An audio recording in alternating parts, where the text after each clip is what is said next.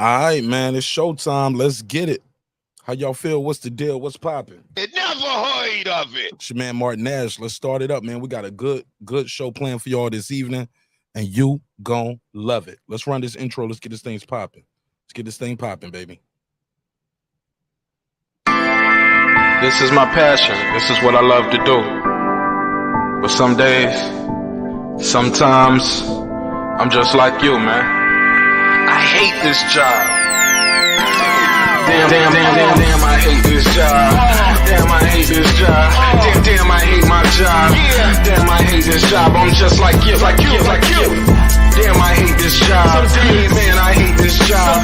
Man, I hate my job. From a good dream I wake, sun rays on my face, planning out my day, hoping this ain't the one that I catch a case. I feel so good, I feel so straight. My manager keep calling me saying, hurry up, you late. Hurry up, you lay off. Y'all, man, I hate this job. Man, I hate this job. Been trying to play it cool, but it's hard to play it off. I've been hanging on to this bullshit, cause my car still ain't paid off. I know I'm on my way up. My boy just got laid off, so y'all, man, I hate this job. Man, I hate this job. These hoes here so ratchet. These niggas here so sneaky. Y'all don't even really pay enough for y'all to only pay bi-weekly. I'm trying to double up my cash. Take this job, shove it up your ass. Yo, man, I hate this job. Sometimes I wanna say, walk in and slap my boss. This shit is getting hard. Damn, I hate this job. Gotta make it out of this struggle, bruh. And I don't really mean to take it out on you. You just a customer, but damn, I hate this job. Damn, I hate my job. Damn, I hate this job. Damn, I hate my job. Damn, I hate this job. Damn, I hate this job. Damn, I hate my job. Damn, I hate this job. We're the reason why your stockholders always stay afloat. Yet I'm asking, are they hiring? Like everywhere I go, schedule will say 9, but I think it's fine if I clock in at 9:04. I work 40 hours a week plus overtime just to be bro. So y'all, man, I hate this job. Hate that I applied. So much has transpired since the day that I was high. Told me I could advance, but you were telling me lies. Gotta give your notice before I quit, but you don't say shit right before I'm fired. Damn, man, I hate this job. Sometimes I wanna say, walk in and slap my boss. This shit is getting hard. Damn, I hate this job. Gotta make it out of this struggle, bruh. And I don't really mean to take it out on you. You just a customer, but damn, I hate this job. Damn, I hate my job. Damn, I hate this job. Damn, I hate my job. Damn, I hate this job. Damn, I hate this job. Damn, I hate my job. Damn, I hate this job. You and your procedures, you and your protocol, you and your policies, none of that shit don't apply to me. You and your quotas, you and your standards, you and your 2 sick days a year. Y'all niggas bananas. Wonder why the postman's posted with hammers, going postal with Popo on camera. His wage got him enraged, stressed out, it's hard to maintain. He flips the middle, grabs his. He said, if you don't get the picture, I quit, you ain't shit, mother. Man, I hate this job. Sometimes I wanna say, walk in and slap my boss. This shit is getting hard. Damn, I hate this job. Gotta make it out of this struggle, bruh. And I don't really mean to take it out on you. You just a customer, but damn, I hate this job. Damn, I hate my job. Damn, I hate this job. Damn, I hate my job. Damn, I hate this job. Damn, I hate this job. Damn, I hate my job. Damn, I hate this job. Look, man, I hate this job. I put my pants on one leg at a time, just like you. I'm out here trying to take care of my family. Damn, I hate this job. It's not always glamorous, for real, but I do what I gotta do for me and mine, you know? Damn, I hate this job. Damn, I hate my job. Damn, I hate this job. Damn, I hate my job. Damn, I hate this job. Damn, I hate this job. Damn, I hate my job. Damn, I hate this job. Damn, I hate this job. Damn, I hate this job. Damn, I hate my job. Damn, I hate this job. I'm just like you, nigga. Damn, I hate this job. Man, I hate this job. Man, I hate my job.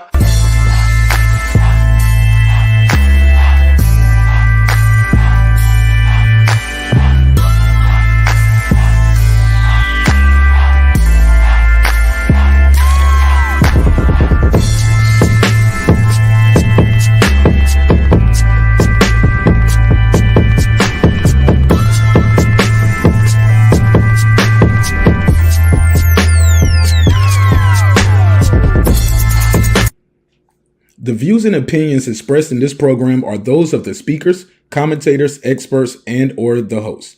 They do not explicitly nor necessarily reflect nor represent the channel's policy or the views held by the channel or broadcaster.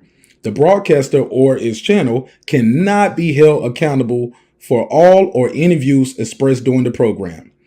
Basically, if I didn't say it, don't come for me. You come for the person who said it. And please don't sue me for somebody else's words. With that said, let's start the show, motherfucker.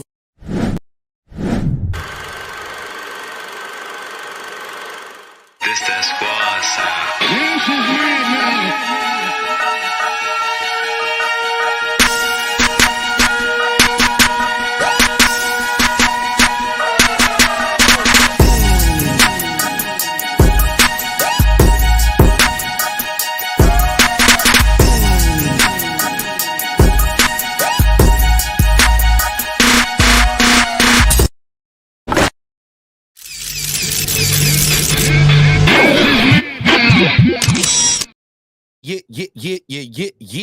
What up, though? What's popping? What's happening? What's going on? How y'all feel? What's the deal? Damn, that's the wrong drops. There we go. What up, though? How y'all feel? What's the deal, man? You're back in the lab with your favorite neighbor, your man, Mark Nash. He is I am he. Another great episode of Breaking Beats. You already know what it is. It's a hip-hop political sports show with a comedy twist. We like to let the jokes fly because life is serious enough, man. Yeah, life getting real serious out there in this boxing world. We are 31 days away from the biggest fight of the decade, if you asking me personally. And I can't wait. Can't wait. I'm so excited about this fight, man. If you can't tell, right? Oh man, and Spence just did a new interview, man. I gotta break it down and give my response to it. Said some things in there I thought was very revealing, to say the least. Hence the title, hence the topic and the thumbnail. Man, I'm so excited about this episode. How you guys feel, man? It seems like it's been a long time since we did one of these. It's only been 2 days. But what a difference a day makes. 24 little hours, right? So I'm gonna do this neighbors only roll call because we got a lot to unpack, and I can't belabor the point. I gotta get right to it. Shout out to everybody who's here early though. Really appreciate your time. Really appreciate your energy. Helping us have a successful show. You know what I'm saying? It's very active over here. So I appreciate you guys. I will be reading your comments and all of that stuff. We're gonna chop it up. And as always, I will open these phone lines up because I know some of y'all are going to agree with me. Some of y'all going to disagree with me. It was definitely entertaining, though, when I went back and watched the episode again. Like, yeah, I go back and watch the episodes, y'all. Yeah, especially when I'm time-stamping it. Like the last episode was like 5 hours and some change, but I time-stamped it. In the process, I got to listen to it again. Y'all are some crazy people. Like, sometimes I miss things in the live chat on the first go, but I catch everything the second time. Oh, man, I'm going to have to put y'all on hold for a second, man. I got to go get my glasses. I ain't going to be able to do this show without my glasses. Yeah, I'm probably have to go get those glasses, man. Let me do this. Damn. I feel bad. We just got started, and I got to put y'all on hold. Damn. All right, bear with me. I'm not going to run this whole 5-minute intro, but I'm going to play this intro real quick while I run upstairs and grab these glasses. I think I left them beside the shower. I'll be right back. Damn, sorry about that. This is my. I'm going to see how fast I can go. It should take me less than 2 minutes or less. I'll be right back. This is my passion. This is what I love to do. But some days, sometimes, I'm just like you, man. I hate this job. Damn, I hate this job. Damn, I hate this job. Damn, I hate my job. Damn, I hate this job. I'm just like you. Damn, I hate this job. Man, I hate this job. Man, I hate my job. From a good dream I wake, sun rays on my face, planning out my day, hoping this ain't the one that I catch your case. I feel so good, I feel so straight. My manager keep calling me saying, hurry up, you late. Hurry up, you lay off. y'all, man, I hate this job. Man, I hate this job. Been trying to play it cool, but it's hard to play it off. I've been hanging on to this bush, cause my car still ain't paid off. I know I'm on my way up, my boy just got laid off, so f y'all, man, I hate this job. Man, I hate this job. These hoes is so ratchet, these niggas is so sneaky. Y'all don't even really pay enough for y'all to only pay bi-weekly. I'm trying to double up my cash, take this job, shove it up your ass. Yo, man, I hate this job. Sometimes I wanna say, walk in and slap my boss. This shit is getting hard. Damn, I hate this job. Gotta make it out of this struggle, bruh. And I don't really mean to take it out on you. You just a customer, but damn, I hate this job. Damn, I hate my job. Damn, I hate this job. Damn, I hate my job. Damn, I hate this job. Damn, I hate this job. Damn, I hate my job. Damn, I hate this job. We're the reason why you're... All right, now I can see y'all. How long was that? About a minute and a half. All right. Not that bad. All right, let me do this neighbors only roll call. We're gonna get right into the content, man. Thank y'all so much for bearing with me. Got to get these glasses. Whew, had to get those glasses. All right. What do you mean by that? Your back is broken. My eyes are broken. A vertebrae or what portion? Spinal. All right. So let me take it from the top. I'm gonna do this neighbors only roll call because without the neighbors, the show would not be the show at this level. What up, gangsta? All right, so let's take it from the top. Let's do this quick roll call, and I'm gonna get into chopping up this fable.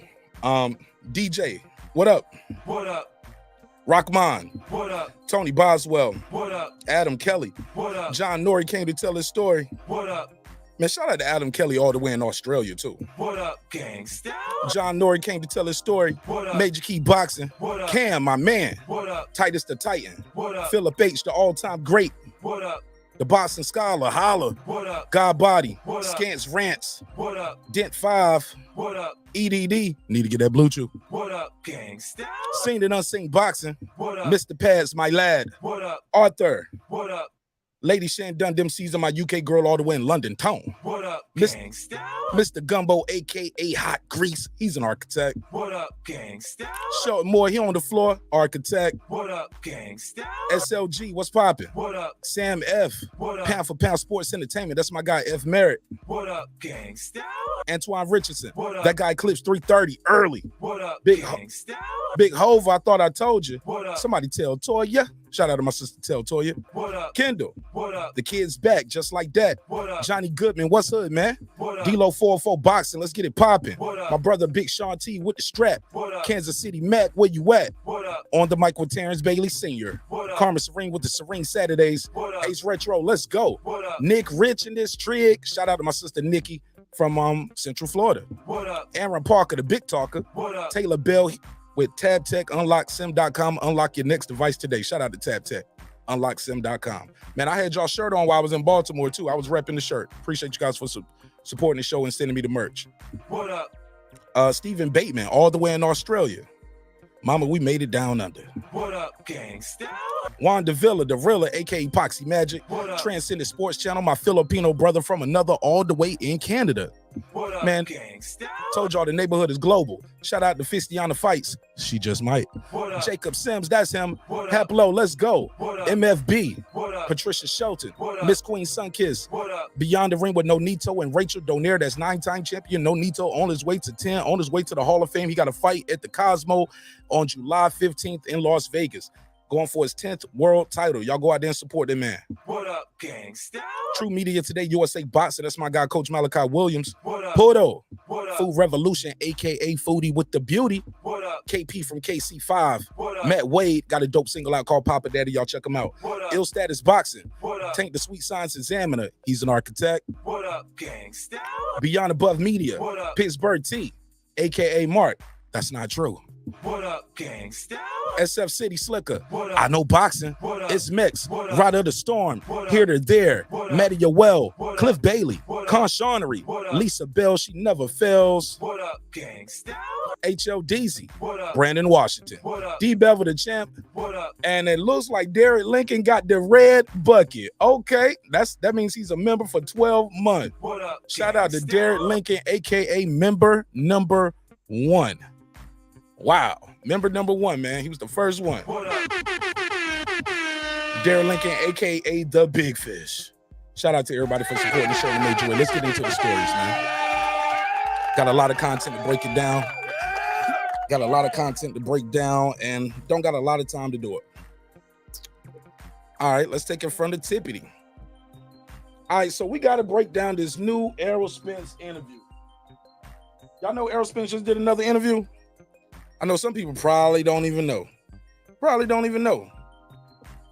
But we got it, though. Let me plug in the jack. And let's get it popping. Got to talk about it. You come for the person who said, and please don't. Okay, that's not it. So Errol Spence recently did an interview on ESPN. He did it with Bomani. What's his name? Bomani Jones. And this interview with Bomani Jones, he reveals some things. Actually, Terence Crawford did an interview earlier today. I ain't even gonna lie. Y'all know I'm a big Terence Crawford fan, but his interview wasn't a lot to get from it. But it's kind of basic. But we'll watch it though. They was asking him stuff about the movie, like his favorite boxing movie and stuff like that. It was like, come on, sis. Never heard of it. Nick Rich hit me up. She was like, man, I wish they had somebody up there, the new boxing interviewing them, but it is what it is, you know. So we're going to talk about it on this episode, but I will break down this Errol Spence interview because Errol Spence did a good interview. I ain't even going to hold you. This interview right here, he didn't do a lot of trolling Terence Crawford. You know, he's been trolling the hell out of Terence Crawford and a lot of these interviews he's been doing. But this one right here, I thought he was pretty straightforward, and I thought he was very transparent, even to his detriment at times. Let's play some of this interview, and we're going to talk about it. Let me go to the spot. Bear with me. Here we go. Because the interview, I hate the way they do this too. Like ESPN, like this is a 46-minute video. They got Errol Spence in the title and the topic, but they don't talk to Errol Spence until the end of the video. You get what I'm saying? Thank God they got a timestamp, so I'm going to go right to the timestamps. Let's get right into it. Here we go. Let's turn it up some so everybody can hear it. What's going on, man? Not much, man. All right, let me rewind a little bit, and I'm going to grab a screen grab for this too. It changed the world by being a real car spokesman. Bear with me. Big button on. Yes. Sometimes you just got to know when you got to Asian Math, what up? Technology. That is Spencer HOF.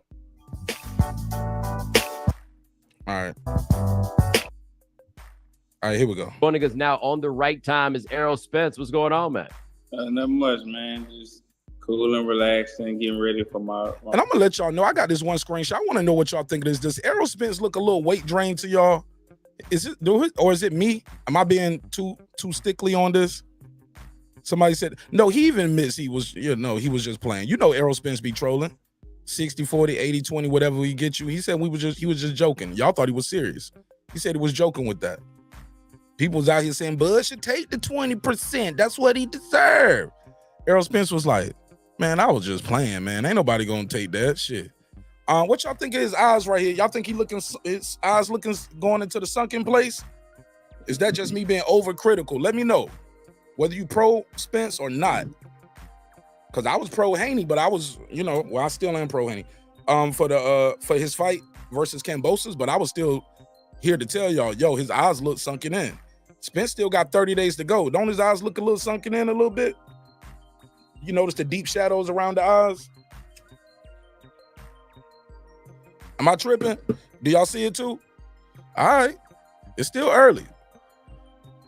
It's still a little early. The fans corner, what up? Still look a little early. Somebody said, why Spence look like Steven Jackson on Crystal? Yo, I'm just saying his eyes starting to look sunken in already. He still got 30 days to go to cut his weight. All right, but let me take a little screen grab from this interview, and I'm gonna break this interview down. Yeah, man, his eyes going into the sunken place, yo. I'm telling y'all, this weight cut is hurting this dude. Y'all thinking, he the big fish. He's super nigga. Captain EJ, he's our hero. Nah, man, this dude is a human being, and he keep telling y'all, I'm human. I'm human.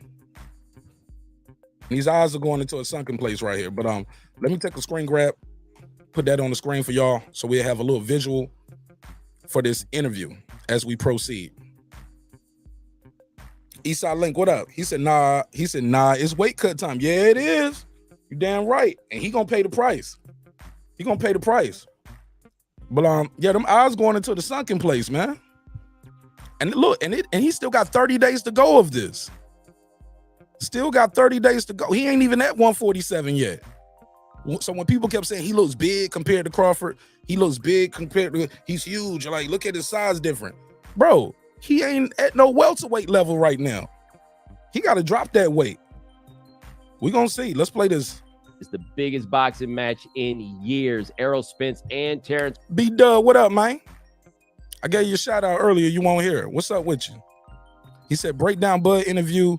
The reason why you always breaking that Spence interview is because you don't get no views from Doug. Oh, don't worry. You shouldn't be concerned with my views. I do what I do. Be concerned with your views, Brandon. Crawford and joining us now. And yeah, I definitely like picking at your boy Spence. That's what I like to do. That's what I'm gonna do too. You got a problem with it? Call in. On the right time. Well, no. But seriously though, I did break down Terence Crawford interview, and I will break his down. But I ain't gonna lie, the people that interviewed Terence Crawford didn't seem that knowledgeable about boxing. Yo, I ain't even gonna hold you. They was talking to him about his favorite boxing movie. Like, Never heard of it. come on, man. I don't want to hear you talk to him. What's your favorite boxing movie, Terence? Rocky. Which one? Rocky, the one with Mr. T. Oh, Rocky 3. I like Rocky 4. I like Rocky 4 too, but I'm like, man, I don't want to hear that shit, man. What the hell is going on? Spence interview is better. I ain't even gonna hold you. He's definitely a better talker. Like, he's charismatic, he's entertaining. Bud is like very serious. Spence be trolling. Spence be having some funny one-liners, Brandon. So yeah, I like to break down Errol Spence interviews. I like to break everybody interview down if they got a good interview. But I want to hear them talk about the fight, not stuff that's not related to the fight. Spencer's talking about the fight. But yeah, let's go. In high demand. And so, let's go back. Let's rewind. He's 6. Let's rewind. Damn, I don't got strength condition. Damn, I don't skip. Okay, let's take it from the top. Here we go. What's going on, man? Not much, man. Just cool and relaxing and getting ready for my big fight. Yeah, it doesn't really feel like getting ready for a fight like this can involve with so much cooling. Like, I know that's right. It ain't no cooling. He said, just cooling it. Just getting ready for my big fight. Nah, man. He in there eating nuts and berries. Pause. It seems like something that would be one sip of water per day. Spence get one sip of water per day. How to consume it. Nah, man. That's just my whole. That's basically my whole mentality and aura, man.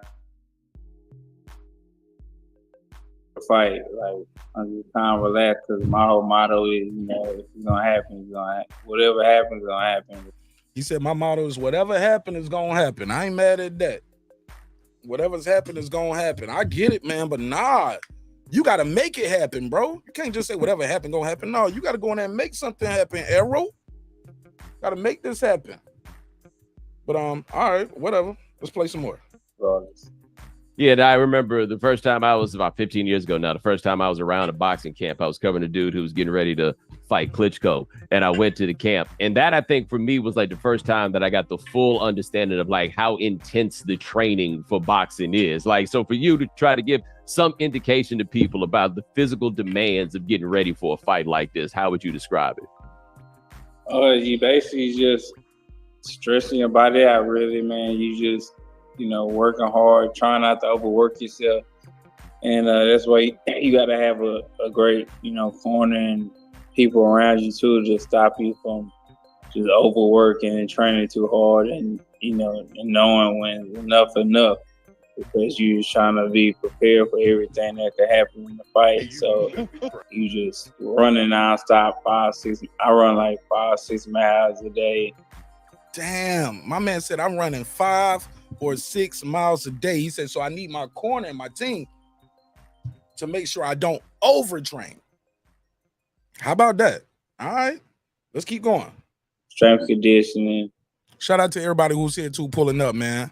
I see King KO in the building, King H Mev, KD Doctor. I see you. Brandon Washington. What up, though? Who's that? Ball Out Mixtape Fire. Appreciate you, man. Thanks for pulling up. Dan Tan, I see you, man. He said, I seen a few pings of Spence eyes not looking right. Come on, man. Nigga looking like Sammy Davis Jr. Shaboing bowling. Eye looking lazy as hell.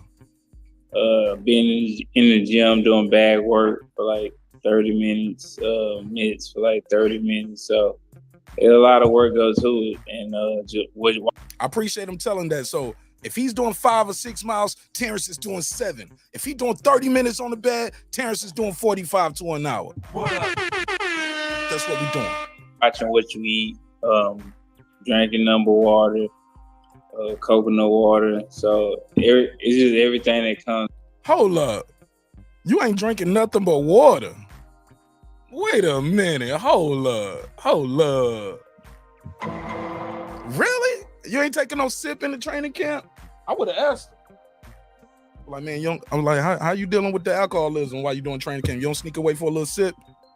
They can put a little something in your Gatorade, a little shot, half a shot in your Gatorade. Comes with his farm partner. I'm trolling. And working out and just being 100% just focused on the task at hand. Now, you are originally from DeSoto, Texas, outside of Dallas, and you. That nigga clowned you. He said you originally from DeSoto. You ain't from Dallas. You right outside of Dallas. Should have told him you originally from New York. Is he Jamaican, New York, DeSoto, Dallas? I don't know where this nigga from. Heard of it. I don't know where this nigga from, but all right. According to this, he's originally from DeSoto, outside of Dallas. All right. Everything that comes with his farm partners and the birds and working out and just being 100% just focused on the task at hand. Now, you are originally from DeSoto, Texas, outside of Dallas, and you play high school football with Von Miller. But the thing that... Damn, I didn't know that. Damn, he played high school football with Von Miller. Hey, Brandon Washington, you an aerosexual. What position did Spence play in football in high school? What position did he play? Don't tell me tight end. I know he wasn't a tight end. He wide open end. It jumps out to me about that is you fight at about 140. I'm trying to think about you playing high school football. See, this dude said you fight at about 140. He don't even know neither. Like, he fight at 147, Bomani Jones. See, that's the problem. They get a lot of these dudes interviewing these dudes who don't know, who barely know, you know what I'm saying? Novice at best with some of the things they're saying. 469, you on the line. What's your name? Where you from? What up, Mark? Can you hear me? Yes, sir. Tell them your name, man, for the people who don't know. Man, it's Brandon from Dallas. Talk to me. Man, if you don't stop the cap, man, look, we got a nutritionist over here, man. We ain't taking no one sip today. And also, the reason why you don't want to do the Terence Crawford interview, because he say in that interview he do not run every day. So stop the cap. He don't run every day. He said he skip days. One day he swim, one day he do this. So right today is his swim day. Okay. You understand me? Okay. So that's what we do. We work hard every day. So don't get online capping and me, oh, if he running, then Terence is not. Out his own mouth. Terence act like he's not even training hard. So yeah, we're gonna smash this boy. So you can talk about his eye, you can make jokes about all that. He had detached retina surgery. Go look up the medical conditions and what people's eye look like after they have retinal surgery. So if you want to make fun you said retinum? You said retinum surgery? Oh, if you want to make light of somebody's medical condition when they had a medical surgery, then go for it, bro. That's like making fun of somebody who had a pacemaker because they had heart surgery. So do what you want to do. But I tell you, it's tasteless and it's classless. Talk about how your boy's gonna get smashed. Talk about the interview. You talking about his eye. Oh, his eye should boing boing. Man, that dude was doing something to give us entertainment. He out here putting his life on the line and you want to crack jokes about it. Go for it, brother. You doing good. You doing good. Keep it up. Keep it up. But make sure you play. Make sure you play everything, not just one side. Cause Terence ain't putting the work in. Salute those. Entertaining. Let's go. Brandon, thank you. Work. Hey, I appreciate you giving me your permission to run my show the way I choose. Thank you. I really appreciate that. Oh yeah. I'm entertained, bro. Thank you for your permission. I cannot lie. Thank you for your permission, Brandon. cannot If lie, you didn't I'm give me your permission I'm just still then, entertained. I promise, if you didn't give me your permission just then, I was gonna stop the whole show and I wasn't gonna say nothing else. I'm like, damn, Brandon hasn't given me permission. I'm still entertained. I'm still entertained, brother. Either way, I'm still entertained. So keep it up. I'm entertained. Absolutely. Can't stop, won't stop. But yeah, that was all, man. I'll call back when I get a chance, man. Salute. I'm finna tune back. You gonna call back before you get a chance. I'm gonna say something else to make you mad. You gonna call right back. It's all good. That's my goal. That's my goal. My goal is to get you up to 5 calls on this episode. 5 calls. I need 5 calls from you. That's why I know I did good. Okay. I'm one in. So one in. You got 4 to go. All right. All right. Peace. Peace, bro. Shout out to Brandon Washington. Brandon from Dallas. Hey, look, nigga ain't say nothing about that Toby Top Rank or none of that slave shit that's happening on the other side. He don't call them other shows and be like, y'all calling that man a slave and Kunta King. He ain't say nothing about that, did he? Every time you bring that up, he say never heard of it. Never heard of it. Yeah, man. I'm gonna do what I do. So y'all call them shows that's calling that man Top Rank Toby and Kunta Kinte, don't say shit to me, because I think your boy called him. Didn't your boy call Terence Crawford? So I'm gonna break him like Kunta Kinte. So please save the narrative, nigga. I don't give a damn about none of that. Oh man, well his eye almost popped out in sparring. It's almost popped out in sparring for our entertainment. It's almost popped out in sparring because he was getting millions of dollars too. Let's not act like he was fighting for free, nigga. Next, let's go. Phone lines are too. The phone lines are open there at the top of the screen, 446921766. Call in and you can voice your opinion. I'll put you right in the mix, whether you agree or disagree. See, Brandon Washington disagrees. I let him talk, let him get his bars off. I just talk about him behind his back when I hang up the phone. Everything that comes with his sparring partners and working out. And I lost my spot. Let's rewind. For like 30 minutes, okay, for like 30 minutes. So a lot of work goes to it, and watching what you eat, drinking number water, coconut water. So it's just everything that comes with it, sparring partners and working out and just being 100% just focused on the task at hand. Okay, all right. See, he very serious right now. That weight cut starting to kick in. Nigga ain't up there with all them jokes that he had. Nigga had a lot of jokes last time. Shit start getting funny when you start cutting that weight. But all right. Brandon didn't say that much about Bud neither. Bud on weight. Bud tracking already. We see Bud walk around looking like he walk around damn near the welterweight division, give or take a couple pounds. But let's go. You are originally from DeSoto, Texas, outside of Dallas. Big Blunts, what up? Major Key Boxing, I see you. What's popping? Lisa Bells, I see you, sister. What up? Casual Bass Guy, he said next. Absolutely, I couldn't agree more. Get the fuck up out of here with that soft shit. Listen, you play high school football with Von Miller, but the thing that jumps out to me about that is you fight at about 140. I'm trying to think about you playing high school football in Dallas at that size. That's some big boys out there. There's not weight classes over there. Nah, but you know, I'm a big guy too, so I might fight at 147, but that ain't what I'm weighing when off season. That's not what I'm wearing. Off season. He said that ain't what I'm wearing, which goes back to what I'm saying. This guy got to cut a lot of weight to make 147. He is going to the sunken place. On the mic with Terence Bailey Sr. Peace to you, my good brother. He said, clowning my trout platter, nigga. Oh, man, that plate you had on IG, Terence Bailey, that plate looked good as a motherfucker. I said, this nigga having a fish fry early. I was like, Terence Bailey, that's supposed to be July 29th. He cooking his fish early. Shout out to Al Money. Let's get it. Like, how far do you have to listen? Look, every interview they talking about this weight cut, y'all. I think it's a built-in excuse. I might fight at 147, but that ain't what I'm weighing when off season. That's not what I'm weighing at all. So he's still blowing up in weight in between camps. Yep. Like, how far do you have to get down to get to fighting weight? I can walk. I walk around probably 176, Woo! 175. So if he's saying 176, 175, y'all know that's 180, 185. Y'all know it is. If he's saying 176, 175, this shit closer to 180. This nigga about to drop 40 pounds, yo. This nigga got to drop 40 pounds to get in the ring with Terence Crawford. He gonna get his ass kicked. Fried and died. Man, I gotta get down there. So if I wasn't boxing, I'd probably be in the 180s.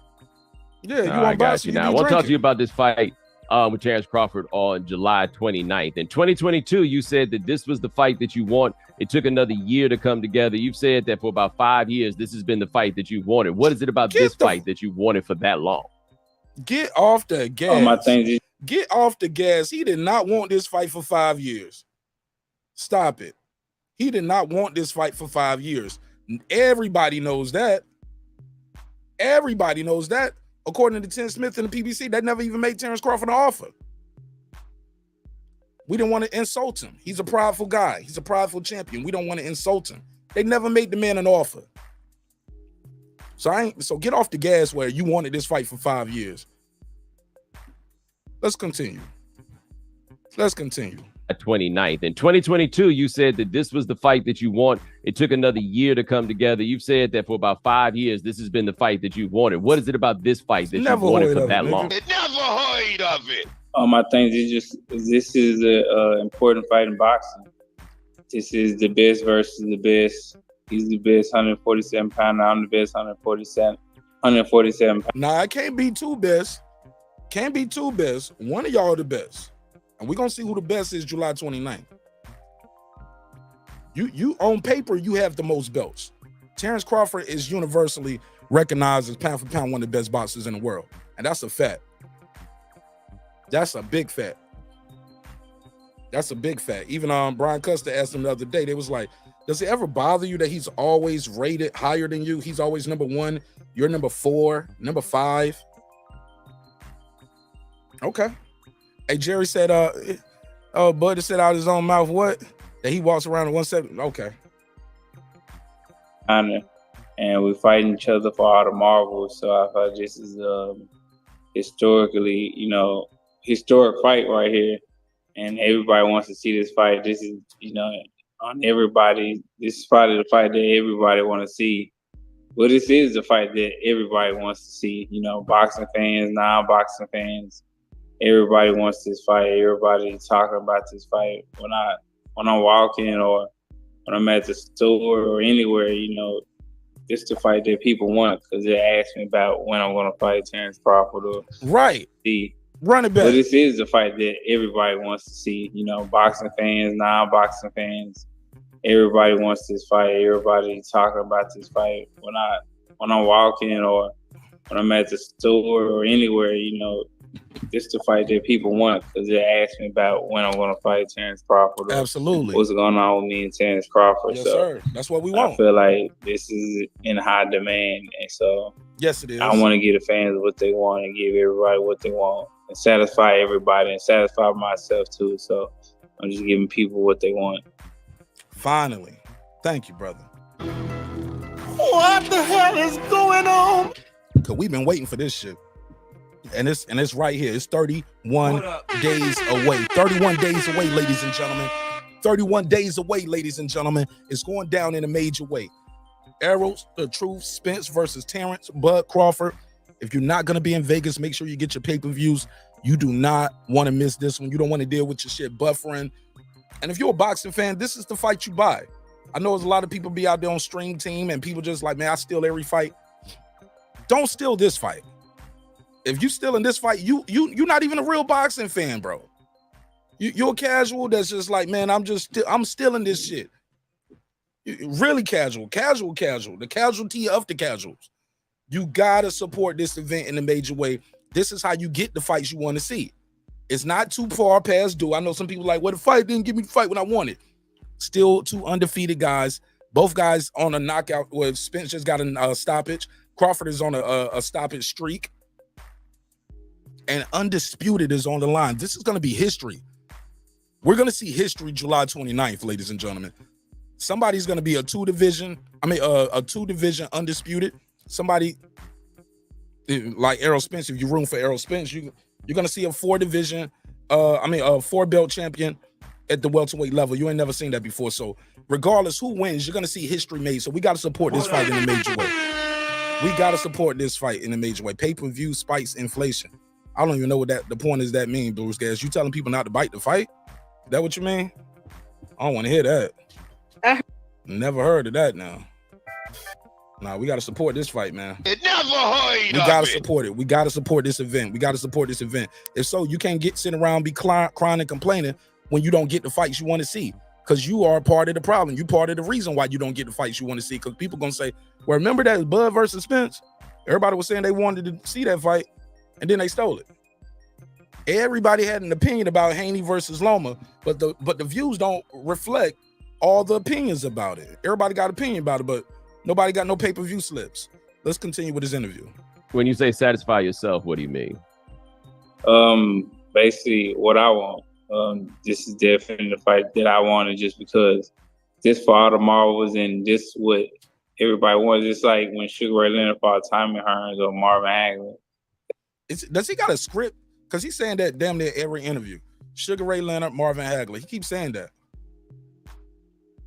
I'm glad that he's saying that, because I think he's trying to tell people this ain't Mayweather-Pacquiao. And I don't believe it's going to be Mayweather-Pacquiao neither, ladies and gentlemen. These guys coming in there to throw them things. And it's going to be beautiful. It's going to be beautiful. They're going to throw them bowls, man. Well, not throw them bowls, but y'all know what I mean. Put a case on me. I said throw them bowls. That's illegal. Somebody said, yeah, that streaming is whack. Always loading. Yeah, man, you want to buy this fight, man, because you want to support this event, but also you want to see it clear, high resolution. That's the fight. And you know, you are part of the success, man. You're going to witness history, man. Especially if you're a content creator. Like, man, you're going to get your views. You're going to be talking about it for months. Shit, some of us going to be talking about this fight for years down the line. KD said, you know what? The excuses are going to be Martin Nash after Bud sleeps Spence. The Guppy fan club is going to say EJ was killing himself to make weight. He didn't have Blu-ray as his fitness coach. He didn't fight. All right.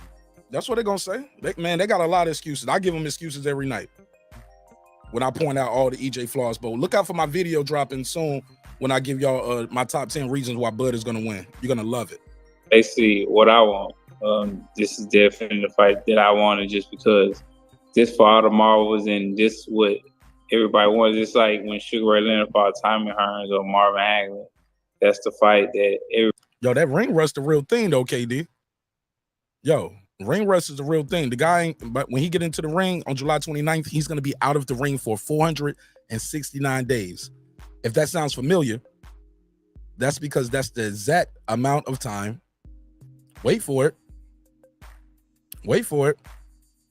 Josh Taylor was out the ring.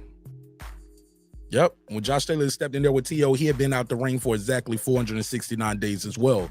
Coincidence? I don't know, but we'll talk about it. What I want. This is definitely the fight that I wanted, just because this for all the marvels, and this what everybody wants. It's like when Sugar Ray Leonard fought Tommy Hearns or Marvin Hagler. That's the fight that everybody was, basically, that's the fight that they wanted. So for me, I'm about giving the fans what they want. Just the fight that they want. I feel like this will be huge. This is going to have all the stars at the fight. This is going to have everybody on the edge of their seat, before the bell ring, just for this fight here. So I feel like I give everybody what they want and give myself the gratitude of fighting a great fighter like Terence Crawford. Oh, he said, I give myself the gratitude of fighting a great fighter like Terence Crawford. Said he's great. It's a great fighter. Great fighter. Did he say he was a great fighter? Let me hear that again. What did he say? Before the bell ring. He said, and I feel him, everybody gonna be on their feet before the bell even ring. Yeah, we gonna be like, yeah, we in here, nigga, it's here, it's happening, let's go.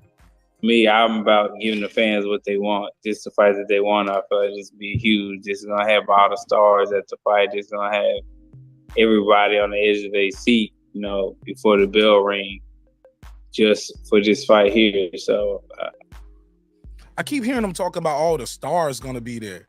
Nigga, you gonna be seeing stars, bro. You better focus on your fight. for you not make it to your fight? I feel like I give everybody what they want and give myself the gratitude of fighting a great fighter like Terence Crawford and getting the history books and beating one of the best fighters in the world. Well, I think one of the wow, a great fighter like Terence Crawford, one of the best fighters in the world. Listen to that. Let me hear it one more time. Like I give everybody what they want and give myself the gratitude of fighting a great fighter like Terence Crawford and getting the history books and beating one of the best fighters in the world. Oh yeah. Well, I think one of the frustrations for fans, and I imagine I told y'all what I tell y'all on Monday. Shout out to Tone Deaf. Made you keep boxing. I see you. Hey, look, if you listen to Errol Spence long enough, he'll tell you the truth. He can't help it. He gonna tell you the truth for better, even if it's to his detriment, or if it's contradicting his prior statements. Errol Spence will tell you the truth. Let's continue because he's gonna tell us some more truth. And what is he gonna reveal as far as Terence Crawford's best weapons? Let's hear it. frustration for you is how long a fight like this can take to come together. So what took so long in this case to make this fight happen, given that you wanted? Man, we don't care about that shit, man. Damn. You ain't do no research. They ask you. I feel like people watch other people's interviews and they ask the same questions. Like, watch their interview and pick from that and add something to it. But some of these guys are asking the exact same questions and it's trash. And then Crawford certainly seemed to want it. Fans, and I imagine the frustration for you is how long a fight like this can take to come together. So what took so long in this case to make this fight happen, given that you wanted it and Crawford certainly seemed to want it? How long you think it took to happen? Well, I think from what I've read, it. Damn, hold up now. Shout out to Errol Spence. He was like, how long you think it took to happen? Listen to Errol. Errol is quick, man. He's still quick. He's a quick thinker, though. I got to give him that. He's still quick on his feet. Let's hear that one more time, and let's hear how the interviewer responds. And beating one of the best fighters in the world.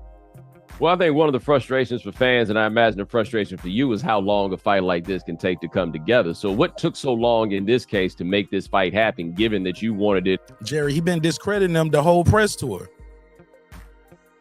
Were you not here when we did the rankings and ratings? Let me put it on the screen for people like Jerry. Maybe you missed it.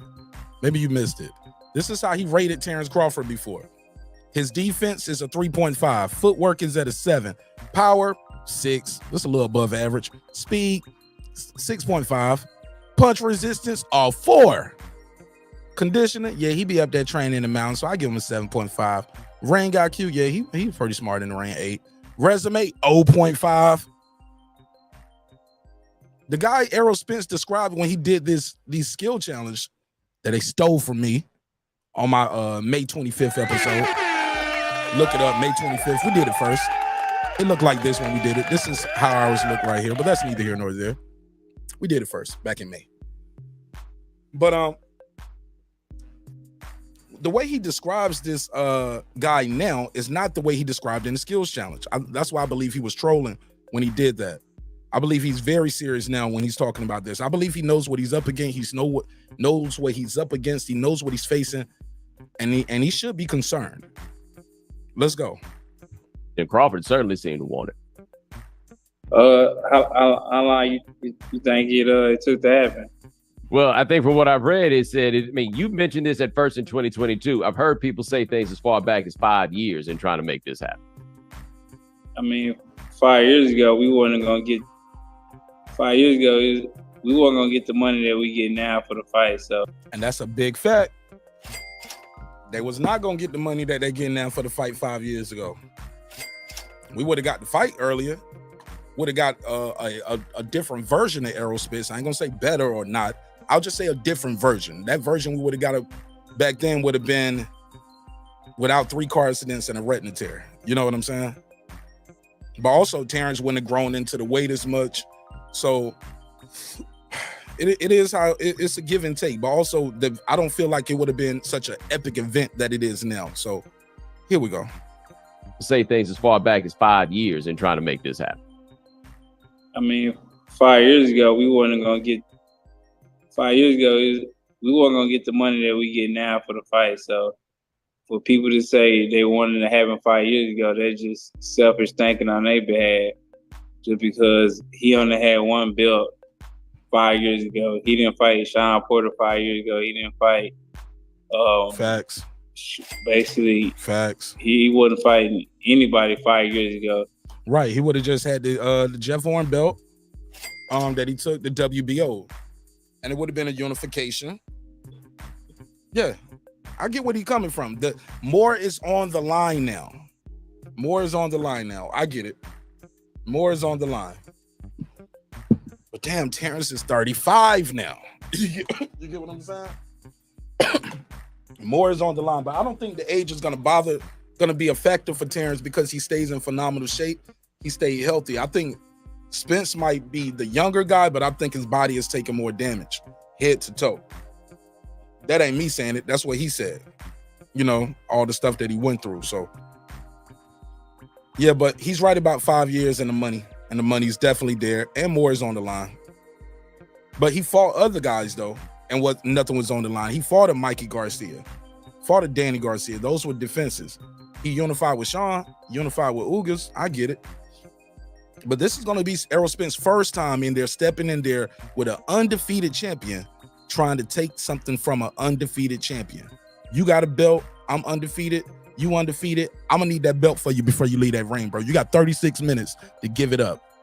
36 minutes to give it up because I'm taking it from you. It's going to be easy.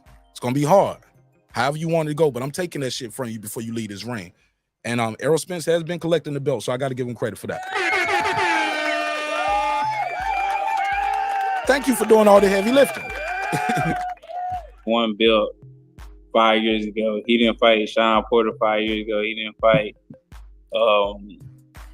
Basically, he wasn't fighting anybody 5 years ago. Damn, he Errol. was just a good fighter. Damn, Errol. What do you mean by that? Your back is broken. What, a vertebrae or what portion? Spinal. Errol said, "Hey, look." He said he's a good fighter. He said you was just the guys you beating ain't nothing though. He was like, you a good fighter, but you ain't beating nobody. 5 years ago, he didn't fight Shawn Porter 5 years ago. He didn't fight. Basically, he wasn't fighting anybody 5 years ago. Smash that like button on the way. He way. was just a good fighter, and the exact same thing with me. 5 years ago, I didn't fight Shawn Porter. I didn't fight Danny Garcia. I just had one belt. So for people to say that's just been two good fighters fighting each other. I agree. Errol is right. Errol is right. We wanted to fight 5 years ago. We asked for it 5 years ago. But lo and behold, the people in the suits behind the business, Nick Rich, what up? Maybe they know what they doing with their companies and their business. We are fans. They are in the business of making money. These guys both still made a bunch of millions of dollars along the way to get to this fight. And now they are getting massive, life-changing money. Wrong button. There we go. Life-changing money. So I'm happy for everybody involved in this shit. I ain't even no hater, dog. Like I said, man, when Errol Spence say something right, I ain't up here telling. Look, I'm not one of those guys that's like that everything Bud, like how the other side be playing it. Everything Bud Crawford say is terrible, it's bad, it's always wrong. He's a piece of shit. He a Doug, he ain't fought nobody. Top ranked Toby, Kunta Kinte, all that shit they do. I don't play those games. You know what I'm saying? When Errol Spence says something right, I agree with him. You know what I'm saying? I'm not gonna tell you he's saying something wrong just to say I support Terence Crawford. Like that's ridiculous. Never heard of it. It never heard of it. I feel like at this time, you got two great fighters fighting each other. They're fighting for the undisputed. And we just fighting for all the marbles, and we're basically fighting to be the best fighter. To fight, whoever wins. M Stacks, what up, baby? What's popping with you? I see you. What's popping, M Stacks? Yeah, I just had one belt. So for people to say that's just been two good fighters fighting each other. I feel like at this time, you got two great fighters fighting each other. They're fighting for the undisputed. And we just fighting for all the marbles, and we're basically fighting to be the best fighter. the fight. Whoever wins this fight, that's the best fighter in boxing. Period, yo. I couldn't agree more. This #1, bro.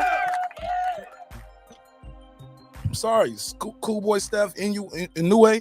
That's gonna be a great fight. But if Cool Boy Steph win, nobody's gonna say he's pound for pound #1 best fights in the world. They'll finally start putting him on the pound for pound list because many observers, some observers, I ain't gonna say many, some don't even have Cool Boy Steph on the list. But he'll definitely crack that pound for pound list if he beats Monster Inoue. I ain't even gonna hold you. But #1 will be decided July 29th. I don't care when Canelo fights Charlo. That's not gonna be #1. #1 will be decided best fighter in the world July 29th. As far as I'm concerned. And that's just my opinion. You know what I'm saying? And we ain't gonna argue about my opinion. You feel me? We're not gonna continue to go back and forth about what my opinion is, right? My opinion is a fact. Yeah, my opinions are my facts.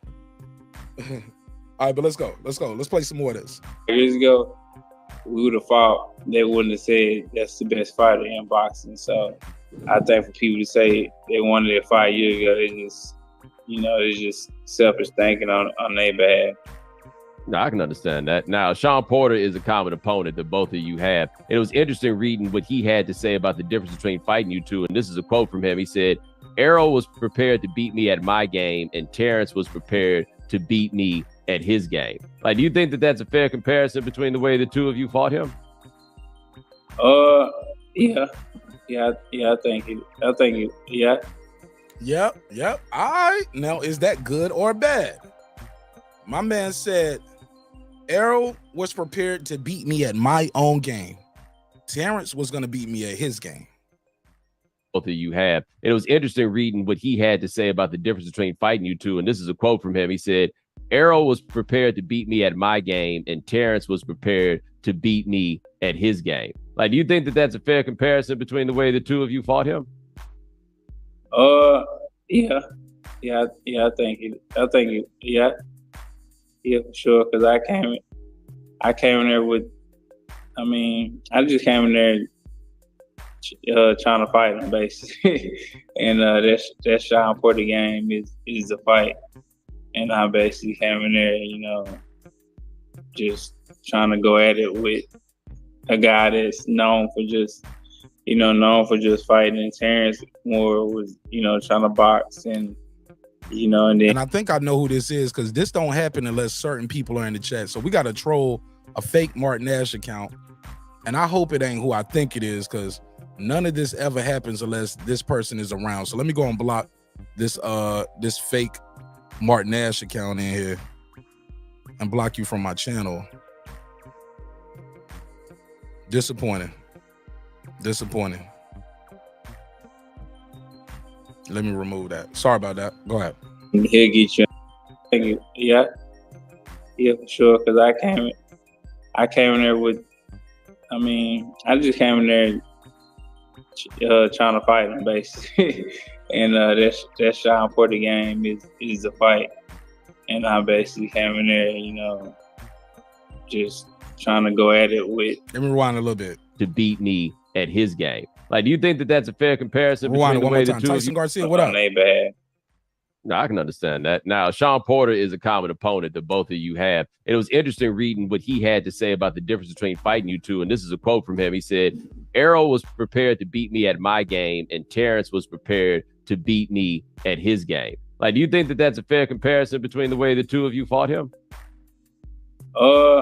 Yeah, I think it. Yeah, for sure. Because I came in there with. I just came in there trying to fight him basically, and that Shawn Porter game is the fight. And now, why would Errol do that? Why would Errol go into a fight with Shawn Porter saying, "Yo, forget my Olympic pedigree and everything I know about boxing"? Somebody said, "Can Caller put a sentence together?" No, that's Errol Spence Jr. That's Errol Spence Jr. in the interview, dog. That's him. Himothy. I mean, I just came in there trying to fight him, basically. And that Shawn Porter game is a fight. And I basically came in there, you know, just trying to go at it with a guy that's known for just fighting. And Terence more was, you know, trying to box and, you know, and then he'll get you in the later rounds instead of in the early rounds. So Terence Crawford stuck to his game plan and his guns. And for me, I was just like, yeah, we're going to fight. Now, that can be a downfall for Errol Spence. You going in there trying to say, I'm going to fight you at your own fault, at your own fight. What do you mean by that? My back is broken. That might be a downfall for Errol Spence. These black. Wrong button. I got to put a case on it. There we go. Do y'all think that's going to be a problem? Errol Spence trying to fight Terence Crawford at his own game? Phone lines are open to 404-692-1766, 404-692-1766. Tyson Garcia said he sounds like Medrick Taylor. Yeah, man. I had Coach Ed Morris on the show on Monday. He was telling me, if you go back and listen to Spence back when he had the braids, when he was wearing the do-rag when he first came out, he'd be like, Team Spence, so it don't make sense. You know, he was very jovial. He was very loquacious, rambunctious. Give me some more $3 words. He was very just had a lot of more energy, and his speech pattern was definitely more coherent. It's a little scattered, slower. You hear his voice squeak every now and then while he's talking. Definitely talks very slow now compared to how he used to talk when he was younger. All right, but let's play some more of this. Get you in the later rounds instead of in the early rounds. So it leads me back to this. Will Errol Spence's lack of patience cause his detriment? He said, I went in there and said, I just want to fight Shawn Porter. Why you just go fight Shawn Porter? Why you don't box him? Or is it possible Shawn Porter lured you into his fight?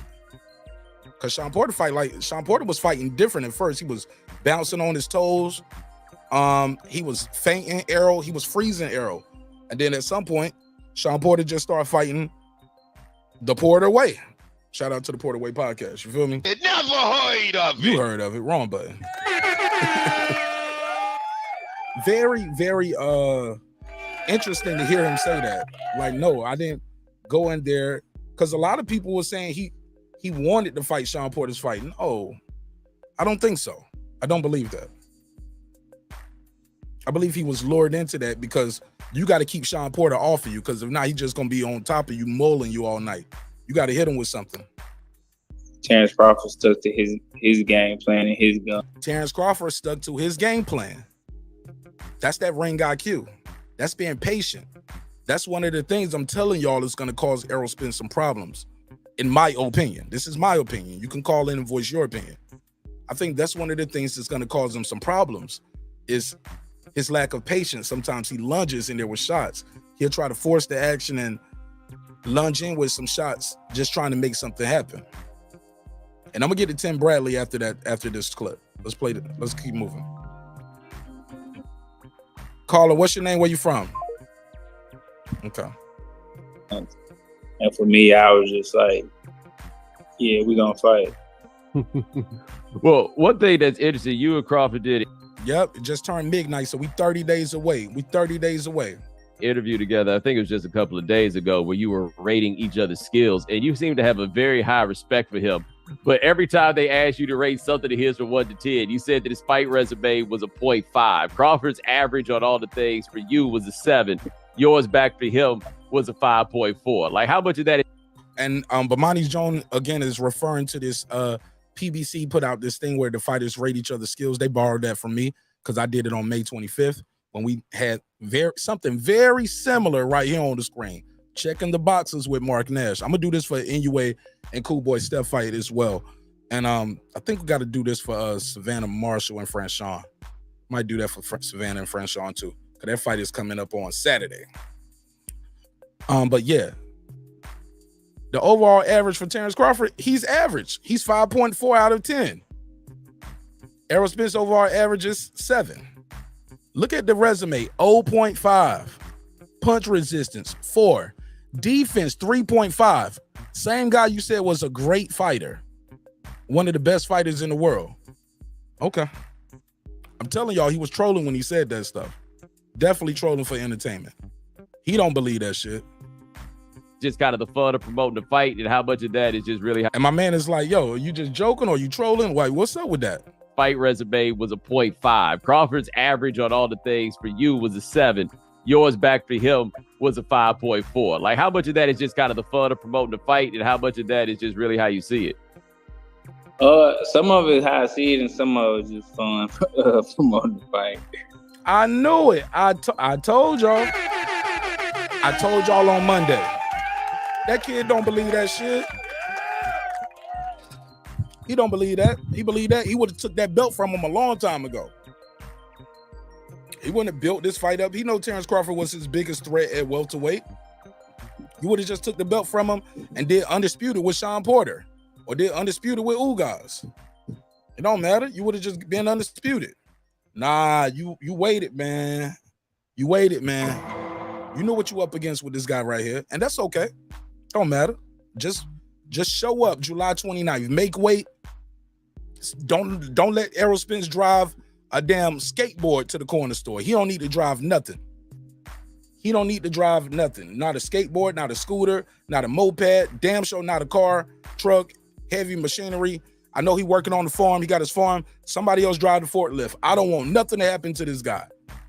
I don't want nothing to happen to this guy until July 29th. Nothing. All right? Yours back for him was a 5.4. Like, how much of that is just kind of the fun of promoting the fight, and how much of that is just really how you see it? Some of it how I see it, and some of it just. I never said that, Jerry. No, I didn't. He don't believe that stuff. He can't believe it. He can't believe it. Can't believe it. But Jerry, you can call in, and anybody else want to call in. The number's on the screen in the bright yellow letters. 404-692-1766. 404-692-1766. Let's continue. Fun promoting the fight. Absolutely. You know, but some of it I mean, just like the opponents. I mean, I didn't. Yeah, if you really believe that, you would have took the belt a long time ago. Just like you went and snatched that shit from Ugas and snatched that shit from Shawn Porter. You would be doing undisputed with you would have been undisputed already. You would have got undisputed with damn Porter or either Ugas. But he says this is funny. Let's go. Some of it's just fun. But what part is just fun? I think the 0.5 resume is he definitely trolling with that. You get what I'm saying? But the defense 3.5, I hope he don't believe that. Certain things I do think he believed though. When he and Derrick James was talking about counterpunching ability, pardon me, they were talking about counterpunching and said Kell Brook is one of the best counterpunchers. Danny Garcia is one of the best counterpunchers. When Derrick James talked about the southpaw, when he talks about, man, forget that southpaw stuff. What was the drop? I got the drop right here. What'd he say? Hey, let me stop that shit. That's some dumb shit. That's what Derrick James said when he was asked by Marco Boxing. Shout out to Marco Boxing. He said that. Let's play it again. Hey, let me stop that shit. That's some dumb shit. All that switching and shit. That's what Derrick James said. I think they are. He said Kell Brook switched a couple times in the fight. And what happened? Sorry, Derrick James. Kell Brook switching is not the same as Terence Crawford switching. No, sir. They never heard of it. Put a case on Derrick James. Just a little question for the chat. Have any of you ever considered Kell Brook a switch hitter? And if so, is he on the switch? Is he on the level of Terence Crawford as a southpaw? No. They never heard That's of not it. true. That's not true. Shout out to Pittsburgh T. Mark, that's not true. Absolutely not. Promoting the fight. You know, but some of it I mean, just like the opponents. I mean, I don't rate his opponent high, but I rate his skill level and talent super high. But I like that. Yeah. Welcome to the Wrong button. He said, I don't rate his opponents that high, but I rate his skill set that high. Bro, we can say the same thing about you. We don't rate Chris Algieri, all of that. Errol. Hello? Nigga, sorry, bro. I don't got Chris Algieri real high on the list. Ocampo, we just saw what happened to him with Tim Tszyu. Sorry, dog. We don't rate some of your people that high neither, Errol. Sorry. At welterweight, no, Mikey Garcia didn't do nothing. At welterweight, Danny Garcia didn't do nothing. Sorry. It is what it is. Ugas had 4 losses and only 12 knockouts. I didn't see Ugas coming in there beating up Errol Spence. Never heard of it. Never heard of it. He fought an old Manny Pacquiao on last minute and edged out a decision. Congratulations. Super high, but not his opponent level. Now, with his skills that you rate high, like, what do you think is the biggest thing that you're gonna have to do?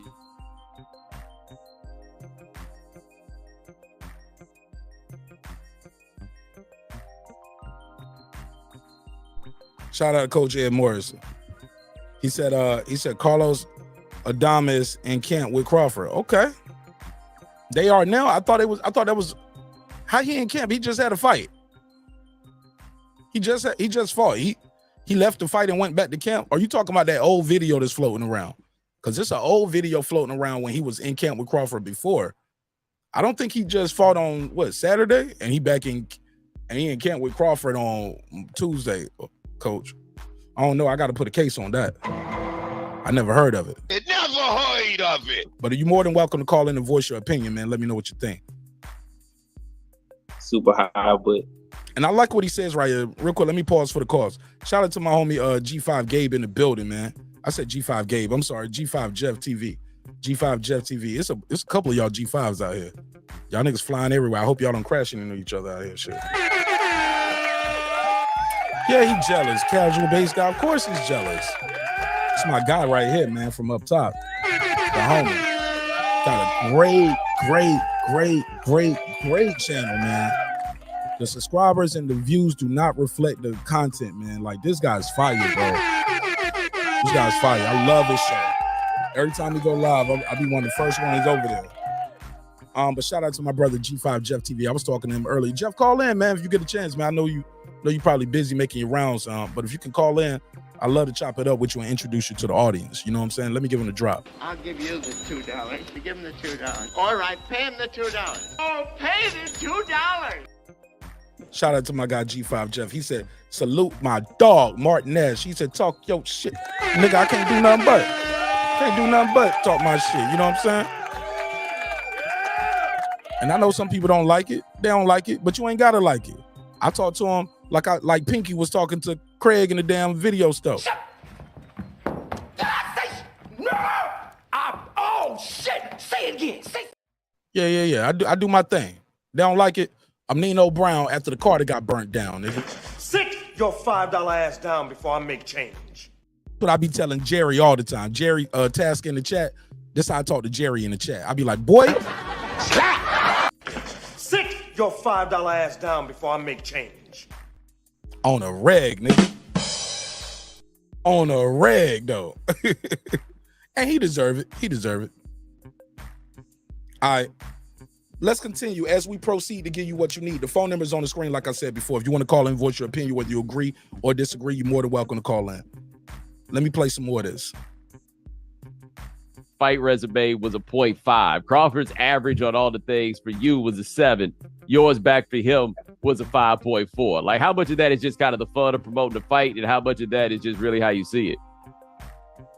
Some of it is how I see it, and some of it is just fun promoting the fight. You know, but some of it, I mean, just like the opponents. I mean, I don't rate his opponent high, but I rate his skill level and talent super high, but not his opponent level. Now, with his skills that you rate high, like, what do you think is the biggest thing that you're gonna have to deal with from him? Just his talent, his feet and just, you know, how he throw punches, but that's about it. When you say his feet and how he throws punches, what do you mean by that? Just, you know, he got quick feet sometimes, you know, when he wants to get on his toes and move. And he throws punches like kind of wide and looping shots too. I would feel like though, like the wide and looping shots seem to be the ones though that would give you a better chance to counter off of, right? Yeah, for sure. Yeah, for sure. Now you are from Dallas. No, I gotta hear that again. I gotta hear that just again. Like the opponents. I mean, Puto, what up? I don't rate his opponent. President Jafar, what up? Hey Jerry, we cool, but I don't never want to hear a white guy tell me he owned me. Never heard of it, dog. Never heard of it. Find a different insult. Pick a different insult. Some of your ancestors might have owned some people, but you don't own shit, my nigga. Not over here. Never heard of it. Pick a different insult. You don't own me, dog. Never. Never heard of it. Fuck out of here. High, but I rate his skill level and talent super high, but his skill level and talent are super high. This is not the same guy who was talking all that shit. I'm telling you, as he in there training, getting ready for this fight, he watching film. Derek is watching film. They studying. They know what they up against. Shout out to my brother Rebel Like Boxing. What's popping? Tyrese, I see you, fam. Oh, Ty, I might owe you $200 too, man. Things are moving. You know what we're talking about. I might owe you $200 in about a month. If you know, you know. And we ain't talking about this fight. We definitely ain't talking about this fight. So shout out to my brother Champion Hart. Now, you heard him. He said, I don't rank Terence Crawford's opponents that high, but he, as a fighter, one of the best. He said one of the best fighters in the world. Raheem Soto, I see you. Let me get Champion Hart to drop. I got 5 on it. He said, salute to my brother Mark Nash and my brothers and sisters in the chat. I can't jump in the chat, Mark, but I'll pull up if I get a moment. Yeah, man, just call in. Phone number on the screen. Phone number on the screen. You're more than welcome to call in. Salute to you. And just like the opponents, I mean, I don't rate his opponent high, but I rate his skill level and talent super high, but not his opponent level. Now, with his skills that you... What you mean, Foodie? Foodie said, nah. Sounds like he heard the negative feedback and adjusted his comments. Let me know, Foodie, what you mean? Elaborate. Rate high, like what do you think is the biggest thing that you're going to have to deal with from him? Now, this is what I like. This is what we're here for. I know it took me 1 hour and 17 minutes to get to it. I know it took me 1 hour and 17 minutes to get to it, but I had to wait for us to get 100 people in the room first. You know what I'm saying? I was cooking the bird up slow for y'all. You feel me? You feel me? I know sometimes it don't look like I know what I'm doing, but I know what I'm doing and I do it well. Tell us, Errol, what do you have to look for? What are the biggest things you have to look for with Terence Crawford? Let's hear it from Errol, the Truth Spence himself. Just his talent. His talent. Nah, Errol, you got to give us more than that. Let's put a case on it. Errol, what are the biggest things you have to look for with Terence Crawford? Prez, I see you. His feet and just, you know, how he throw punches. Footwork. He's looking. Terence Crawford's footwork. What the hell is going on? Terence Crawford's footwork. Terence Crawford's footwork. For all the people say he ain't got no good footwork, Terence Crawford ain't got no footwork. He ain't even be moving like that. The first thing they asked Errol Spence, he said, well, it's talent. His footwork. First thing Errol Spence said, what are the biggest things you got to look for? Errol Spence said it here. Footwork. First thing. What the hell is going on? But the rest of y'all will let y'all tell it in y'all YouTube daddies. Oh man, the YouTube daddies are sad right now. The YouTube daddies are sad. Because this goes against their narratives over and over and over and over and over again. Errol Spence is shattering all the YouTube daddy narratives. And I fucking love it. I love it. What the hell is going on? I'm dying laughing every time. Like, he is open hand slapping everybody, even like his supporters, these YouTube daddies. Like, they kept saying Terence Crawford flat-footed now. He ain't got no legs no more. He can't fight. He can't move. He can't. Errol Spence don't believe that. Errol Spence was asked. Let's hear it again. What was Errol Spence asked? Super high, but not his opponent level. Let's hear it. Let's hear it. Now, with his skills that you rate high, like, what do you think is the biggest thing that you're gonna have to deal with from him?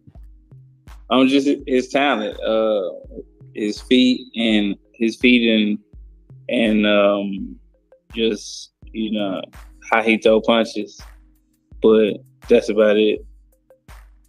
When you say his feet and how he throws punches, what do you mean? His feet and how he throws punches. What does he mean by how he throw punches? That's what Bomani, man, shout out to Bomani Jones. He's getting better as this interview goes on. I got to give it to him. Got to give it to him. Man, I'm good, Raheem. I'm cooking, baby. I'm cooking. I'm hosting. Holla at me. Phone lines are open for lottie-dottie, everybody. Even if you disagree. I think Raheem got Spence winning this fight. But that's all good. You still welcome. You still welcome in the neighborhood. It's all love. About that. It's all love. Just he got quick feet sometimes. When he wants to get on his toes and move, and he throws punches like kind of wide and looping. Nah, his punches ain't always wide and looping. He goes around the guard. He's gonna go around your guard. That high guard, he's gonna go around that. He curves the punches. He changes the trajectory of the shots. I never hear people compare somebody like Shawn Porter. His shots are wide and loopy. Terence Crawford has pinpoint accuracy. A lot. They can be loopy, but they loopy to go around something. He can change the trajectory of a shot mid-punch. As y'all see right there on the screen right there, that little graphic. Let me rewind that a little bit. The way he does this right here on Mean Machine, as y'all can see on the screen, he stops, he loops that around the guard, hit him right on the chin though, then comes with another shot, bam, right on the temple, then a straight shot. That's a quick 3-punch combination. But look where he positioned it though. This don't even look how he positioned. He looked like he should be squared up for a straight right, but he's not though. He's not. Y'all see it? Boom. He's not right there. He's squared up for the straight right, but now he's out of position for your straight right. And he ducks low. Boom. Bow, bow. Now that's not where to stop at. Check the angle right here. He goes up and he's going to feint Mean Machine. He's going to feint him. Feint. He feinted him and watched him. Look at him. Did y'all see that? He feinted him and the guy immediately went into a defensive shell. High guard, bent down. Terence Crawford takes a side step and changes the trajectory of the shot to make sure he splits the guard. Feinted him. Look where that lead foot at. Oh man, you talk about dominant position. Feinted him and got you froze. Errol Spence freezes, man. You can freeze Errol Spence. Shawn Porter did it in their fight in the early rounds. Then he started fighting the Porter way, of course. And look, and then he steps back and look where the foot is at now. And look where that uppercut is coming. Splitting the guard. And he's coming around with it. Oh yeah. It's gonna be bad, man. This is gonna be bad for Spence. This is gonna be bad. Looping shots too. Yeah, them looping shots. Yeah, sometimes you're gonna loop up too when he wants to get on his toes and move. And he throws punches like kind of wide and looping shots too. Yeah, I would feel like though, like the wide and looping shots seem to be the ones though that would give you a better chance to counter off of, right? Yeah, for sure. But Spence loop shots. He lunges with shots. Yeah, this is gonna be interesting, man. I can't wait. Connie Nickerman, what up? Nick Rich, she said, Porter is wild, but it's precise. Exactly. What up? Exactly. Now, you are from Dallas. I'm from Houston, so. Antoine, what up? He said, come on, man. Little buddy ain't throwing a baseball. I don't know what you mean by that. What you mean? What you talking about with baseball? Antoine, what you talking about? President FOR, he said, Bud don't throw looping punches. Spence don't know what the hell he talking about. Hey, look, I don't know what he talking about neither. Maybe that's what they training for. Crawford definitely goes around that high guard, though. He definitely go around that guard. So Spence's two biggest weapons that he worried about is the footwork, and he said looping punches, but I think he's talking about the angles. He's talking about those angles, man. 386, you in the mix. Tell him your name, where you from, fam. What's going on? Major Key Box in Central Florida. Talk to me.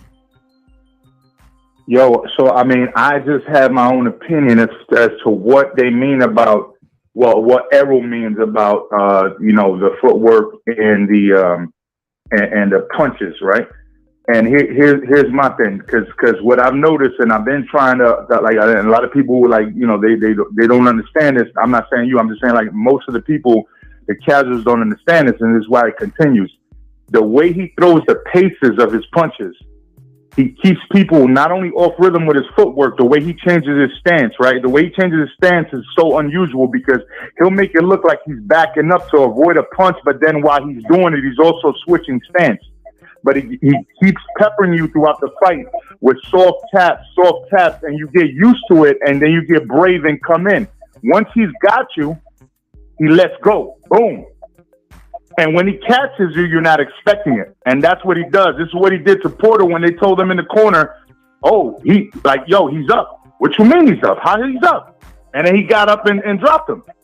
Because he was setting him up for that, but he didn't realize that some people had him up. It's just one of those things. I really can't talk too long, brother, but I just want to give somebody, all you guys an idea of what they might have meant when they say that. Because this is what I've been seeing in Terence Crawford for a little. I think it's a good fight.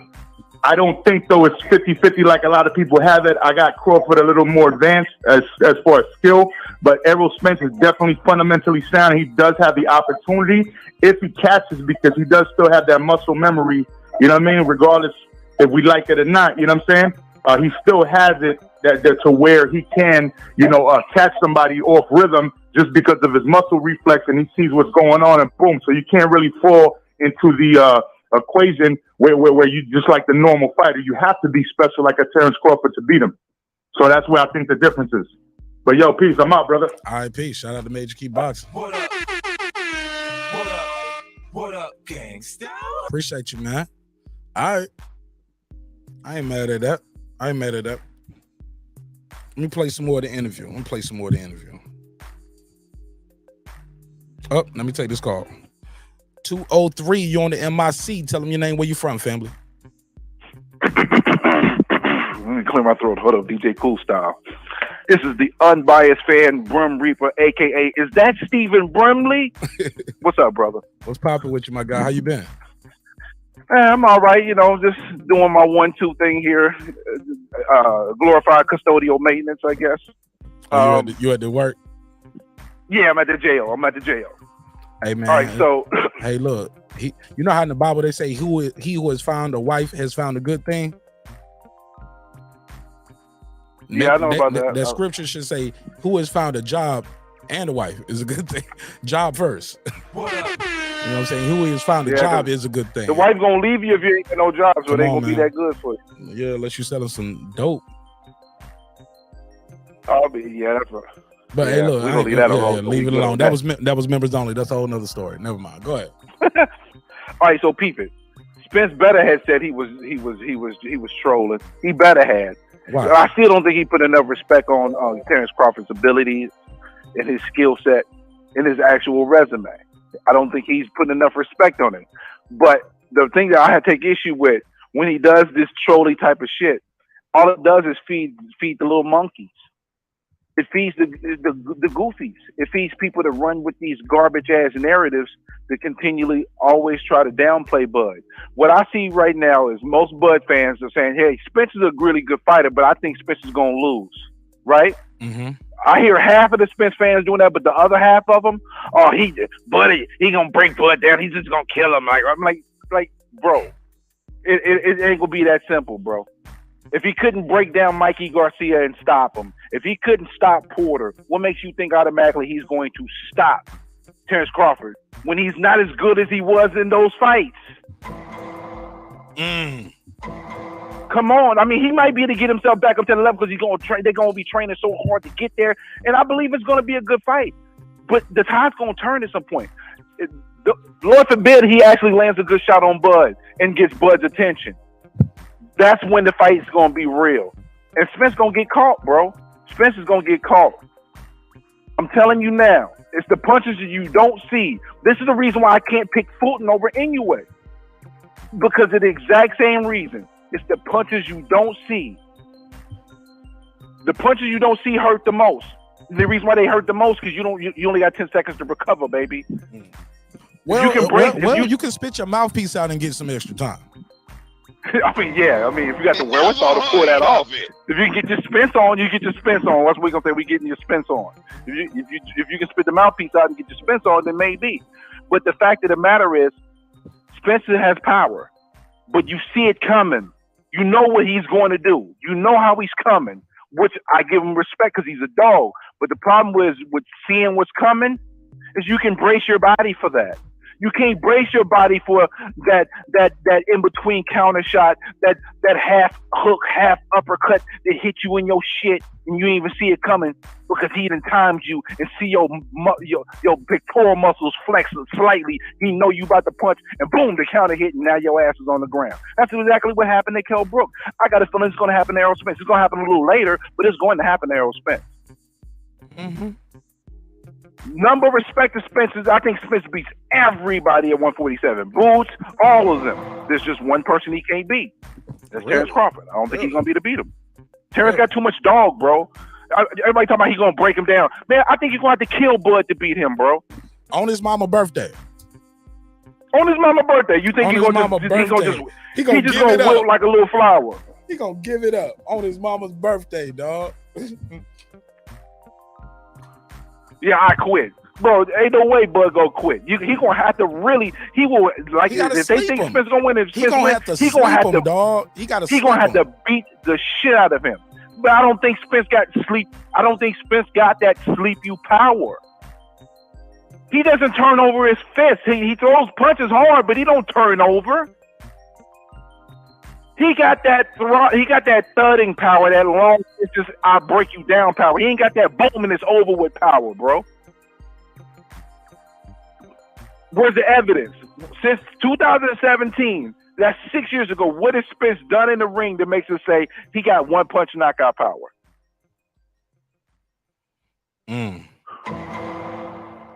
Spence had one punch knockout power, then I might be a little bit less amped to say I know Terence Crawford is going to win. He's going to have to beat Terence Crawford down. But in the process of him having to do that, he's going to have to leave himself open. Everybody think he's going to just go in with all this aggression and throw all these crazy punches. No, he's going to be measured aggressive. He's going to be smart. That's why it's going to be a little bit of a chess match before it turns into a brawl. Because Spence knows he can't go in there and just throwing punches like he did against Porter because he's going to get his ass caught. He's going to be smart. It's going to be smart aggression.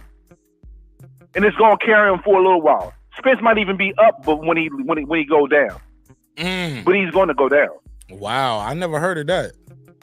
Never heard of it. You said Spence might be up on the cards when he goes down.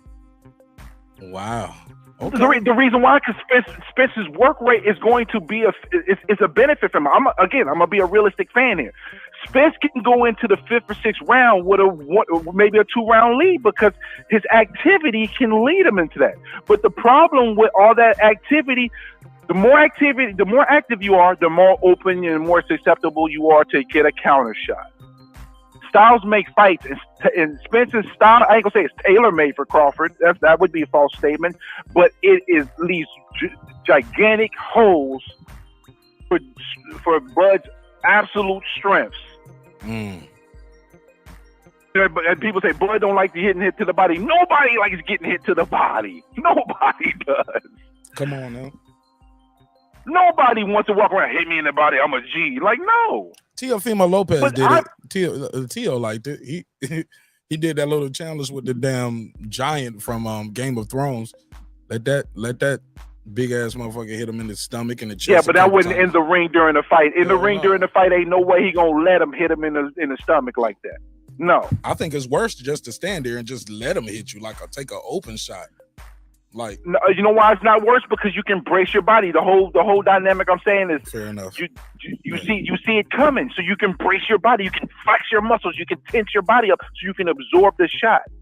The reason why Terence Crawford is getting all these knockdowns ain't because he got extreme power. He has precise power, and the precision when you're getting hit on the button and you didn't know it was coming, you don't have enough time to react. So the only reaction your body is going to do is the buckle. That's why Spence is going to lose the fight. That is the only reason why Spence will lose this fight, bro. If Terence Crawford did not have that attribute, Spence would win this fight, bro. But because Terence Crawford has that attribute, Spence won't be able to win the fight. Because at some point in this 12-round fight, Spence is going to leave himself open for a shot. But on the other side of things, though, Terence Crawford has had moments where I've seen his footwork fail him every blue lagoon, where he can actually get himself toe up in the body on the inside. But I guarantee you, they both, whatever weaknesses they got, they working on all that shit. So I expect both of these guys to be on their top, and I believe Terence Crawford's top is better than Errol Spence's top. Pause. Pause. Never heard of it. Yo. Super pause on that one. That's enough finished that. Let me pause that. Word to Brandon Washington, bro. Small hat. Word to Brandon Washington. Small hat. Absolutely. Hey, look. But he can't talk no junk, man. He got Errol Spence drawers on. His underwear. On God, he made his. Hey, look, either he made his own version or he went to the trash can and took them out. Went over there and started some of the big fish draws. That nigga wearing Errol Spence underwear, yo. And Errol Spence don't even make underwear. Hey, look, Errol Spence don't even make underwear. That nigga be drawing little shark emojis on his boxes. Like, yeah, I'm gonna make my own big fish draws. Bro, cue up the Ron Osley, bro. Cue up the Ron Osley. Cue the Ron Osley. What the hell is going on? Yeah, for real. Hey, look, somebody said something dope in the chat, and I want you to take on it. Shout out to Dan 10. He said, question for the chat and the panel and the caller, I guess. He's talking about me. I'm the only one on the panel.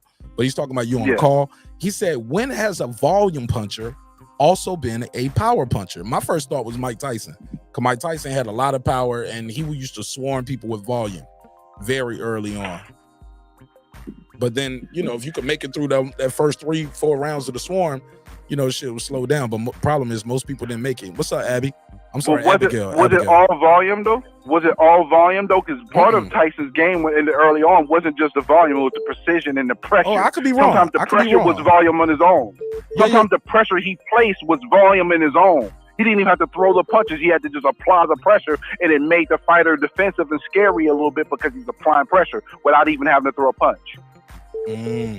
Look, so in his early days. So that leads me to something that President Jafar, 215, I'll call you back. 215, I'll call you back after this call. That brings me to something that President Jafar said. He said, Bud is going to pressure Spence, and he's not going to know how to respond with the speed and the counters.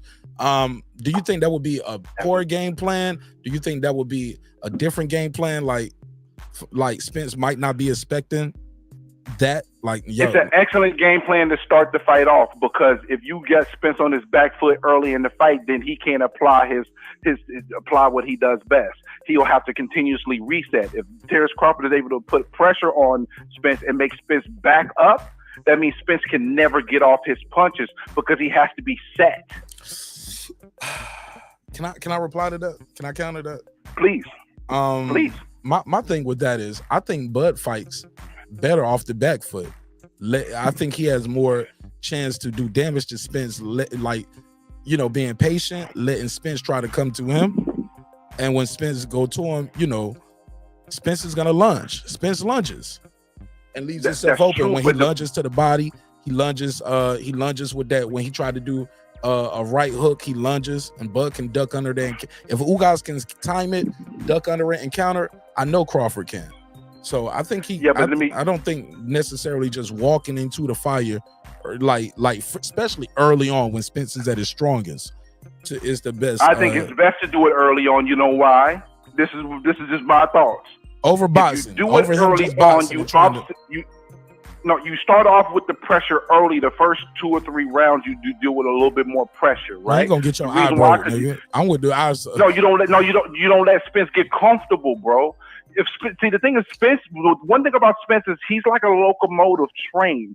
The more speed he gets, the more revving he gets, the more potent he is. So if you can cut that off early and you keep him from being able to get a rhythm and get into a flow of his attack, then it makes him have to think and have to do something differently. Then you can stop putting the pressure on him, and then let him apply the pressure. Now he's not comfortable. He's trying to apply the pressure. He may be more susceptible to leaving himself open. So what Bud may do is start off with a little bit of early pressure to keep the offset Spence rhythm, to not let him get comfortable, and then take the foot off the gas, and then fight from the back foot, and then let Spence come to him, because now Spence is not comfortable. Now he's coming to him, and he may make an error or a mistake and leave himself open. I can see that happen. That would it's be like a bait and switch. But that would be out of the norm for Terence Crawford. Just going there high guard, walking them down like I'm about to walk you down. Like you ain't walking. I'm standing right here. Why not use your jab and set up your shots and make your opponents make mistakes? That's been the recipe to success. Because again, Spence is a locomotive engine. If you let him be comfortable into setting his shots, that means if you're standing toe to toe with him, if you let him get comfortable, then he gets a rhythm. But that would be what you said, standing toe to toe, trying to walk him down. No, work your jab and in the process take his jab away. Not trying to walk him down and stand in front of him. That's what Ugas did and got beat the fuck up. No. What you mean by walking down and stand in front of him is okay. You got to stand in front of him, go toe to toe, walk him down because he ain't moving. Yeah, but it's about how you're doing it. So if Bud goes to attack a body, then jab, and then smothers him, right? That can keep Spence from being able to attack his body. Oh, you talking about clinching and smothering Spence offense? Okay. Yeah, like you attack, you be aggressive on your attack, and then you smother him. Then you go back out. Then you can start off with your jab, and as soon as Spence goes to do something, you go in and you attack and smother. Oh yeah, he's gonna do that anyway. It keeps him from getting a rhythm. Oh, he's gonna do that. He's gonna do that anyway. He definitely gonna do that. And the thing is, without walking towards him, he'll do that while going backwards. And he's gonna turn. And he's gonna turn Spence. But also, Bud makes a mistake sometimes going back. He goes straight back with his chin up. So that might be something he don't want to do. It's going to be better for him to do it in the clinches and up close where he's already smothered the attack instead of doing it in mid range. Ain't nobody caught him like that since Kavaliauskas though, right? It's like they fixed that one mistake, right? But see, the thing is, that's why it's dangerous, because Spence is going to have calculated aggression, bro. He's not going to be all aggressive. He's going to take a page of what he did, what Mean Machine did, because Mean Machine was patient. He was countering the counterer. He was patient. I think Spence is going to do what he did, like with Shawn Porter. He's going to try to fight, like he said. I don't know if you heard that when you was on the show when I played that clip. He was like, when I fought Shawn Porter at his fight. Like, he agreed with the clip that Shawn Porter said, where I fought Errol Spence. Errol Spence wanted to beat me at his fight. 215, I'll call you back when I finish this call. 215, I'll call you right back. Spence is gonna have to mix that up. He said Terence fought. Go ahead, I'll let you finish. I was trying to say something. I'm sorry. Go ahead. Let me let you finish. Did you hear earlier? Yeah, I did. Okay, well, I'll say less then. Go ahead. One thing that you said, that why doesn't he do what he's been doing? I believe the winner of this fight will execute doing something that they have not done before better than the other. Say the question again. I got to block control.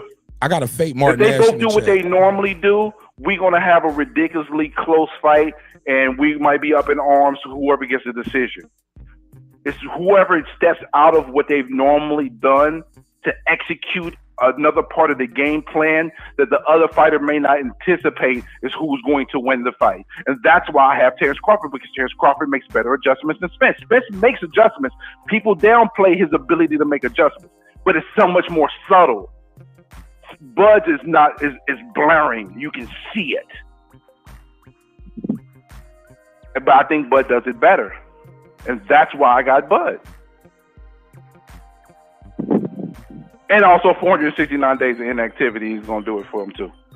Yeah. Which they're going to use that as an excuse. But listen, unless Bud beats him to a bloody pulp, we're going to get this fight again in November. So you think he's going to do it again? Yep. Listen, the only way he won't do it is if he gets knocked out in less than 6 rounds and it's ugly. If he loses a tough rumble fight where he was up by a point or two and then got hurt and ended up losing the fight either by a tight decision or gets knocked out in the 11th round, he's going to fight him again. Wow. He got too much pride. Both of these gentlemen got too much pride. And I think both sides, when it comes to the fandom, don't put enough respect on their pride, their ego, and their guts. Both of them have that. I don't see one person losing a close fight or, a late knockdown or something and say, I'm not going to fight this dude again. I just don't see that from either one of them, in my opinion. Could be wrong. But that's just what I see, though. All right. Well, let the next caller go. I'm up here hogging all the airtime. Oh, no, you good. You good. No, you a member to the neighborhood, brother. Shit. Like, you paid for this shit. You paid for that. Yeah, but other people No, I got a question for you. I got a question for you. I do got a question for you. What do you think about when they asked him what was Spence's? They asked Spence, what's his 2 biggest? What he actually said to? They asked him, well, what's the biggest things you got to worry about or look out for with Crawford? He said his footwork and his looping punches. He loops his punches sometimes. What's your take on that? He's paying enough attention to know what's going on, so he's putting some respect on Crawford's name because his footwork is what I believe is going to be the reason why Spence cannot win the fight. Because his footwork, he has better footwork than Spence does. And it ain't close. Spence got good footwork at times, but when it comes to setting up your shots, Bud does it better than anybody. No shade to Spence, because again, Spence is a great fighter, bro. Like I said, Spence will beat every single welterweight that is in boxing right now, except for one man, and he's fighting that guy. All right, fair enough. All right, word to the mother. Your call, man. Appreciate you, good brother. All the time, bro. Shit, you know how we do. I see you on the next one. Or you more than welcome to call back. More than welcome to call back if I say some shit that you like, nah, Mark, you wrong. Or if you're tripping, I'll holler at you. Or if you just want to add something, you're always welcome to call back. All right. All right, for sure. Salute. All right, shout out to I would feel like though, like the wide and looping shots seem to be the ones though that would give you a. All right, 215. You can call back now. 215. You was trying to call in while I was talking to somebody. There we go. 215. You on the line? What's your name? Where you from? One and only G5 Jeff TV, man. 215. Really crashing the party real quick. What's up with you, Bobo? What's popping with you, man? G5 Jeff TV. Welcome home. Welcome home. Welcome home. Tell people where you from. Tell people where you from if they don't know. Hey, man. Straight out of Philly, man. Straight out of Philly for sure. All right, G5 Jeff TV from Philly. All right, man. You got the floor, man. Listen, I don't know if it was the last caller, but the guy unbiased. Couldn't disagree with him more. Oh, cool. Couldn't disagree with him more. Like when people talk about footwork and stuff like that, like what exactly are we talking about in terms of footwork? It's so many different elements to footwork. Usually, what did he say about footwork that you disagree with? Can you be specific? I'm sorry. He basically said that both guys have great footwork, but Bud's is better. But I didn't hear any details as to what the footwork is. You understand what I'm saying? Yes, sir. So it was more like an opinion more than anything else. But when it comes down to the footwork with Spence, his is basic footwork, but it always works. He is southpaw. He gets his right foot over the top of the other person's foot, and then he goes to work. That's why his jab is so effective. If Bud is smart, and he hasn't done this in a while, he should fight a lot of this fight orthodox. he should fight a lot of this fight orthodox. Right. Number one, he's going to be able to see Spence jab better. He's going to be able to counter better from the orthodox or from really from the orthodox stance. Check this out. Yeah, but he takes his jab away from the southpaw stance though. Yeah, because now they pawn at each other sometimes. Right, but check this out though. Actually, no, they actually mirroring each other. Yeah, from the southpaw. Right. Yeah, from the conventional stance. Yeah, he might take the jab away because they'll be pawing at it. I'm sorry, I'm thinking of the other way. Go ahead. Right, he'll be pawing. But check this out. Out of the orthodox stance, Bud is going to be able to enhance his footwork out of that orthodox stance, because the one thing that Spence don't do, he don't throw with you. Don't throw with you. He takes turns. He takes turns. He takes turns. So Bud has the speed advantage, not only with the hands, but with the feet. That's the difference between the footwork with Bud and the footwork with Spence. Spence is more methodical. Bud is too skilled to just be bringing methodical footwork. Like, if anybody needs to understand what I'm saying, go watch the knockdown against Shawn Porter. Check the feet. Check the feet. He can get from point A to point B real quick. If he goes orthodox, bro, and there's a lot of pawing going on, after that initial jab comes off from Spence, Bud can get 3, 4, 5 shots off with no response. No response. And out of that orthodox stance, it'll be easy for him to pivot. It'll be easy for him to take a full pivot and make Spence reset. That's going to be the key to the fight. How many times can he make Spence reset? It's going to be harder for him to actually make him reset out of the southpaw stance. Hey, look, that kind of, man, I remember hearing a while ago, it's been years, and they was like, Bud, why do you switch so much? He was like, I can fight the whole fight conventional. It'll be a different fight, but he said, I'm saving that. This was when we knew when we knew Spence was on the radar. He was like, I'm saving that to show people how really good I am. And people, and I kind of believe him a little bit now. When you say that, like I got some tricks. Y'all keep studying the southpaw me. Y'all don't really know what I can do at conventional. Bro, people ain't seeing the conventional Bud in a minute. He might give it to you for like 1 round, maybe 2, and that's it. But the most important thing for Bud and your Spence is to see the jab. See it. See it. If he's in an orthodox stance, right? If he's in an orthodox stance, he can actually put himself in a better position to get off offensively. For anybody that's thinking like he's better off in the southpaw stance, I understand what you're saying. But at the end of the day, Bud needs to get his offense off to win this fight. Spence is one of the best at winning rounds. He's one of the best at winning rounds. You got one job if you're Bud. See the jab, take away the jab as much as you can. He's gonna be able to use his footwork a lot better out of that orthodox stance. There ain't nobody really saying it. You break down Bud's footwork. Break down the footwork. All his knockouts in welterweight, he did something with his feet to get himself in position to get his guy up out of there. Run his last couple fights back. What about what did he do with the last fight, the very last fight with David Avanesian? To be honest with you, he really didn't have to do that much against Avanesian. Like, Bud stood there a little bit more and kind of threw in between Avanesian shots. Avanesian was really wide in that fight. He was really wide. So Bud threw a lot of contact shots in that fight, a little different than what he usually does, because like you said earlier, like he kind of not loops his shots, but he gets around the guard. He's one of the best at getting his shots around the other guy's gloves. Whether it's right up the gut or going around. You know what I'm saying? So he really didn't have to do nothing crazy in the Avanesian fight. You know what I'm saying? But Bud's feet won't win him this fight. It's going to win him this fight. And he don't have to. Hold on, you said it won't. Hold on, you said it won't win him this fight, or it's going to win him this fight? No, I said it will. It will win him this fight. It will win him this fight. It's not going. I thought it was going to be his counter punching and punching in between Spence shots.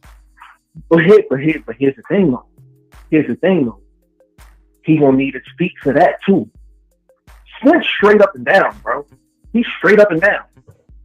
He's straight up and down. No special like effects. Spence, he's gonna give you no more than maybe. Hold on. Step. Don't tell me Spence is welterweight Triple G now. Hold on. Is he Triple G? He the black Triple G. You tell me. Hey, you tell me the last time you seen Spence moving side to side crazy in a fight. You said moving side to side. Yeah, if you don't ever moving side to side, swinging. What you? I'm talking about people talk about his footwork. His footwork is good, but it's downhill. Yeah, it's downhill. Like it's nothing fancy about his foot. He's good at he's good at getting his foot on the outside as he's closing distance with his guy, beating him up. Correct. And he's good at leveraging. He grinds that cigarette butt, as some would say, with his back foot. Correct. You know what I'm saying? He gets good Yeah. leverage on his shots. But Bud is so much faster than him with feet. Yeah. He's so much quicker than Spence. So much quicker. I think the hand speed is quicker too. I think the hand speed and I think the way is a lot quicker. Yeah. I agree 100%. And that's why I'm saying what I'm saying. Bud has the obvious hand speed and he has the obvious foot speed. So he should put himself in a position where he can see the jab better and actually operate off the jab better. He should fight an orthodox stance, bro. If his orthodox stance is as nice as he's saying, it's the fight to do it. What do you think about Stephen Bramley calling and saying he should pressure Spence? He should go in there and fight a different fight. Like, no, I'm gonna be the pressure fighter tonight. I was like, no. You disagree? I disagree with that too. Hell no. No, that's suicide, bro. That's suicide. Suicide. It's a suicide. Straight up. That is straight suicide. That's some Ugas shit. That was the Ugas game plan. Bro, see how that worked. I actually, in fact, that's the Mikey Garcia game plan. Question, bro, I asked you this one question: who has done that to Spence and been successful? It never heard of it. I never heard of it, dog. Straight up. But then again, ain't nobody been successful with Spence neither trying to move all night neither. You gotta hit him. Well, see the thing. No, that's true. But the thing is, Bud don't have to go running around the ring. He ain't Chris Algieri, is what I'm saying. Nah, no Chris Algieri situation. Like, I mean, half steps, full steps. You know what I'm saying? But he has to operate countering the jab. Like, you gotta make Spence think before he starts throwing. That's the name of the game. I think Spence this a killer. I think this is gonna be the first guy Spence been in the ring with too, though. He's not scared of him. Or got That's like I think everybody else always had a little Timmy and I ain't gonna say they scared. I hate to say that word. Let me use a reluctant. No, they were reluctant. I'll say they were more reluctant to feel his power. Bro, this show say that. I don't want to believe fighters were. I don't believe Ugas was scared of Spence. I don't believe Shawn Porter was scared of him. Stupid. I think they were more reluctant.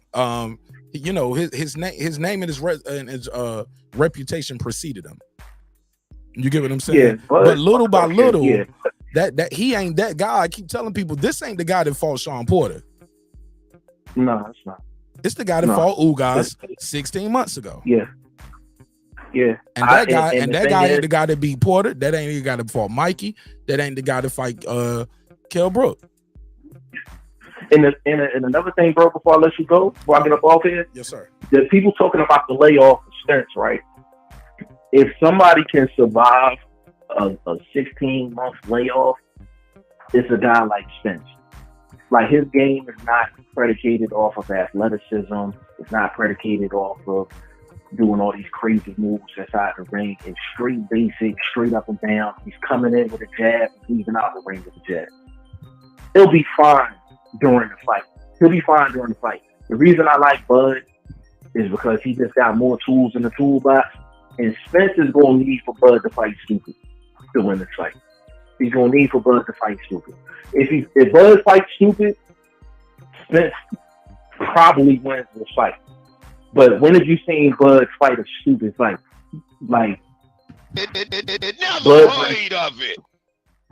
Bud bring that money every time, bro. When has he had a bad performance? You said had a bad what? Not one. Performance. Not one. Nah, man. He walk away with the money every time. Spence needs Bud to fight stupid to win this fight, and that's why I like. You think that's why he's doing some of the talking right now, trying to make Bud mad with the Kunta Kinte shit? Like, what was your take on the Kunta Kinte thing? Because you ain't been live in a minute, so I've been, you know what I'm saying? What was your take on that? I don't even, I didn't even hear that. Like, enlighten me on that, bro. What happened? I said I didn't even hear about that. Like, what did he say? He was like, "I'm gonna break him. It's gonna be hard. It's gonna be kind of like when they, when they broke Kunta Kinte." Oh, damn. Yeah. And then so, this was on the $1 million worth of game interview. He did that with Gillie. It was with Gillie. Oh, okay. He might have been showing off. He was doing a lot of talking shit, but he was like, "Yeah, I'm gonna break." Yeah, I think. See, all this talking that I'm hearing from Spence, this just confirms what I'm saying. He needs Bud to get into a war. Yep, that's the only shot saying that.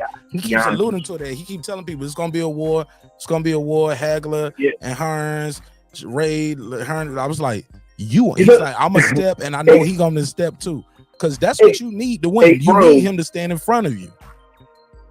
Yeah, and that's what he's trying to get done. You know what I'm saying? He's saying everything. You know what it remind me of, bro? Hold on, I'm gonna tell you what it remind me. I'm gonna tell you what it remind me of. It reminds me of every fighter. All right, you might say the same thing. Go ahead. It reminds me of every fighter that I hear say, and I'm gonna come in the fight. I hope you don't run all night. That's the guy that don't want to deal with no movement from you. Even Spence in the interview I broke down yesterday, he was like, yeah, man, I don't be trying to do all that movement. This was on the Brian Custer Last Stands interview. Man, I ain't trying to do all that extra movement. That just make you tired of burn energy. Yeah, you want the guy to stand in front of you. Bro, the movement is gonna bother you. I'm gonna take your example and give you a specific one. Let's go. But it falls right in line with what you said. Remember how much talking Robert Guerrero and his dad was doing when they was getting ready to fight Floyd? Okay. And Floyd was like, really. Yeah, I'm gonna stand right there with you. And Floyd went in there and just fought a masterpiece. Floyd did stand right there though. Floyd was doing pull counters on this motherfucker left and right, lead straight rights, but pull counters. He had him. Oh my god, roll counters, bro. Oh, like Floyd really, he took nothing more than a full step either back, left, or right. He didn't even give him no real movement. That's the worst thing. You standing right in front of a person, you still can't hit him. Like. Well, I don't think Terence Crawford. I think Terence Crawford gets hit more than Floyd, though. I'm be honest. No, that's a fact. That's a fact. Definitely. You know what I'm saying? But the only reason I put that up. But when he hits them guys, they like. I'm sorry. Go ahead. I will cut you off. Go ahead.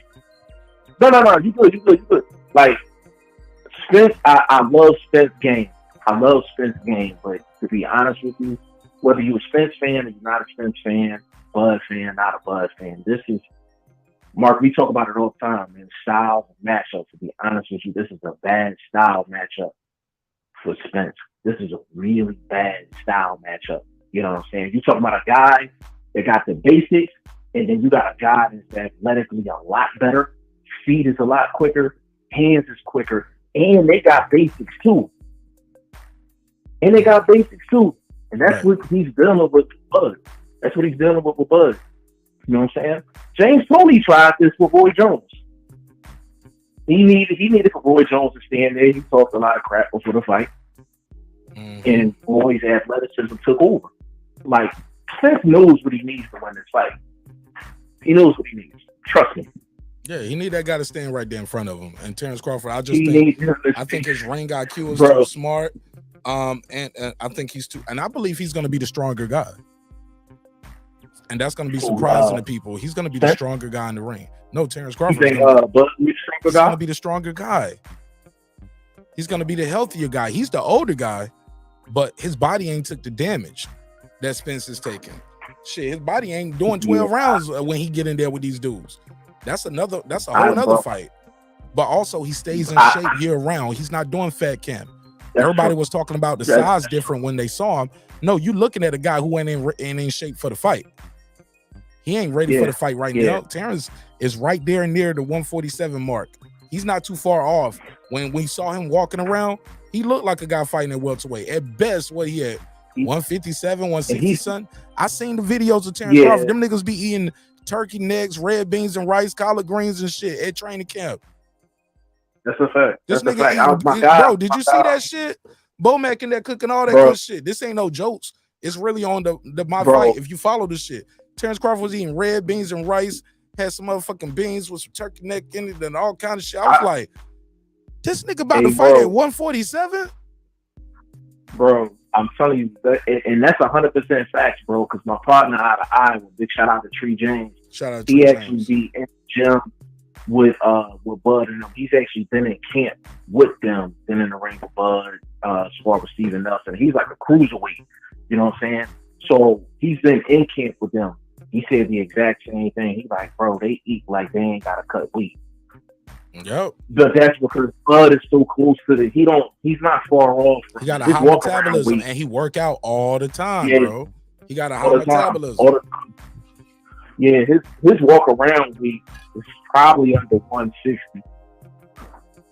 Somebody in the chat said it was 170. He said that himself, but I was like, I don't know if he 170, bro. But if so, I'll be surprised. I would say then that ain't bad because his 170 ain't our 170, and the damn sure ain't no Errol Spence 170. You know what I'm saying? Yeah, his face you never see him with the puffy cheeks and the fat face. Nah, we seen Spence with a round face. If you want to see somebody that got bad weight on them, go look at Devin Haney right now, and that's my guy. Go look at Devin Haney right now. He's probably around. He's probably 170. 170 right now. Go look at his, last couple social media chunks or whatever. Like he looked like he ain't never gonna fight at 135. That's how he looking right now. You don't ever see. I'm a big fan of Devin Haney. He don't look like he about to fight at 140 neither. Shit. He don't look like he about to fight anywhere no time soon. He look like he working on a mixtape. Yeah. Nigga look like he working on an album right now. I ain't even gonna hold you. Bro, he about to go on a 36 tour real quick, bro. Yeah, that nigga look, that nigga like he done. Yo, you stupid, bro. Let me leave him alone. That's my guy, man. Bro, but you know what though? My guy Padman McGriff gets him ready for his fights. You know what I'm saying? Man, see if you can get Padman on my show for me, bro. That'll mean the world to me, bro. I appreciate that. Oh no, I hit him up. I hit him up tomorrow. Like we can I'll DM you my number.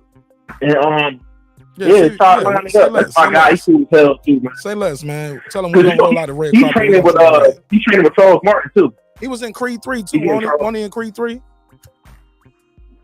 I think he was holding I think he was holding some pads in Creed 3, I thought. No. You talk about that's not him. I'm gonna show you exactly who I'm talking about. I'm gonna show you exactly who I'm talking about. Did he work with I know who you talking about. I'm talking about the guy that worked with Tank. Yeah, no, that's not the same guy. Okay, I'm mixing them up. All right, my bad. Now I'm that's not the same guy. Don't play this episode for him then. He'd be like, that nigga didn't even know me. He was like, nigga, put a face on him. But no, that'd be a great look though. Yeah. I'll chop it up. That'd be a great look. So I'll listen, man. Go ahead, rock out your show, man. I appreciate you giving me time, man. I'm gonna hit you up in the DMs. I'm gonna shoot you my number. Yeah, we gonna make that happen. No doubt. All right. Appreciate you, bro, man. You're doing a great job, bro. Appreciate you. Yes, sir. Appreciate it. All right, bro. All right. Shout out to my guy G5, Jeff TV. Yo, and check out his channel, man. G5 Jeff TV, man. He's super active. He in Philly.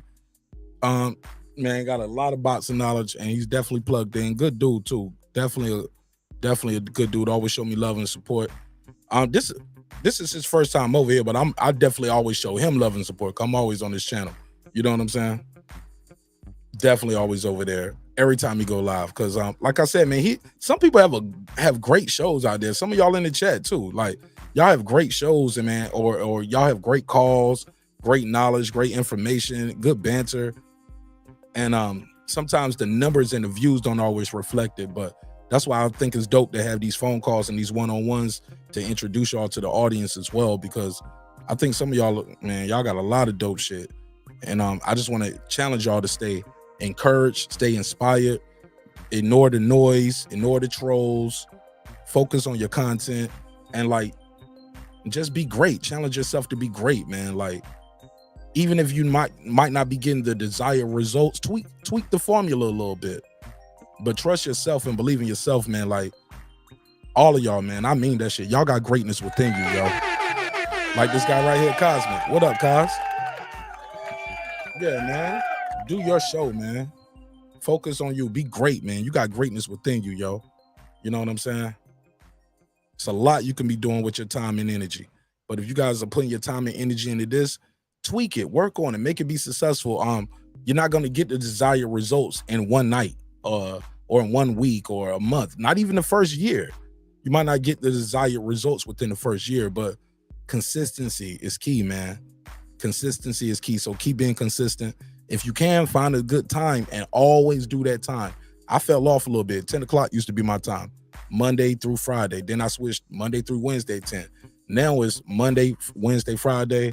I might do some pop-ups. And even on Monday, Wednesday, Friday, shit, I try to get here at 11 o'clock at the latest.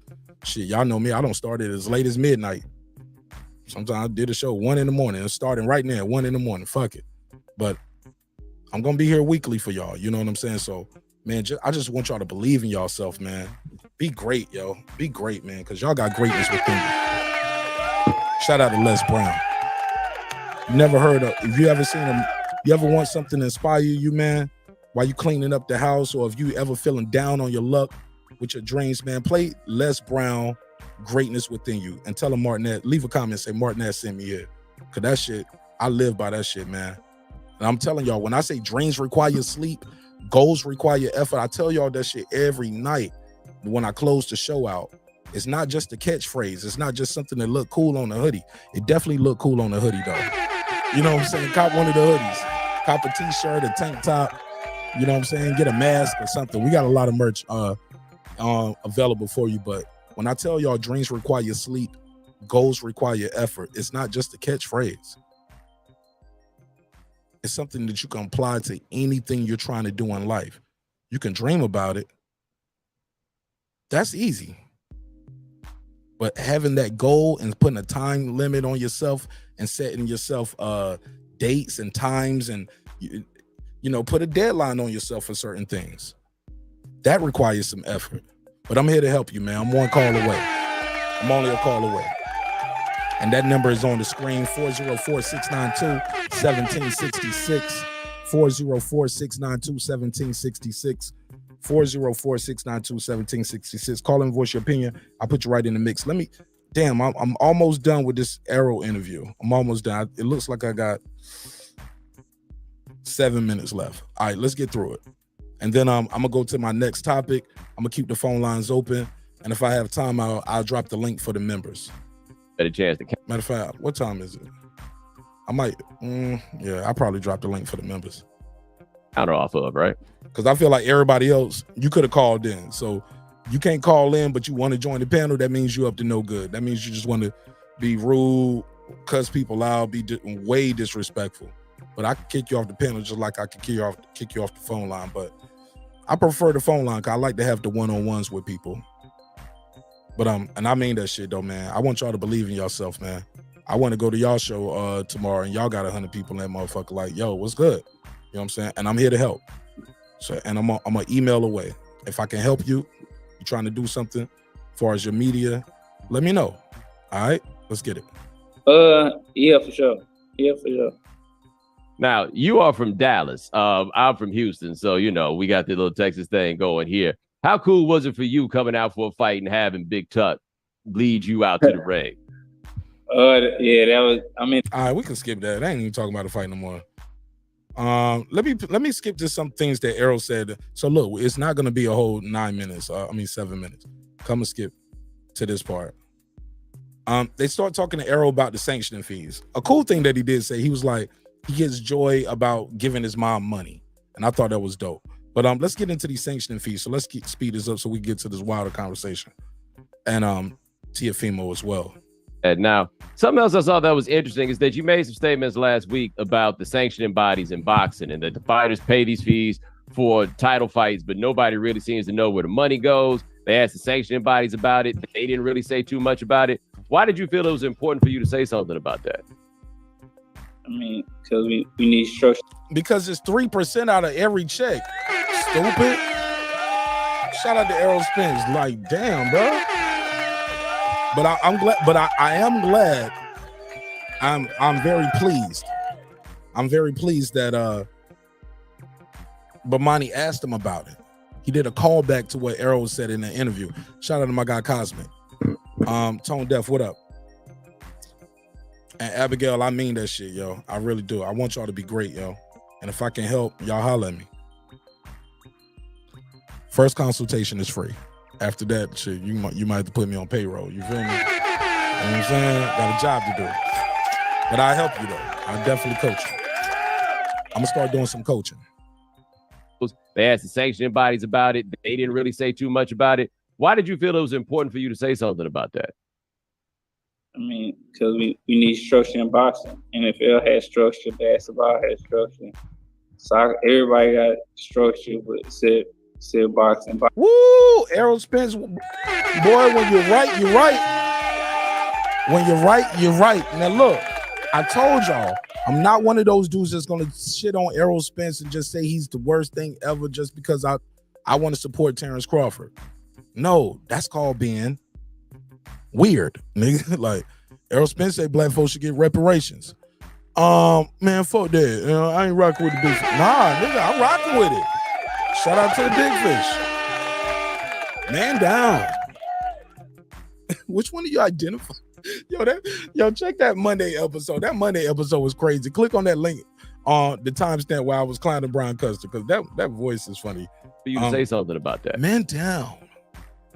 Which one of you identify with more?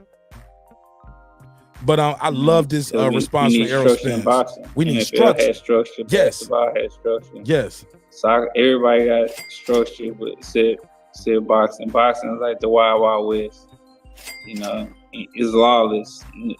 If you got money and influence, especially you got influence, you can make anything happen. So I think we need to have a little bit more structure.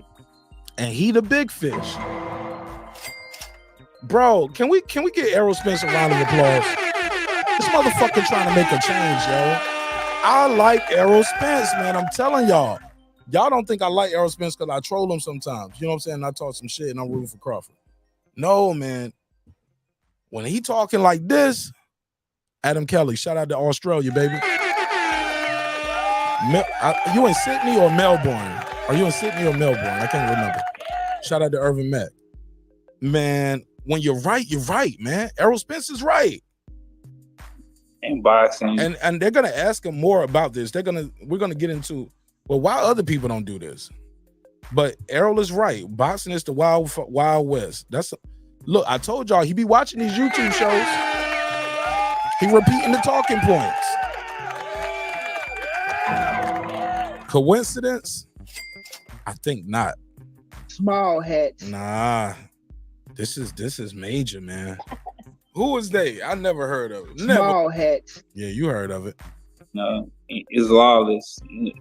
If you got money and influence, especially you got influence, you can make anything happen. So I think he said you money, you got influence, especially influence. Man, Errol Spence is telling us the truth, yo. What a vertebrae? Spinal. Or what portion? Spinal. Man, we got to protect Errol Spence, man. We got to protect Errol Spence. Not in this fight, though. Not in this fight. He gonna lose this fight now. He gonna lose this fight. But the shit he's talking about right here, it's reminiscent of what Deontay Wilder was talking about. It's very reminiscent of that when he was saying, hey, man, another thing we got to fix is these fighters got to get paid on time. These fighters got to get paid on time. He won't talking about himself. Deontay Wilder had to do what, $20-30 million guarantees type shit. He gonna be all right. You feel me? But he was talking about the business. But he gotta fix these hoes. We gotta fix these hoes, man. But he gotta fix these hoes. Love boxing. Beautiful sport. Ugly business. But he gotta fix these hoes. We gotta fix these hoes. Shout out to my sister Abigail Hollis all the way in Wisconsin. And around here we call that a little 20-twin. We call this here a little twin. Wow. Nigga. Yo, shout out to Abigail Hollis helping me get to Las Vegas, man. Not here tonight to be played with. They're here tonight because they want to change in their life and they want to change in their community. We call this here a little twin. Wow. Nigga. Absolutely, man. Thank you for supporting the show in a major way, helping me get to Vegas, man, because we going. Be right there. She said, you dropping the link tonight? I'll send you the link, Foodie. You trying to pull up? I'll give you the link right now. I'll send it to you on IG. You have a little bit more structure in boxing, just know where we're still going. Why is this? Knowing just why for things. You know, why is this? Why is that? Instead of just doing it. Like, we need to give the boxers, we the one making the money. We need to give them some say so, at least, you know, tell them what happened. But I feel like it's not gonna happen until, you know, boxers can get to come together. But boxing sit up like that where boxers don't come together and they don't unite because we kind of split apart. Well, we are split apart. So everybody not gonna, top guys in the sport not gonna come together. But I think it's not even just the fact that they don't unite, but you also... Did you hear that, man? This guy, man. He on point, yo. He on point with that. We need to give the boxers, we the one making the money. We need to give them some say so structure in boxing, just know where we're still going. Why is this? Knowing just why for things. You know, why is this? Why is that? Instead of just doing it. Like, we need to give. Like, that's what Andre Ward was saying. Andre Ward said the same thing. Whenever you start questioning, you causing trouble. You get what I'm saying? You better be good enough to keep winning now. You get what I'm saying? Because you causing trouble. But it's good trouble. You might get sit on the bench for a little bit. You might get frozen out, but you causing trouble. But you causing good trouble. Whenever Andre Ward said, the reason why I keep asking these questions and when I get the answers you get told is, well, this is the way it's always been. And when you asking why, like Errol Spence said, that's a problem. Why? And that's like, this the way it's always been. Like I said, man, Errol Spence is right. He's gonna lose this fight, but he's right about these sanctioning bodies. And I'm standing with Errol Spence on this. I gotta stand with him. I stand with Bud on this. Bud said the same thing when he was asked if you had a magic wand. Shout out to In the Ring with Christine and Knockouts with Nika. They did an interview with Bud Crawford. Y'all got to check it out, man. It's super dope. You had a magic wand you can wave and change anything in boxing. He said it would be the sanctioning fees. You know what I'm saying? Like, you know, you shouldn't have to pay for the belt. Why I gotta pay for the belt and then keep paying for it? And it's not a flat fee. It's a percentage. The more you make, the more they take. So if you got paid $1 million, 3%. You got paid $300 million, 3%. Nick, what? What up? No. We're not gonna continue to go back and forth. Never heard of it, dog. About what my opinion. Never heard of it. My opinion is Small hats. That's some bullshit, man. That's some bullshit, yo. We cannot allow that kind of stuff to happen, man. We got to stop it. We got to stop it. Truly disappointing. Small hats. Never heard of it. Never heard of it.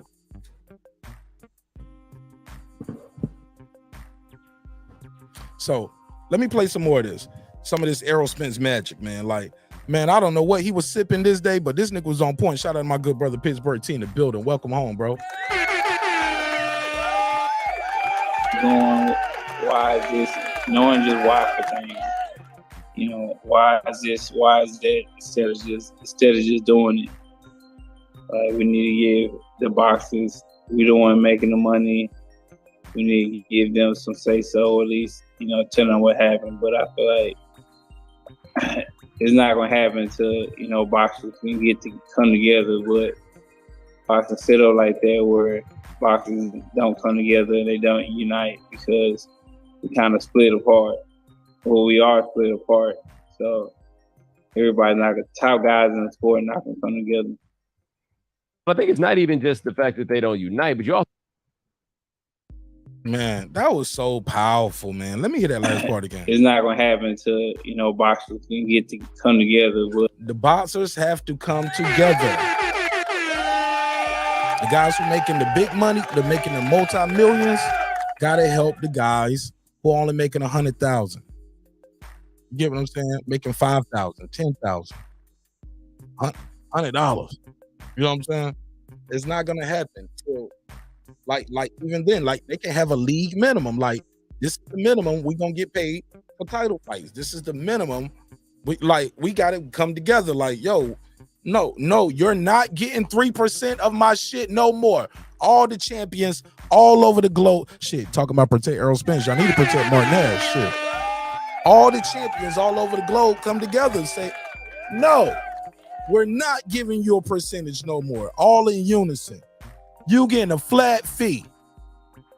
What was the lowest amount that cost to get this shit done? $1 million? Okay. What 100,000? Oh, they did. Yeah, they got. What was your 3%? What was your 3%? Okay, how much you get back? They come together, man. They got to do it. Errol Spence is right. I'm sorry, Errol. Shots fired, man. I never thought I'd say that. Saying Errol Spence is right, it's like,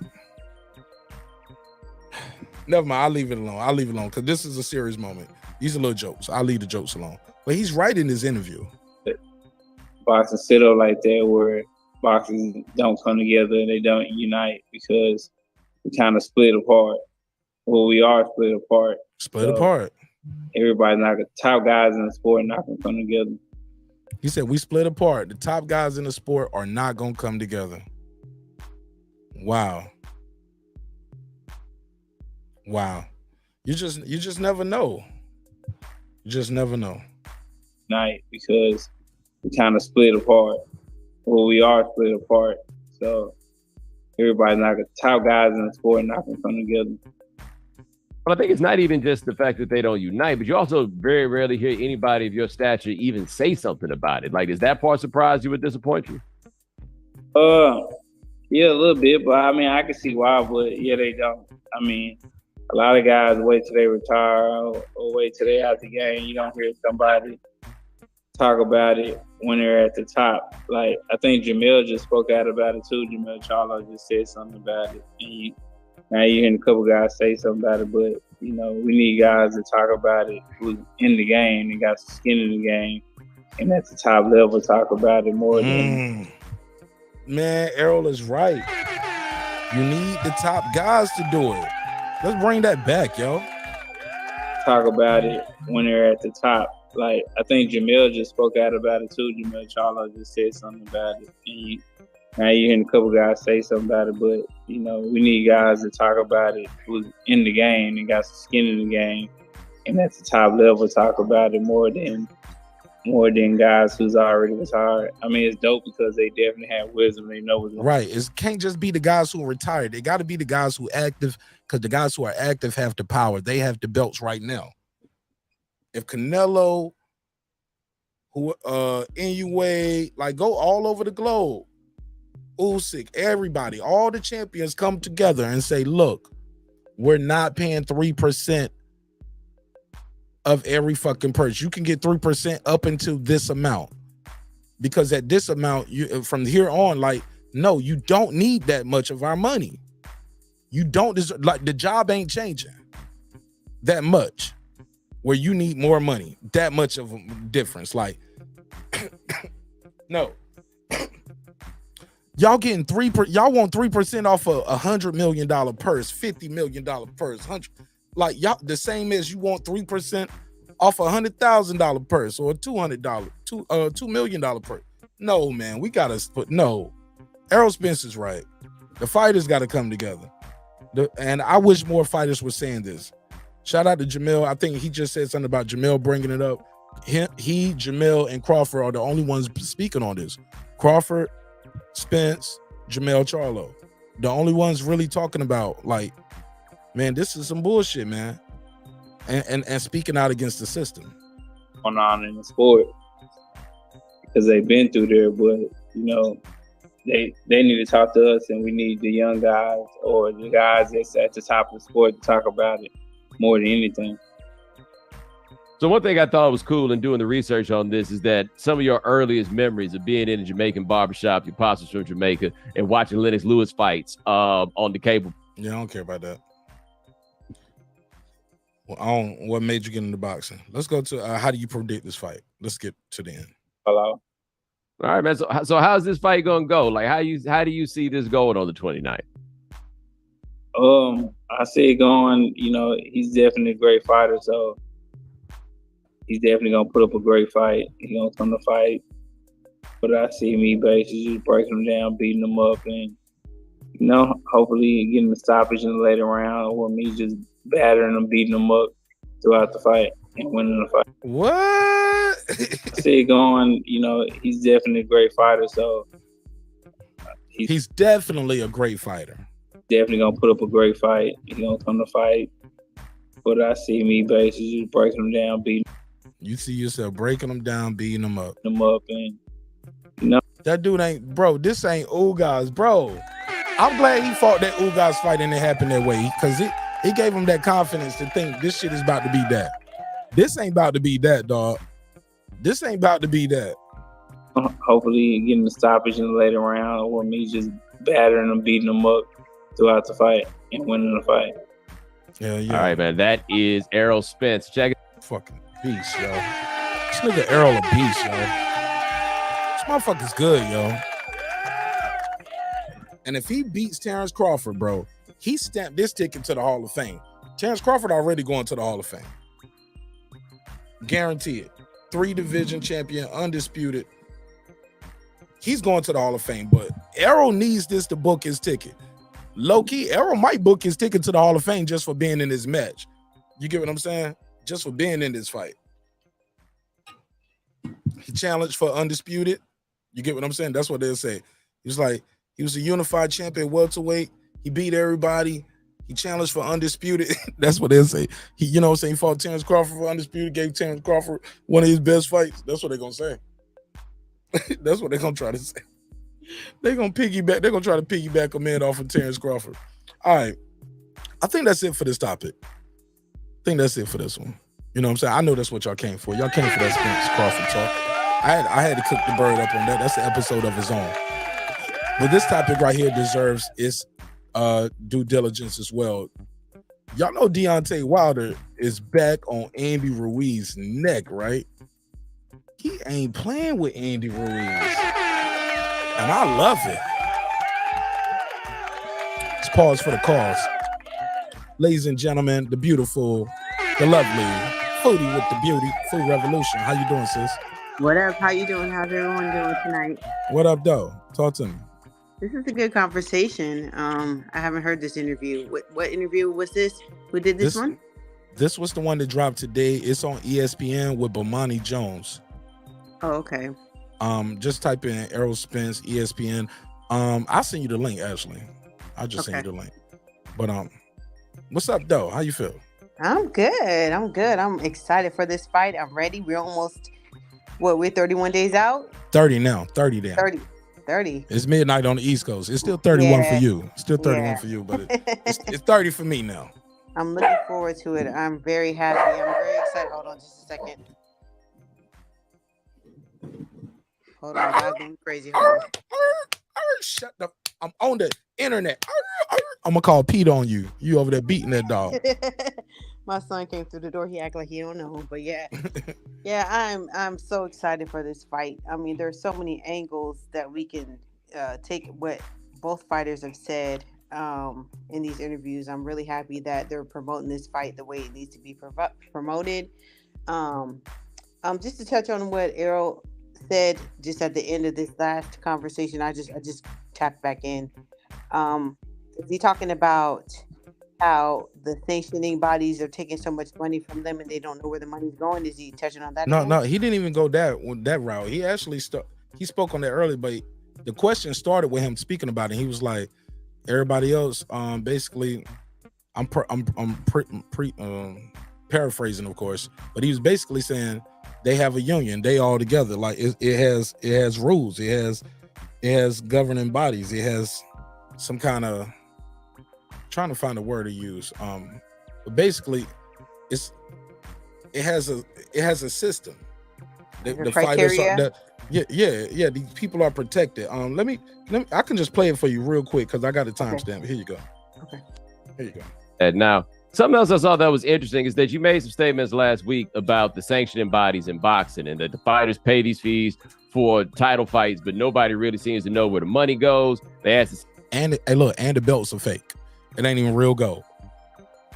They paying millions of dollars to be the champion, and y'all give me a belt and it's a fake gold belt. That's some bullshit, food. Yeah. And millions of dollars, and I got to keep paying you this every time I defend it, and you keep handing me a fake gold belt. sanctioning bodies about it. They didn't really say too much about it. Why did you feel it was important for you to say something about that? I mean, because we need structure in boxing. NFL has structure. Structure. That was the word to use. Structure. We need structure in boxing. Basketball has structure. Soccer, everybody got structure, but said boxing. This is gonna be my topic tomorrow too. Just to let y'all know, that might be my whole topic tomorrow. Breaking down why we need structure in boxing. Yeah, we'll talk about that. That might be my whole topic tomorrow for a pop-up. Maybe members only too.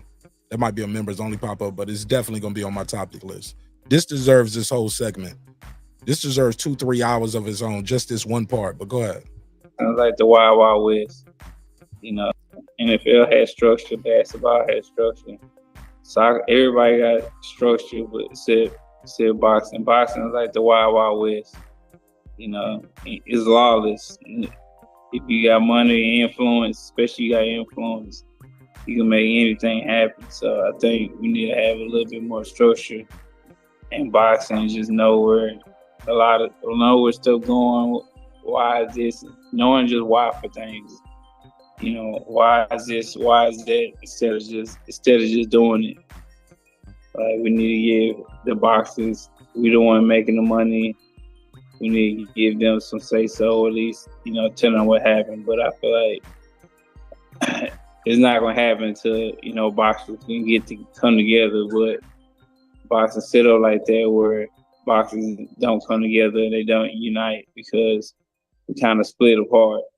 Well, we are split apart. So everybody, not the top guys in the sport, not gonna come together. Oh my God. Food revolution. Yeah. He's talking. I never heard him talk like this before he started talking to Bud Crawford on the phone, and then they both got these guarantees and getting pay-per-view splits. I'm sorry. That's a fact. I never heard Errol Spence talk like this before. Well, we get older and we get wiser, you know? Yeah, and you or you get with somebody and y'all start talking and y'all start trading information. Yeah, y'all start coming together. That's true, but you have to agree on certain points. It's not just a conversation. You have to agree on it. And like sometimes you've been thinking about something, and like you said, you have a conversation with someone who's like-minded, and they're like, yeah, I definitely. Or they'll trade you information like, look, man, we can get 50 million off of this shit. They're gonna make this much, this how this works. Blah, blah, blah. Look, I'm gonna show you what this paperwork look like. You ever seen one of these sheets right here before? No, this is called itemized billing. This is how much everything costs, blah, blah, blah, blah, blah. They made this much. I got to get this much. This is how I'm able to get this much off a fight where y'all say it was a flop. Ain't nobody give you 10 million off David Avenesian. Let me show you how I made it. That's true. That's you know true. what I'm saying? Niggas start trading. But you have to be ready to receive the information. Absolutely. You have to be in a point in your career or your life that you're ready to hear the information, because someone might have been trying to tell you that 10 years ago, but you weren't ready to hear it. Come on, Foodie. Come on, Foodie. You coming with it now. And that's a lot of these, PBC fighters or whatever, not necessarily just PBC, just in general. I don't know why I say PBC. I'm just taking that as an example because, you know, a lot of the best fights are happening right now on PBC. And we see, you know, a lot of them have taken a road that is alcoholic, you know, and not really caring about the money you're making, and you're just good at what you do, and you've just been on that road, and they have you on this certain trajectory, and you just follow it without even thinking. Now it's like, okay, now let me see how I can take more control of my career and how I can help the next generation so they don't make the same mistakes. That comes with wisdom. That comes with time. That's what I'm saying. You know, it just comes with just growing and going through the business, and that's the best, because that's what we need. That's leadership.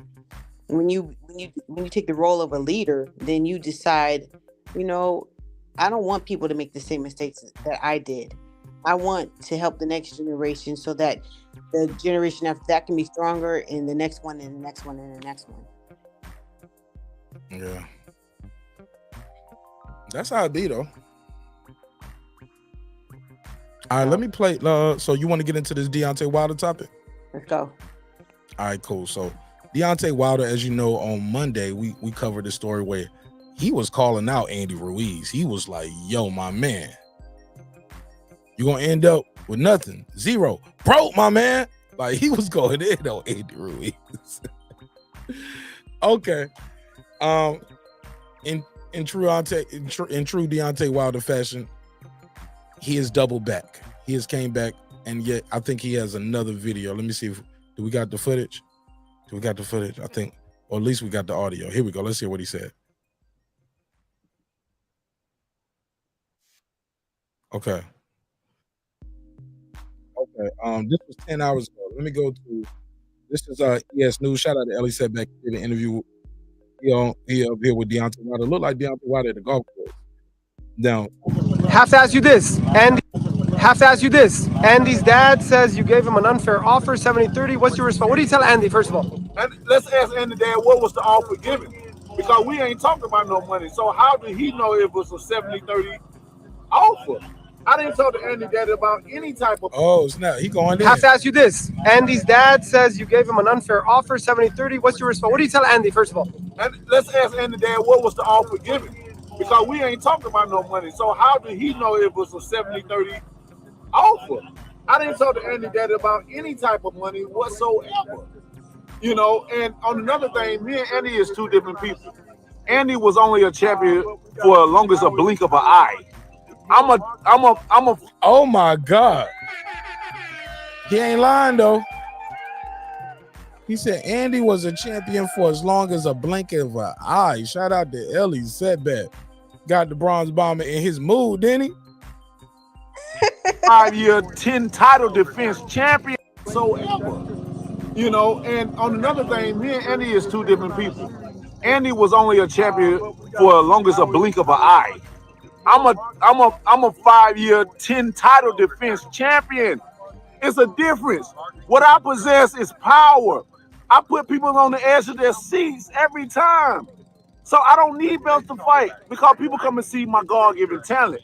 Now, on the other hand, Andy, what are we seeing from him? A short, fat fighter with small hands. So he said, well, Andy, we see a short, fat fighter with small hands. Did you, Food Revolution, are you hearing this? Yes, I'm also looking at that picture. What's going on with the braids? The wind blowing. He up here looking like Coolio. R.I.P. to Coolio. Deontay Wilder like he on a Gangster Paradise right now. I ain't lying. He looked like he used chalk. He uses chalk for lip balm. What's going on? Bro, that nigga always got some crusties, yo. I ain't gonna lie. That nigga ain't never seen a stick of chapstick in his life. I ain't gonna hold my God. All right. Make him look fast, T-Rex. I don't need belts to fight because people come and see my God-given talent. Now, on the other hand, Andy, what are we seeing from him? A short, fat fighter with small hands, so it make him look fast, T-Rex. That's it. You ain't putting nobody on the edge of the seat. Ain't nobody getting excited. The only reason this fight would be exciting because they want to see how fast I would knock him out. And that's it. Damn.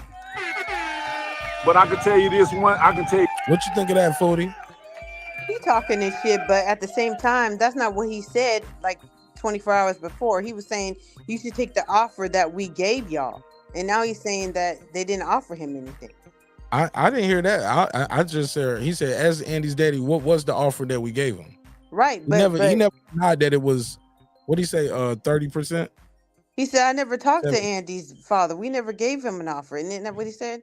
Have to ask you this. Andy's dad says you gave him an unfair offer, 70-30. What's your response? What do you tell Andy? 70-30.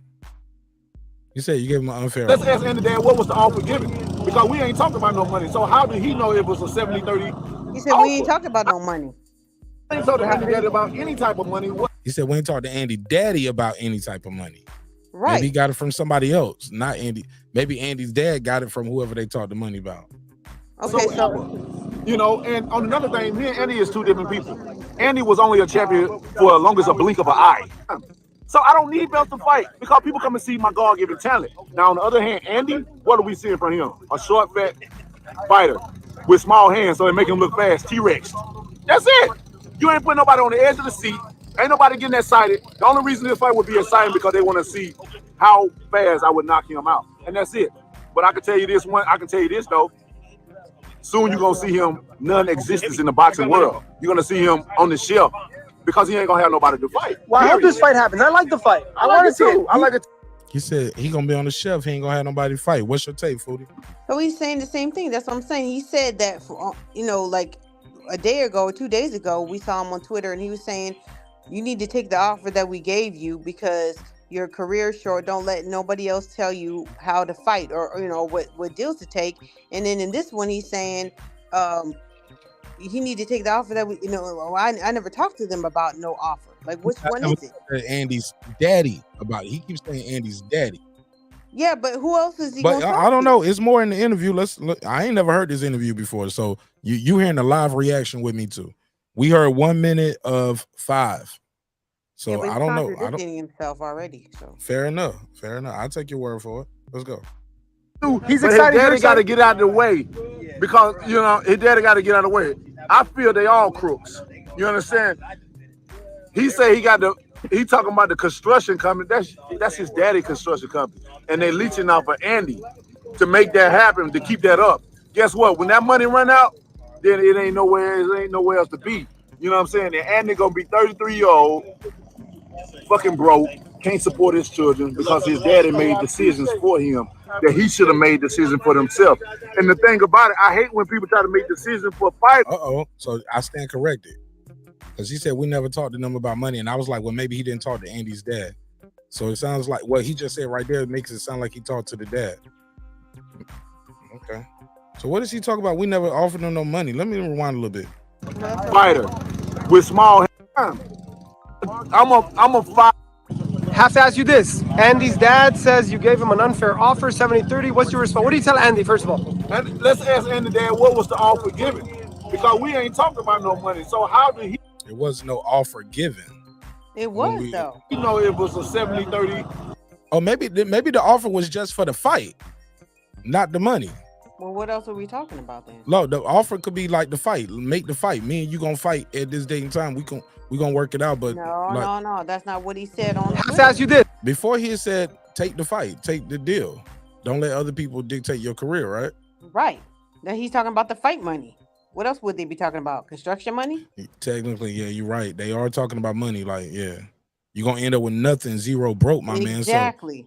So, yeah, so basically it was some money involved. And now here, he's with saying the wind blowing in his braids, he's saying he feeling funky. So I don't need belts to fight. How that. did he know it was a 70-30 offer? I didn't talk to Andy daddy about any type of money whatsoever. And on another thing, me and Andy is two different people. Yeah, that was very short. He spent more time talking about why Andy should take the offer that we gave you too, don't it? Okay, exactly. Let's play. Well, I'm with you on that, Foodie. Does seem like some contradiction now.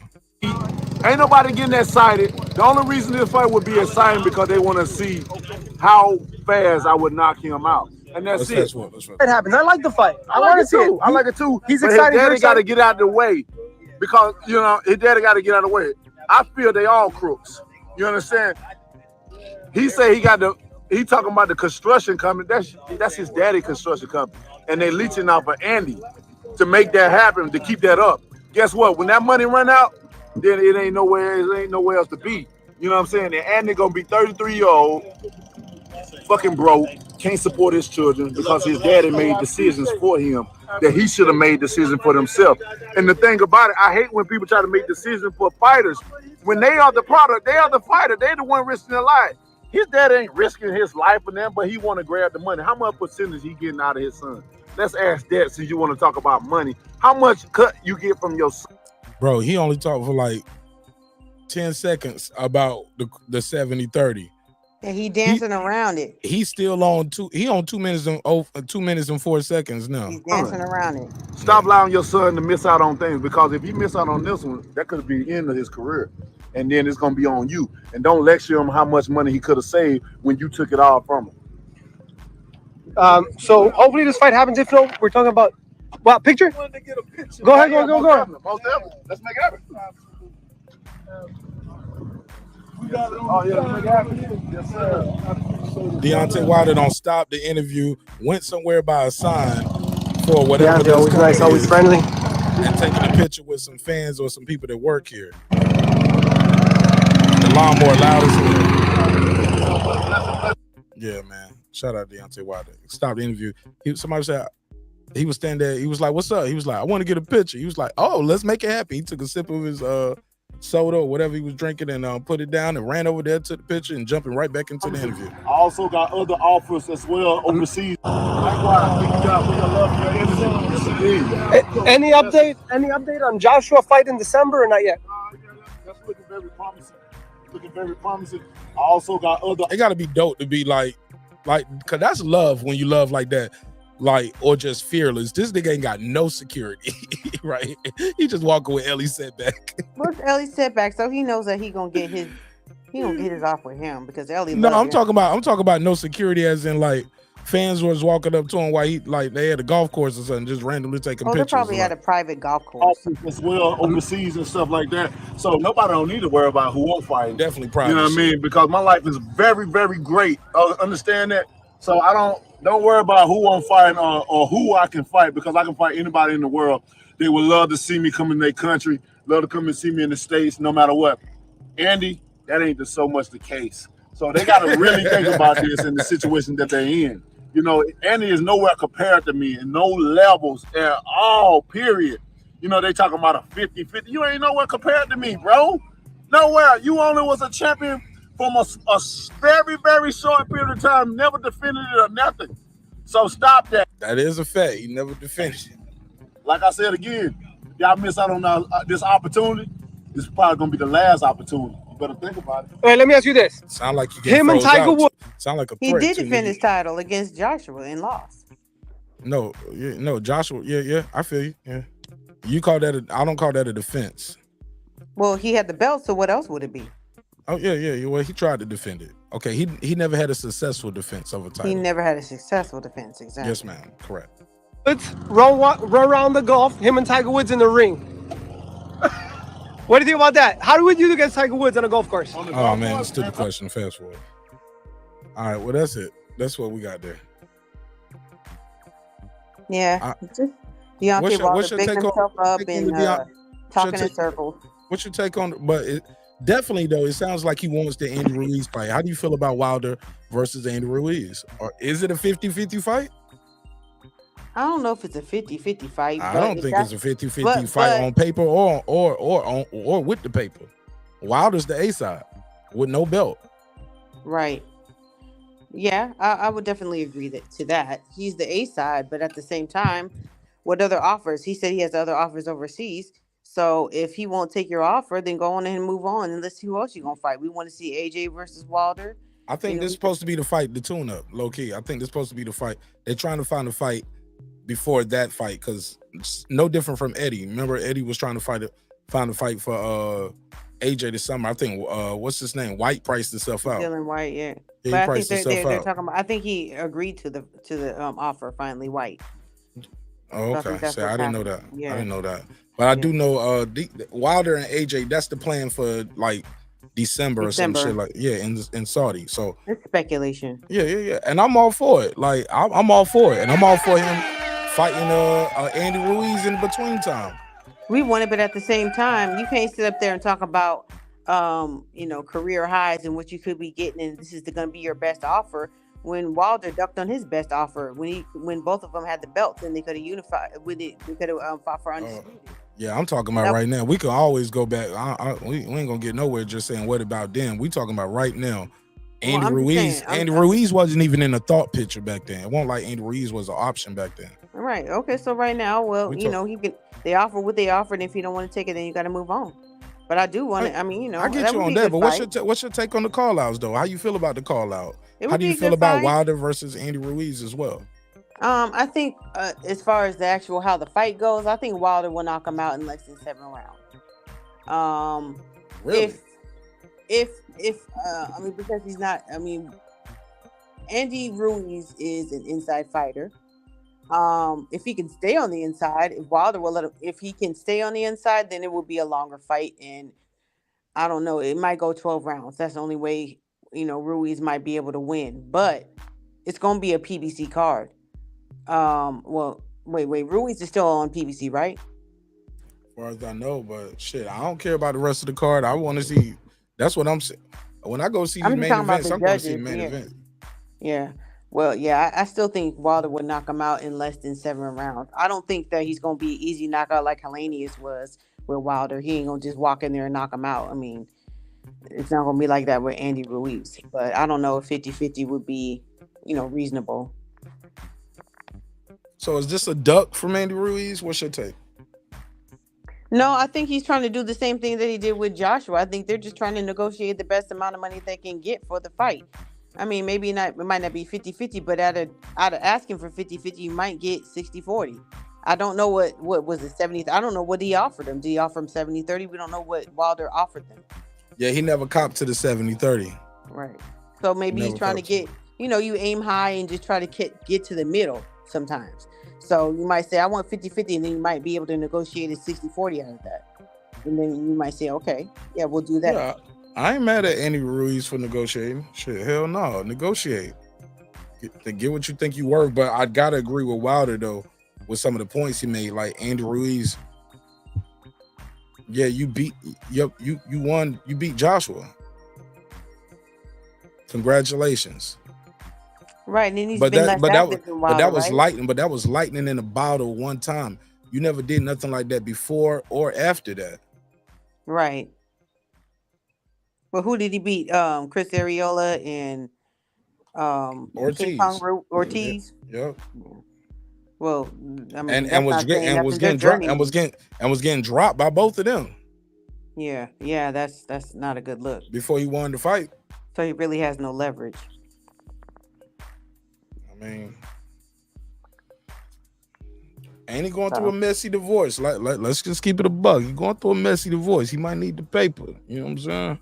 Oh, I didn't really know about that, but oh yeah, very messy divorce. She been putting his business out there. Well, I didn't know that they actually had gotten married. I think when he fought Joshua, they hadn't been married. That was just his girlfriend. He got a gang of kids too, so I mean, you know, I don't get into all that. That's your business, but that should affect your decisions. Yeah, well, I don't know. I mean, you know, I guess. Yeah, but when it comes down to it, it's about what you think you're worth. So. But you don't want to piss off the boss, right? Because Al Heyman is the boss. Well, we can't forget that he made millions of dollars off of that Joshua fight. I don't know what his money looks like. You know what I'm saying? He made what, $5 million off the first fight, and then like $13 million off of the next one. So he should be broke. No, it's different levels to broke, and I ain't saying he broke. I ain't trying to say nobody broke. I do know he did a lot of spending, like with the Rolls Royces and the big mansions, like. Even so, I mean, and then going through a messy divorce. Even after taxes, and he fucked off $2 million. You should well over $2 million. Yeah, well even if he did that, you know, I mean, like I said, well, you know, the more you make, the more they take, right?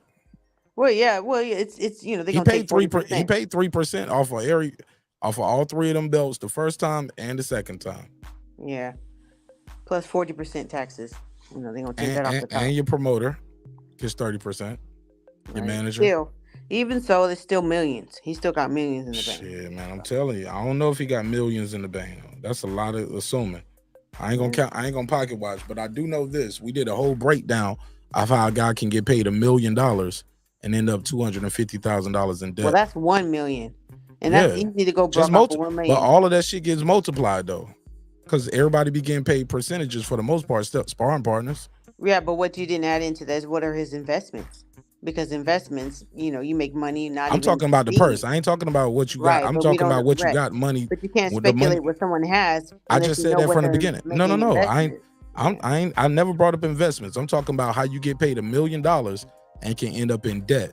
And the more you make, the more they take. So just how that sanctioning body took 3% of that million, they're gonna take 3% of your 13 million. They're gonna take 3% of your 5 million. Yeah, your trainer, your promoter got 30% before, they get 30% of this.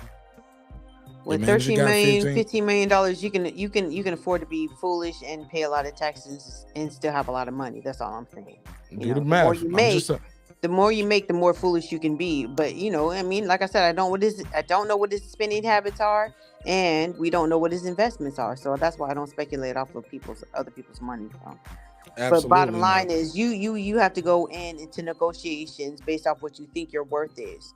And you're always going to aim higher. Any negotiator will tell you, ask for, 50-50 or ask for, more than that. And then you might meet somewhere in the middle and get what you really are worth. So, we'll just see how it goes. But as far as the fight goes, I think Wilder will knock him out. And I think, hasn't Wilder been a little more active than him? His last fight was Hellenius. When was that? In October? Shit like that. I know he only did 1 round, though. Was it 1 round or 2 rounds? No, I think 1 round. No, first round. Yeah, but we knew what was going to happen with that. I know it was going to be the first round. Yeah, he meant punching bag, so I didn't see the first round though. Yeah, because that was the day there was a lot of fights going on. That was like the Alicia Baumgartner versus the white girl. I can't remember. Michaela Mayer, and then there was a lot of fights that day. So yeah, it was a lot of fights. I was trying to watch them all at the same time too. So. All right. Well, you got anything else on this topic? So we can move on to Teo being a Hall of Famer. Yeah, let's go. All right. Shout out to everybody who's in the building. All right, so this is pretty cut and dry. Teofimo LOPEZ. Is Teofimo LOPEZ a Hall of Famer? If you ask Teofimo LOPEZ, he's going to tell you absolutely no doubt. Now, the career of Teofimo LOPEZ, some would say, has gone quite as planned. He had a couple rough moments here and there. He was a youngster, grew up in the hard spots in New York. Sparred, was considered one of the best ones, amateurs, nationals. He fought some of the guys that we know as champions now, such as Devin Haney and many others that have went on to have much, great success. But also what comes with that is Teofimo LOPEZ feels like he's been left out. After defeating Lomachenko, the Ukrainian future Hall of Famer, walking Hall of Vasil Lomachenko, he had been crowned as one of the best. He had the IBF, I think he had the WBO, the WBA belt. He relinquished, or he was elevated to the franchise champion. Devin Haney was elevated from interim to the regular champ. to the WBC official champion, the world champion.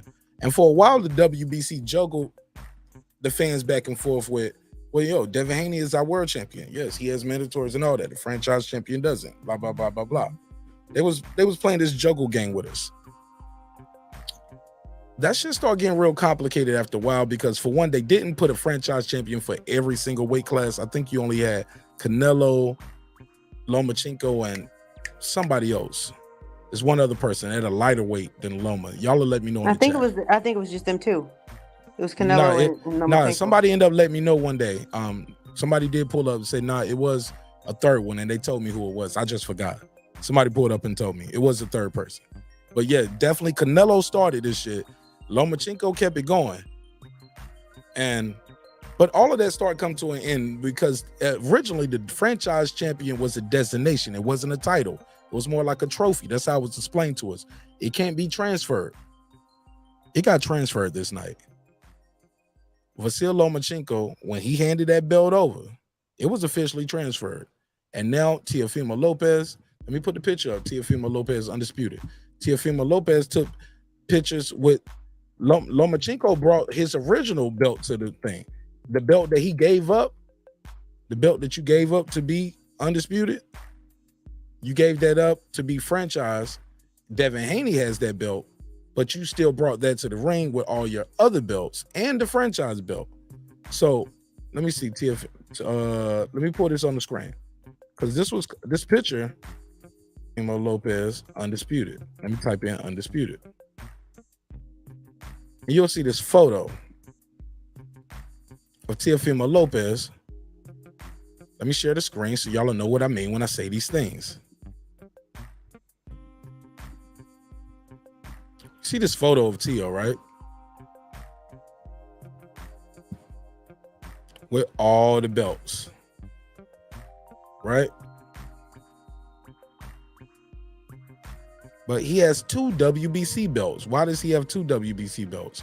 Because Lomachenko, even though he had gave up his WBC belt, he brought the original one. Matter of fact, let me find the other picture because the other picture actually has top rank on the picture. You can actually see the top rank logo on the WBC belt. And I was like, that's a...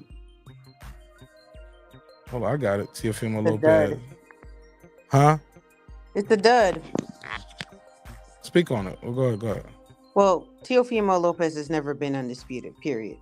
If you look on, BoxRec or anywhere else, that's the one belt that he's missing is the WBC. The reason why Devin Haney was able to become undisputed when he fought Ken Bothos is because he did have the regular belt. Right. The original. So he had all 4 belts in the 4-belt era. And people were telling Devin to drop that belt for the longest. And I was like, no, that's leverage. Right. And he was smart. He never Teofimo dropped the belt. did not have that. Hey, look, the pro-black YouTube daddies was out here telling them, man, they disrespecting Devin. He should drop that belt. He should drop that belt. They disrespecting him. I was like, man, he's a world champion, dog. That means they got to pay him more. When he Well, they in don't the room. understand the politics, so I leverage things differently. I can call some things for myself, and not to mention he got his own promotional company. You get what I'm saying? So when you look at that Lomachenko fight and you look that up on BoxRec, his name is listed right beside Bob Arum as the promoter for that event. But that's right, but I think that's irrelevant. Yeah, that's neither nor there. I think that just goes with like understanding the business and the politics and knowing that belt was leverage. Exactly. You get what I'm saying?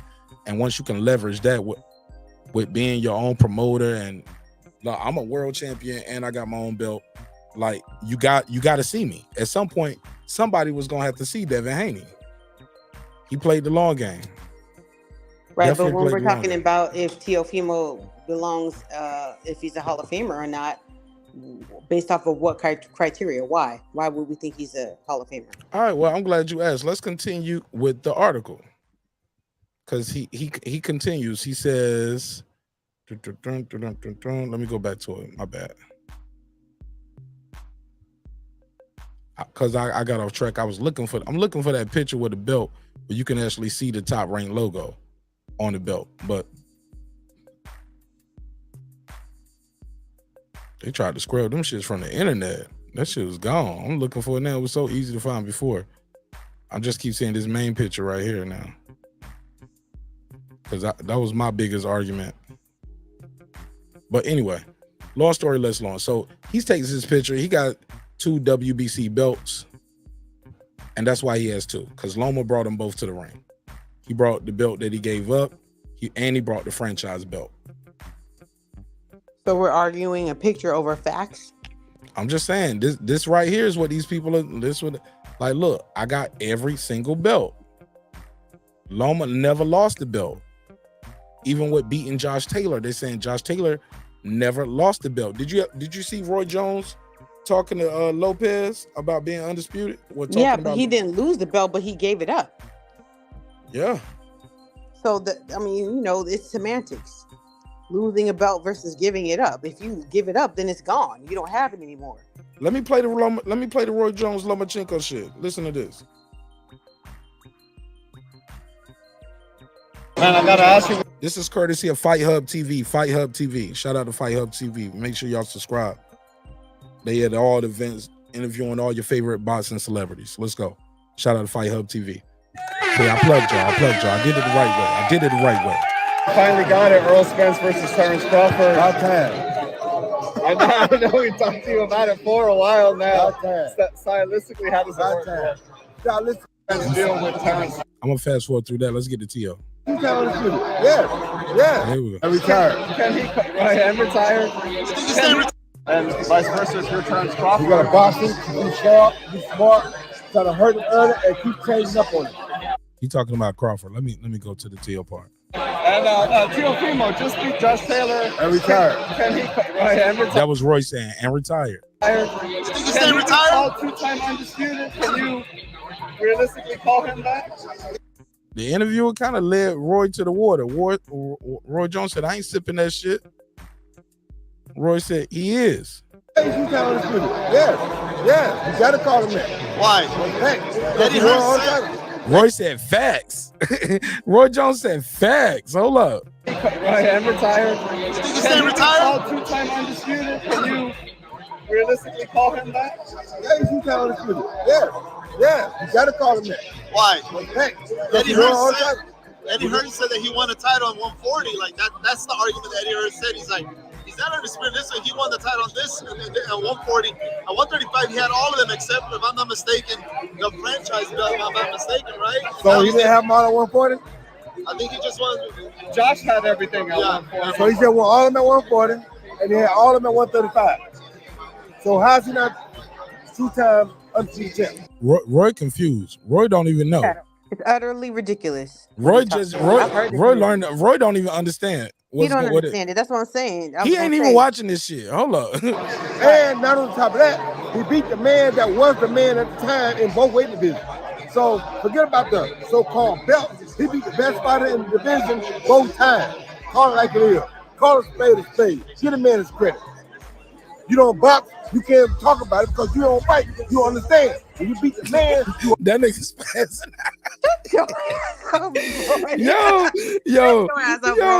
Yo, this is shit. Yo, this is shit that got Michael Williams pulled out the fight, yo. I swear, yo. This is why Mike Williams couldn't make it to the fight. Roy Jones on that Roy Jones shit. If you don't box, you don't understand. What? How did we go there? So-called belt. He beat the best fighter. Hey, look, he leaned back and he did the rabbit ears with the so-called belts. That nigga leaned back with the rabbit ears. You know how you do your fingers up with quotes. Belts. We are talking about the belts, nigga. It's undisputed. The so-called belts. So how's he not two-time undisputed champ? It's not. Look. Here's the problem. It's not his fault that Josh Taylor dropped the belts. That's not his fault. What he got to do though is collect the belts again.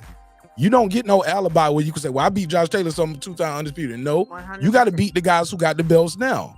100%. You got to beat Regis Prograis just like Josh Taylor had to beat him. Josh Taylor beat him and took that belt. You got to beat Regis Prograis and take that belt. And Matias. Right. You can't. Right. You don't get the credit for beating Regis Prograis without beating Regis Prograis because Josh Taylor beat him. Yeah, he did, but he took the belt. You didn't take that belt from him. No, he relinquished the belt. You got to fight Regis, dog. You got to fight Matias. You got to fight the other guys with the belts. You can't just say, well, Josh Taylor you was undisputed when other people are holding the other belts. Like it don't even at the same damn time. At the same damn in the same division at the same damn time. You didn't beat that guy. It's not just at all. It's just we even talked about fighting them. Look, and I'm gonna tell you what makes it even crazier.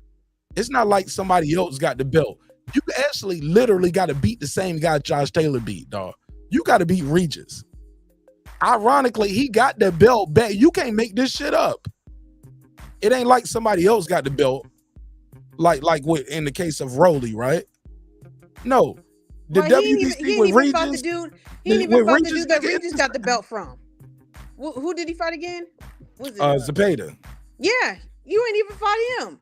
So you can't even say I beat the guy who you like. It's not even a conversation. Like stop. Yo, because you're talking about. And not on top of that, he beat the man that was the man at the time in both weight divisions. So forget about the so-called belt. He beat the best fighter in the division both times. Call it like it is. Call it a spade. Give the man his credit. You don't box. You can't talk. Look, nobody had even said nothing. He was walking away. He thought about it. He came back. He was like, "You don't box." Yeah, let me throw that in there. So forget about the so-called belt. He beat the best fighter in the division. Man, let me put this on the times. screen. Let me put this shit on the screen. I got to. Fight, y'all better not give me no strike for this shit. This shit is entertainment, man. Shout out to Fight for this shit. Yo, I gotta show you. I seen that shit. I gotta show you too. So-called belt. Call it like it is. Call it like it is. That nigga Roy sound like he's saucy a little bit too, respectfully. Call it. And That nigga punch sound in like the head a lot of he times. sound like my yeah. boy Rob G. used to call into the show, yo. Call it. I just saw the fight, yo. So-called belts. Well, so-called belts. Fuck Undisputed, nigga. Undisputed ain't about the belts. It's about what you did before. Like, bro, Right? you can't make this shit up that this nigga literally gotta beat the same guy. You gotta beat Regis too. Ain't that the crazy part? And The low key, crazy part. and look, and based off Regis' last performance, shit, T.O. probably could get him. But he might can't be able to get him. because Haney about to get him. Yo, Haney gonna Haney's doing all the fucking work. You want to talk about is he a Hall of Famer? He doing what you're supposed He to do. gonna clap. He beat Cambosis. He beat Cambosos. He beat twice. Loma. He beat Loma. Matter of fact, he beat the guy you couldn't beat once. He beat him twice. And he exactly. And in his and backyard. He might beat Prograde. And In I his like backyard. Prograde a lot. I like Prograde too, but Prograde, I told y'all before that fight, I wanted Haney to go up and fight Prograde. I think he can outbox him. Right, and I everybody thought was like, I don't know if that should be. Yeah, his they first thought I fight. was Well, crazy I do. then. Yeah, I do they believe in it, look, they but I all believe believe me now after seeing Prograde last fight. But remember, I was saying it. Remember that foodie? Yeah, I do. said I it. remember. I said it after Regis beat Zepeda. I said, oh, he can get outboxed. Listen, You can keep him on the jab. when somebody is at the age that Prograde has been at, and he's been in the same division for the whole time, you have to. I mean, it's time to clean up. Somebody got to come up there and clean up. And who better than Haney? Who better? Oh yeah, he gonna take that T.O., strap. But you know, I don't T.O. think talking T.O. about I don't some bullshit, I don't think so. T.O. got the jab to beat Prograde or the movement. I don't think he got the footwork and the athleticism to beat Prograde. You're gonna be able to pop and boom, be gone. You gonna have to make that nigga chase you for about 6 rounds. Right. Cat and mouse. Boom. You can't stand there and play with him all night. Pop, gone. Do backflips and be doing all that bullshit. He Look, did with, old boy, with what's his Taylor. name? Zorilla just showed y'all the blueprint. Zorilla just gave you the blueprint. And Taney cracked more than Zorilla. And he definitely gonna crack more at 140. Putting At some weight 140, yep. People yep. forget about that shit. They don't think that 5 pounds makes a difference. It makes a difference. That's But it why you makes a see difference guys. when you're talking about staying at 135 to fight Tank. But it Come don't make on no now. difference when you're talking about moving up to fight Prograde. Come on now. You know what it is, Foodie. You and I know what it is. That's the money.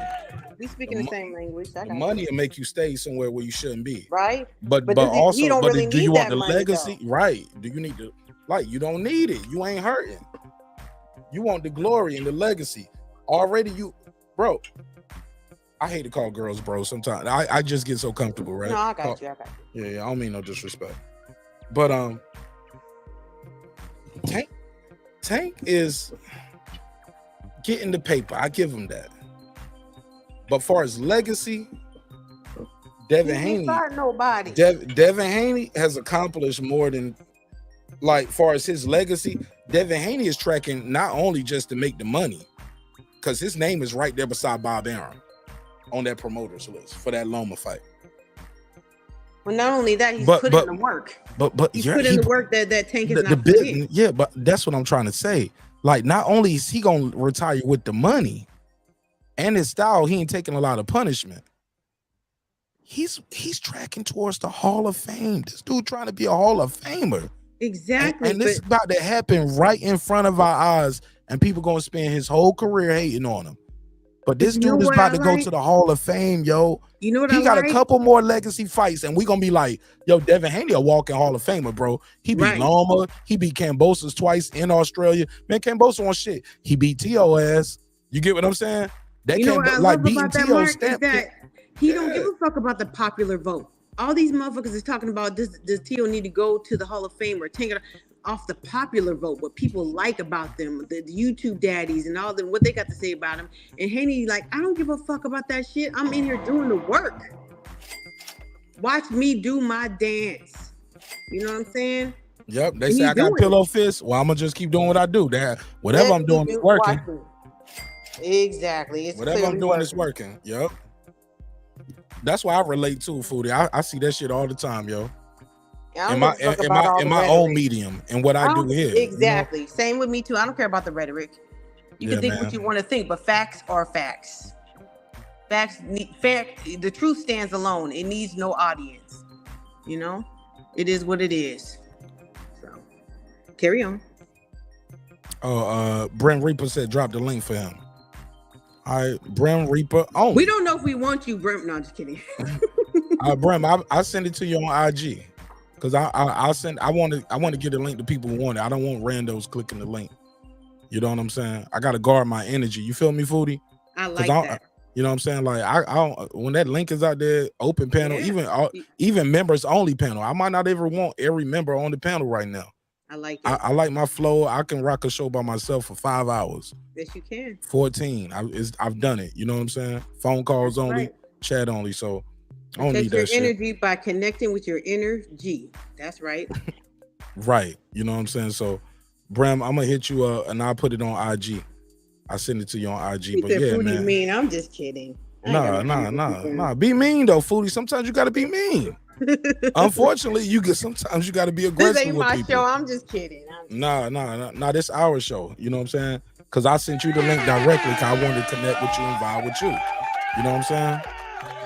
I don't want randos up here fucking up what me and Foodie got going right here. We got a good thing going, and I like it. You know what I'm saying? Everybody else use the phone line or the chat. If you want the link, you can ask me for the link, and I'll send you the link. But I'm not putting the link out there for lottie dottie everybody. I ain't in the mood for that shit. I gotta guard my energy, yo. You know what I'm saying? Protect my peace. You know what I'm saying? Because if not, the show ain't gonna be good. You know what I'm saying? And let the people say amen. You know what I'm saying? The goddamn white man. Wrong button. Whoa. That was Terrence Bailey. Hey, let me stop that shit. That's some dumb shit. Yeah. Mark said he don't want nobody to touch his Foodie. Nah, that too. That's a fact too. That's a fact too. Y'all. Hey, look, if they can't use the phone line, Foodie, but they gotta have the link, that mean they up to no good anyway. They came to disrupt, overtalk, blah, blah, blah. You know what I'm saying? They ain't trying or to impersonate you in the chats, which is weird. Yeah. Look, that's when you know you popping though. When people start doing that. I got like 4 different accounts I had to block with my name and likeness, but I'm gonna send it to YouTube and see if I can do something about it. Be like, yo, these people are using my. They say imitation is the best form of flattery. Yeah, but look, what they're gonna try to do is go to other chats and probably just type crazy shit. You know what I'm saying? And people gonna think it's me. That would be funny though. Nah, it'd be bad, especially if they disrespectful to people that I rock with. Nah, if they really know you, they could reach out to you. You're very accessible, so. You know? It's cool. Hey, look, I like that because look, maybe that troll will bait people into saying what they really think. That troll will go up somewhere. I ain't got no wrench. Drive traffic to your channel, exactly. They be like, Food Revolution is a bitch, and you be like, oh, Martin Nash, I see you in the chat. You call me a bitch, but nigga, you been a bitch. Let me tell you what I think about Martin Nash, and I'll be like, yo, that wasn't even me. Check. I'll be like, hey, look, I'm gonna draw everybody back to this episode. I'll be like, check this episode. I had 3-4 different troll accounts I was blocking all night. They pull up with my name, image, and likeness. I gotta sue these niggas for chats. They stealing my name, image, and likeness. Shit. They say no, really, you talking about weirdo. That's what they gonna do. They gonna go somewhere where somebody I'm cool with, but I ain't got no wrench over there, so they don't know it's not me, and they gonna say the most absurd thing. But that's cool, because maybe that person will reveal themselves instead of saying, man, that can't be the real Martin Nash. You know what I'm saying? They might jump out the window, Foodie. They might. Yeah, and I love it. They're gonna tell me who they really are. But like they say, no publicity is bad publicity. Like, yeah, man, it is what it is. Your channel, you know, then they could call you in and argue with you, and you can set them straight. Yeah, man. Look, I kept timing. After that first couple, I was like, man, stop blocking them. Just time them out. Just time them out. Let them keep coming back. I get paid every time. YouTube gonna run that ad, baby. Matter of fact, let's run the ad now. Let me run the ad right now. Yeah, I'm running the ad, y'all. Yep. I'm gonna run the ad in the middle of the live stream because I'm about to bring Stephen Brimley on. So I bring him on. Legally, I'm supposed to tell y'all this, but instead of clicking skip, y'all click on the link every now and then when they run the ad. Click on that shit real quick. You know what I'm saying? And then and then go back to the show. They pay me extra for that, respectfully. All right. But look, let's keep this shit going. Shout out to Brandon Watch. He said Martinez don't sold out. Hey, look, man. If I sold out, Brian Custer did too. Shit, man. Errol Spence, man down. The big fish. Which one do you relate to more? You want me to ask questions like that? Errol Spence, man down. All right. Hopefully you guys got through that ad and you guys are back here on the show. Shout out to Brandon Washington. I see Dan Tan in the building. Irvin Mack, what up, though? Got my guy, the unbiased fan, Brent Reaper in the building. What up, though, Brent? How you feel? Hey, man, today's episode is brought to you by Athletic Greens. Nah, definitely not. Don't do that. Don't do that. If anything, say extensions of you. Because I have sold hair weave over here, nigga. Oh, yeah. Wow. My first sponsor, nigga, I was selling hair weave. Nigga, I was over here. Nigga, I was pushing bundles. I had 185 grams of bundles, nigga. Hey, Mark, do you remember that one song back in the day? There was a hair weave. Hair, no. Weave. Is No. it hair or weave? You No, gotta see that video. That shit I've is never funny as heard of fuck. this in my life. That's a real song? Hair. Never heard of it. Is it hair or weave? He was pulling bitches' wigs off. That shit was hilarious. No. You got to send me that. You got to send me that. That was like a 90s shit. That shit was hilarious. Oh What they my do? God. They sound like they did a play on that song Him and Me, talking about hair or weave. Like, wow. Yeah, That's the is it song. hair or I never heard that before. Aaron Parker, what up? weave? Junior Smile, what up? No, Deuce Times, I see you. No, I never heard that song before. I need to save that. Let me Do you timestamp really this. want See, Nick him? know what I'm talking about. That song was funny as 3:30. shit. Big Bub. 325 hair or weave. Okay, go ahead. Let me just put it on screen so I can remember this. Wow. That video Is it was hair? funny as Do y'all shit. know whose song that I don't was? know who Is it it was. Some hair random or dude. That nigga was like Special K, like, you know, like when one wonders what is. Yo, I leave got Special it, K. man. Leave Special K alone, yo. That shit was fire. You It got was it, though. man. That shit What's your was. man got to do with me? No, that's not Special K. Yeah, it is. Hold up. What your man got to do with me? I got a man, but your man ain't me. Yeah, that shit was. Yep. The way that Square song biz. sound like, though, it sound like it's a remake of that song "Him and Me" by Big Bub. Well, I forgot the name of the group they was in, but it was Big I don't Bub know was that the lead song singer. either. I don't know who No, that you is. never heard y'all that song? talking Do you really with want all due him? respect, with all due respect, y'all, that's not Special K. It is. No, I got a man. Is No, Special K. that's not Special K, dog. Ain't it Special K. Special K? No, Brim? Special K had a different hit. The nigga y'all talking about is Positive K. Oh, Positive K. You Oh right. yeah, You you're right. I'm You right. tripping. I don't even know who Special K is. Special K was a rapper too. Special K. I don't know his song. I though. remember Special K. I mixed up the names. He definitely got a hit though. He Yeah, got a that's hit that Positive you K, know. you're right. Special K. What was it? Like, Damn, is what it was K Special K Solo? hit? No. Special K got a hit, yo. And I think he was like on like a little boat or something in the You video. gotta jog my memory. Is that the song that everybody redid? It was I Got It Made. No, it's not. I Gotta Make. Is it I Gotta Make? No, it's not. I Gotta Wait, Make. He got a is it I Gotta freestyle. Make? Donut. Everybody Donut. freestyle That over the one? Special K. I Got It beat. Made. Donut. I Got It Made. I think that's Special K, isn't it? No, I think the beat you doing for is that. I Got It Made. I think that's Special K, bro. That's Special Ed. I think it. Damn, boy, we mixing the names all up. Special Ed, Positive K, Special K. Yeah, No, hold on. Who I Got It Made? Because I do know that shit. Turner. I Got It Made. That's Who is that? Special Let me Ed. Google. Special Ed, nigga.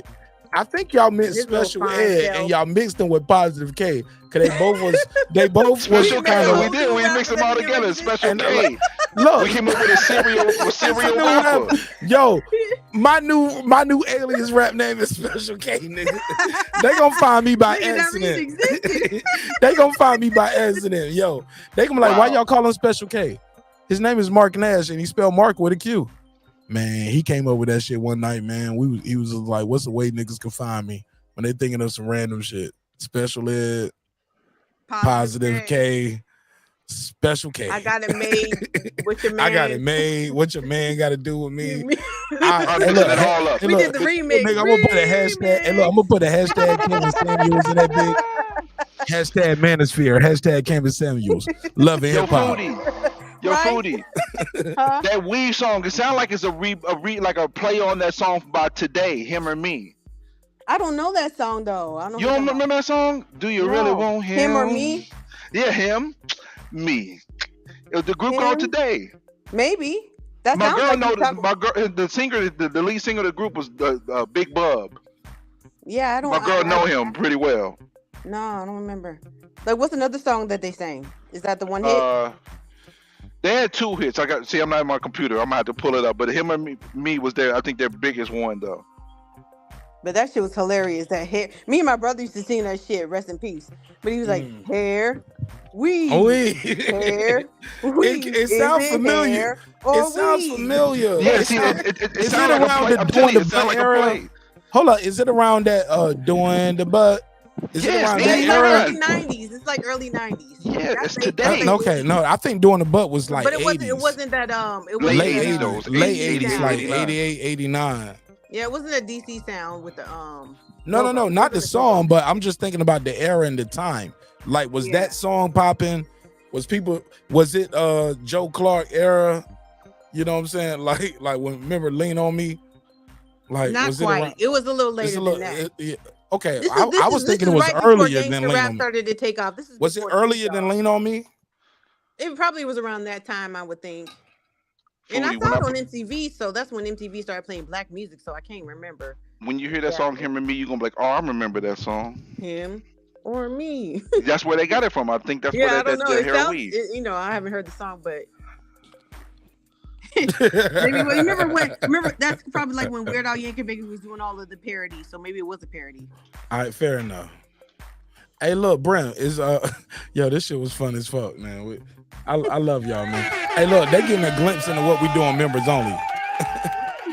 All right, but look, let's speed it up because I do got some other topics on the docket, and I'm sensitive of the time, and I appreciate y'all time, and I'm also sensitive to shit I gotta do in the morning. You know what I'm saying? Oh, you But- get your route traveling on sensitivity?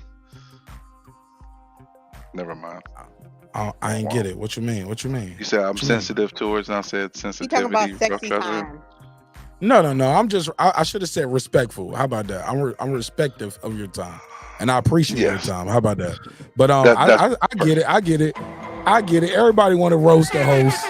I get it. I love it though. I'm here for it. Hey, look, I don't even fire back all the time. Hey, look. I don't even. You're right. I don't even fire back all the time. I want people to feel comfortable with roasting the host. So when I do what I do, sometimes I don't seem like I'm bullying on people because that's what they bully. No, yo, bro, that's what they be telling me. Yo, I had niggas hit me up. I'm not about to go back and forth with your opinion. My opinion. Oh my god, yo, I'm tired of this shit, yo. We're not gonna continue to go back and forth about what my opinion is, right? My opinion is a fact. Now, Food Revolution heard that and she said this. Heard. We can go back and forth about what my penis is, but my penis is my penis. You can't make that shit up, man. That happened live on air. I was like, thank God for the recording. Maybe I Of a had live one. sound. Maybe I had one vodka.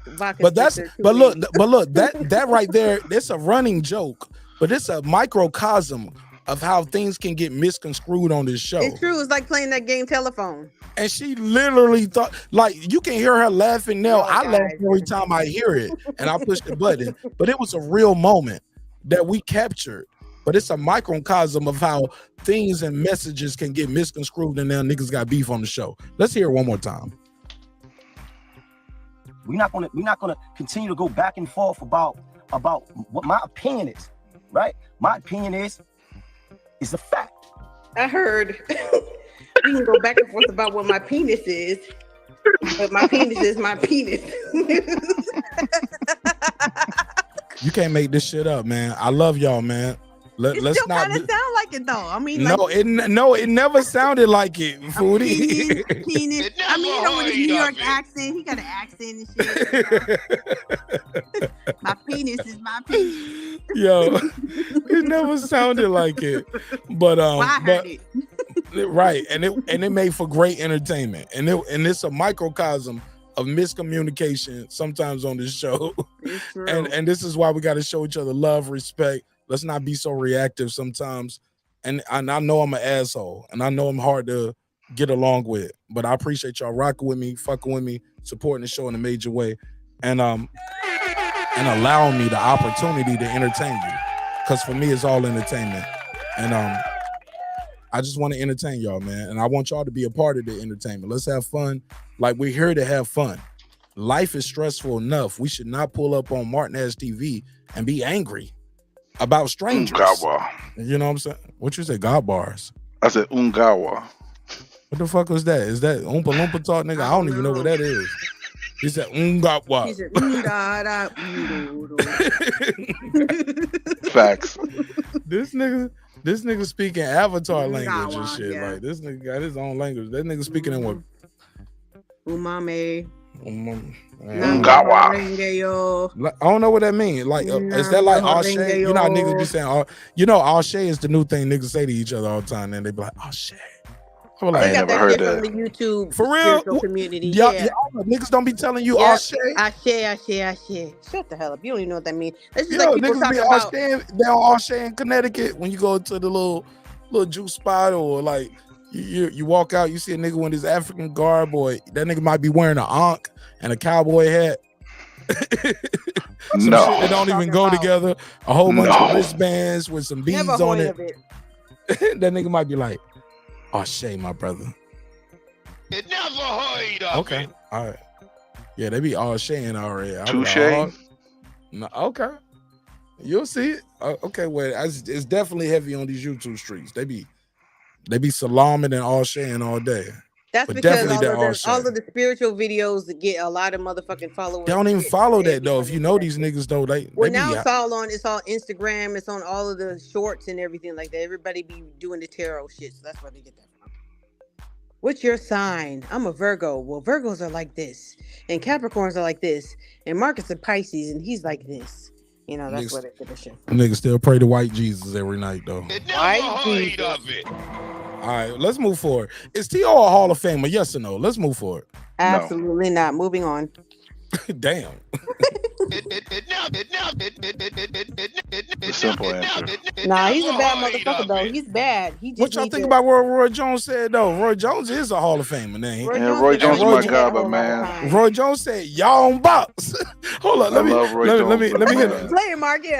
On top of that, he beat the man that was the man at the time in both weight divisions. He beat the man that was the man at the same time in both. But what Roy Jones like? But what people missing out is right before this, Roy Jones had to ask reporters like, "What happened now?" Like they was like, take his pills here. That nigga was like, "Huh? What happened?" Why? He said facts. Then they had to tell him what happened. He was like, "Look at that nigga rubbing his ears." He said, "Huh?" Roy said, "I came for the hoes, nigga." He had to think he got to figure out the lie. Yeah. That nigga said, "I came tonight because one of the fighters was walking out to y'all must have forgot." Huh? You got to buy some time, huh? Oh my god. His album actually wasn't that bad. That Can't Be Moved song was fire. I don't know about that, but you must have forgot. Oh no, I'm telling you, somebody came out to that. Can't be moved, can't be touched, can't be stopped, can't that song was tough. I ain't never Roy heard Jones probably walked somebody out on the undercard on that shit. We don't even know it. Put a case on it. Yeah, that's how. Put a case on it. That nigga might have got Roy Jones might have got paid to be there tonight. Shit, I remember when that shit was on 106. I was here. That nigga said I was here because That nigga said I was here because Tito, Feliz, Dominguez, Hernandez, Domingo was on the undercard, and I walked him out. Nigga don't spend half his budget. We did that nigga don't spend half his purse to get Roy Jones to walk him out. What should Bud come out with against Spence? So what?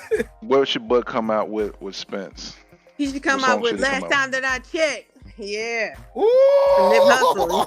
That's a pretty nice one. Last time that Foodie. I ain't even about to try to come back. I ain't even going to try to come.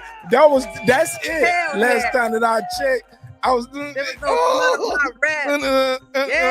Last time that I checked. Yeah. Oh my God. Yeah. That's it. That I is don't the need no special rapper. one. I don't need no rapper to walk me out. That's Let right. that Nipsey shit bang in the Yep. speakers, nigga. I'm Well, walking he out might like come out that. with Bootsy though. You know he might come out with Bootsy. Fuck though. that. I want that Nipsey playing in the speakers. I don't need nobody Time walking that about I now. checked, there was Or he can come out with Mo no 3. smut on my My rap. rep. What's the hook? Let me pull these Nipsey lyrics I up. can't Last remember time. now. Now Nah, we need smut on that. my rap. Nipsey Hustle. Said Last time I that checked. Let me see. Last time that I checked. He could come out Lyric. with YG if he wanted to, but I don't know if that's gonna work. I don't, Yeah. I don't know if that's gonna work. He kind of dirty. Yeah. He's Cool. dirty. No. I ain't even gonna say Yeah. he's dirty. I'm just saying. I say he dirty. He look dirty. Who dirty? But yeah, no, but I do. He got some bangers too. But yeah, that shit. Yeah. But look, last time that I checked, it was 5 chains on my neck. Yep. It was no smut on my rep. neck. Last time that I checked, I was still selling in the set. Make $250,000, no sweat. Last time that I checked. Ooh. That might be the one. I'm the Shorty, you street want. voice out west. I was like, Legendary God damn. self-made progress. Last time that I checked. First get money, then respect. Then the power and the hoes come next. Last time that I checked. Oh my God.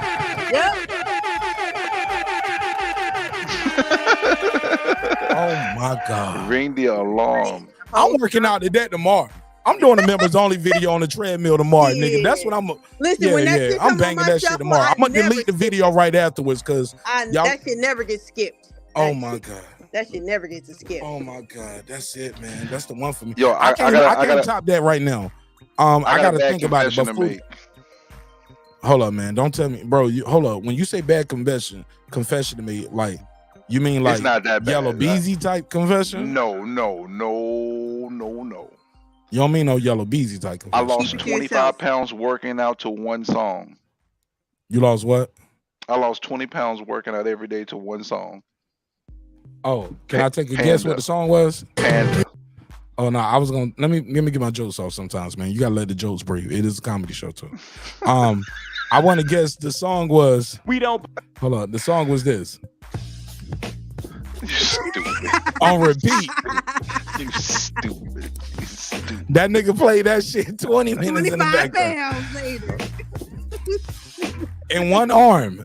25 pounds. That's a lot of loss of electrolytes. All on the right side, nigga. That nigga was kicking and twitching.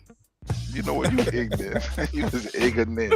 25 pounds. Nah. But look, sometimes, man, thinking about like, you know, fucking, man, when you fucking and you out of shape, you can tell you fucking out of shape. You like, damn, I'm fucking out of shape and I am fucking out of shape. That's a bar. You know what I'm saying? Double entendre. You know what I'm saying? Don't ask me how. We can tell too. She said, what you said? We can tell too. Like, this nigga ain't got no stroke. This nigga ain't putting his back into it. You can do it. Put your back into it. Hey, look, that nigga ain't putting his back into it. He No, doing you all can't. that nigga doing all hip and knee action. You was like that, man. This nigga just thrusting. Time I throw it back. No, nigga, no. I might knock your ass out. No. You do it. It's like your belly is sitting on me. It's holding me down. You know what? I'm done.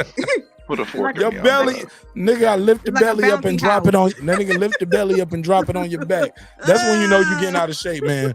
When you gotta lift the belly up and drop it on the back, dog. Bro, Brandon throwing shots from a distance.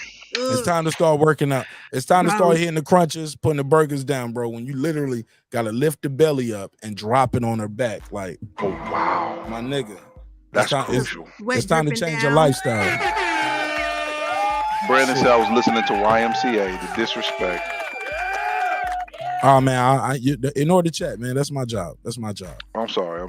No. You good. Ignore the chat. That shit to throw your one. And when they know they got you, they'll keep going. You know what I'm saying? That's BW, man. BW gonna do it regardless. Yeah. No. Even he. Trust me, man. I ain't gonna steer you wrong. Cause that shit right there kind of made me forget what we was talking about. What was we talking about? You know what I'm saying? You can't.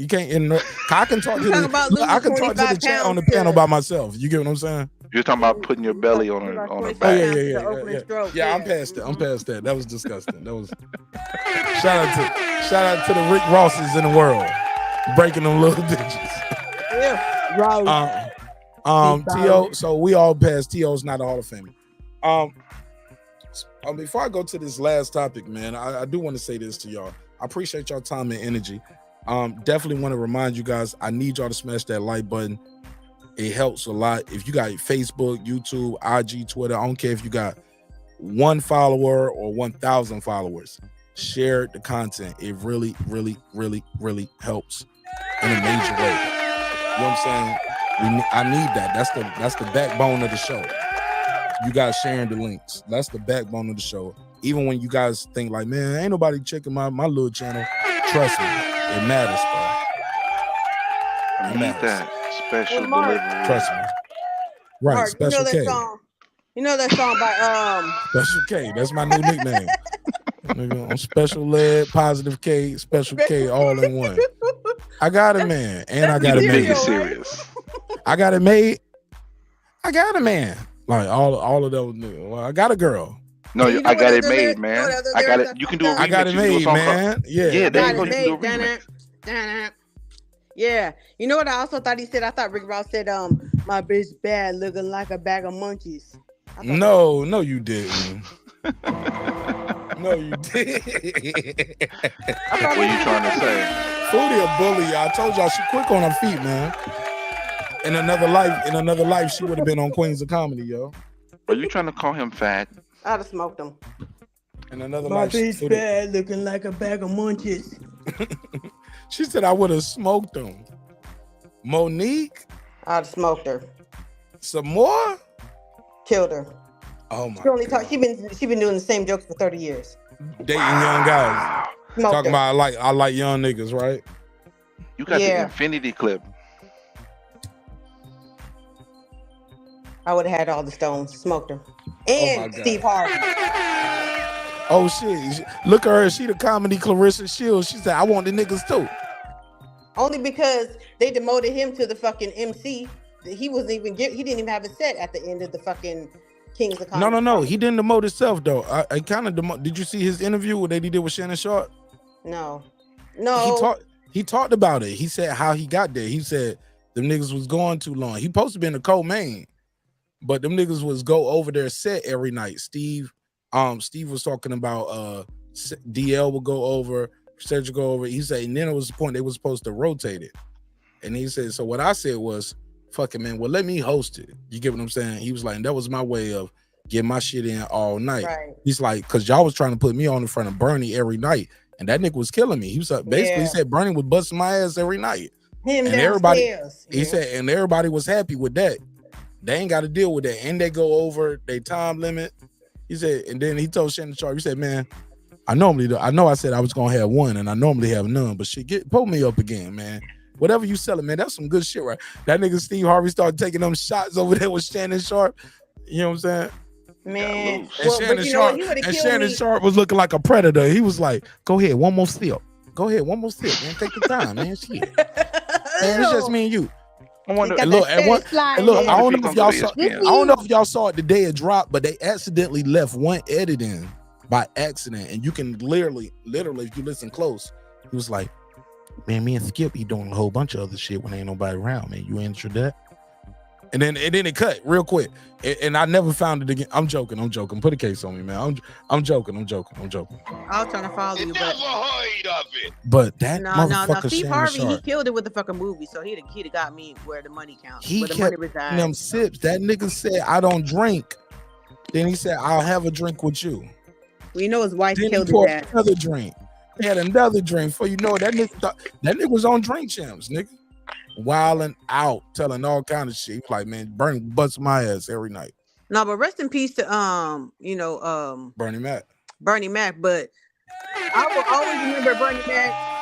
I always remember Bernie Mac on fucking Def Comedy Jam. He said, "I ain't scared of you, motherfuckers." That shit was hilarious. That set was. Did you ever hear the story of how that set came up?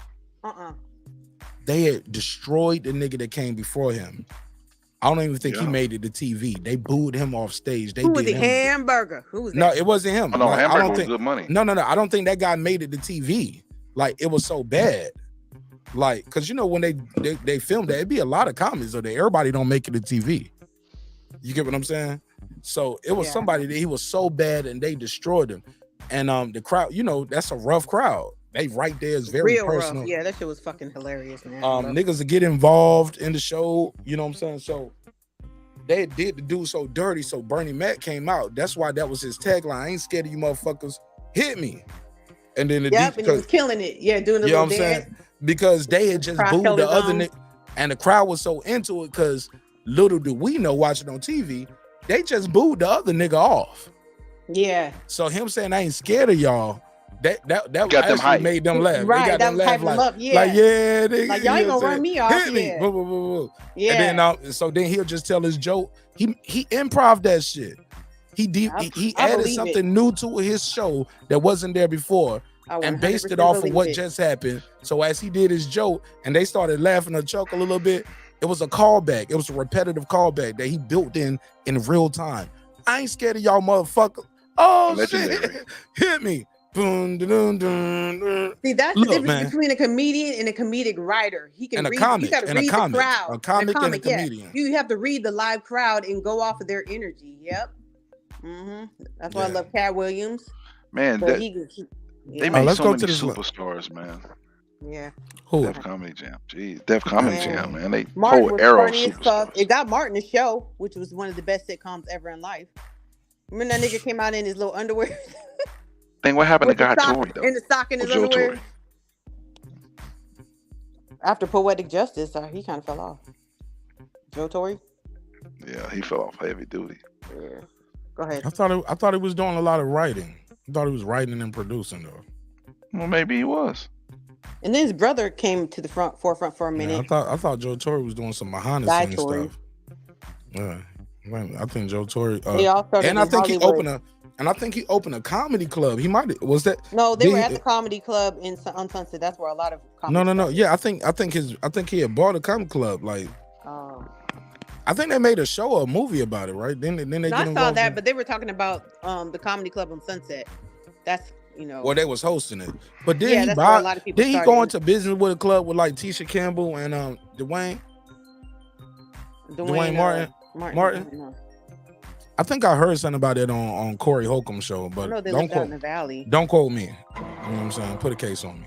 I think Corey Holcomb had talked about it one time when he was talking about comedians and Guy Torrey and Joe The Torre. comedy shop or the comedy club? I can't remember what the name. I don't know. Don't put no That's more where, cases no, on that's me. where Pauly Shore's family owned that club, and that's where Seinfeld and everybody. It was mostly white, and then they started having like black nights where black comics would come in because they were like doing bad, and that's when a lot of black comedians came in and started changing the guard, and then that's when they started getting more fame and getting TV shows and shit. Because they wouldn't have no black comedians on Saturday Night Live and all that shit. They were having all the white ones go to those shows and making the money, so they kind of saved them, the black comedians.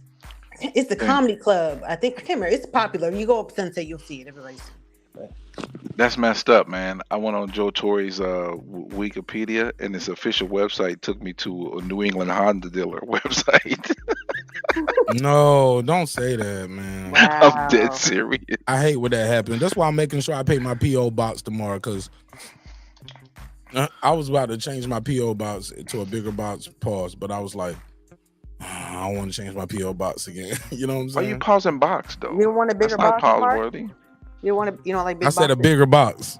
It's not pause-worthy. Mark don't like big boxes. Nah, I like like small nice boxes. and tight. You like Nice small and tight. boxes? Nice and tight.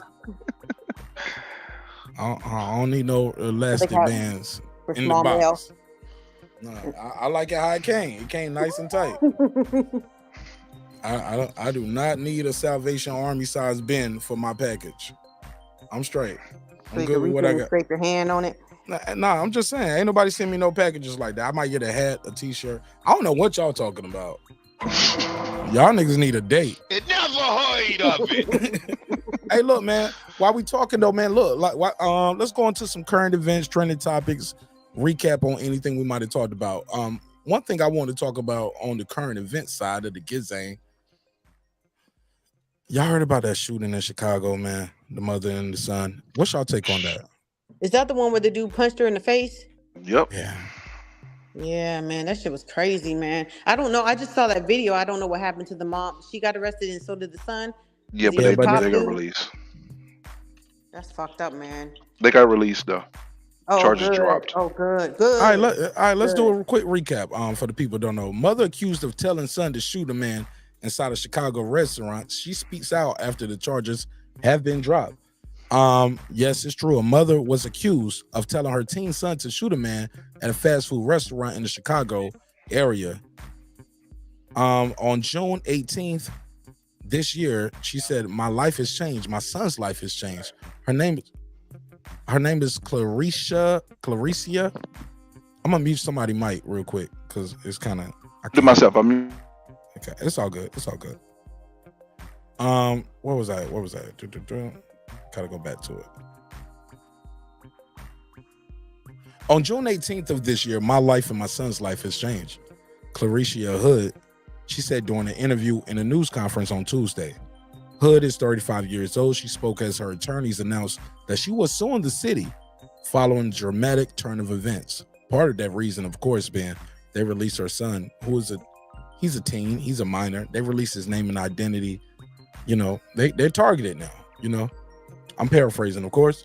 The article reads, however, it says Hood had been charged on a $3 million bail after she was charged last week with first-degree murder and contributing to the delinquency of a minor. She was released on Monday from the Cook County Jail after the charges were dropped when the Cook County State's Cook County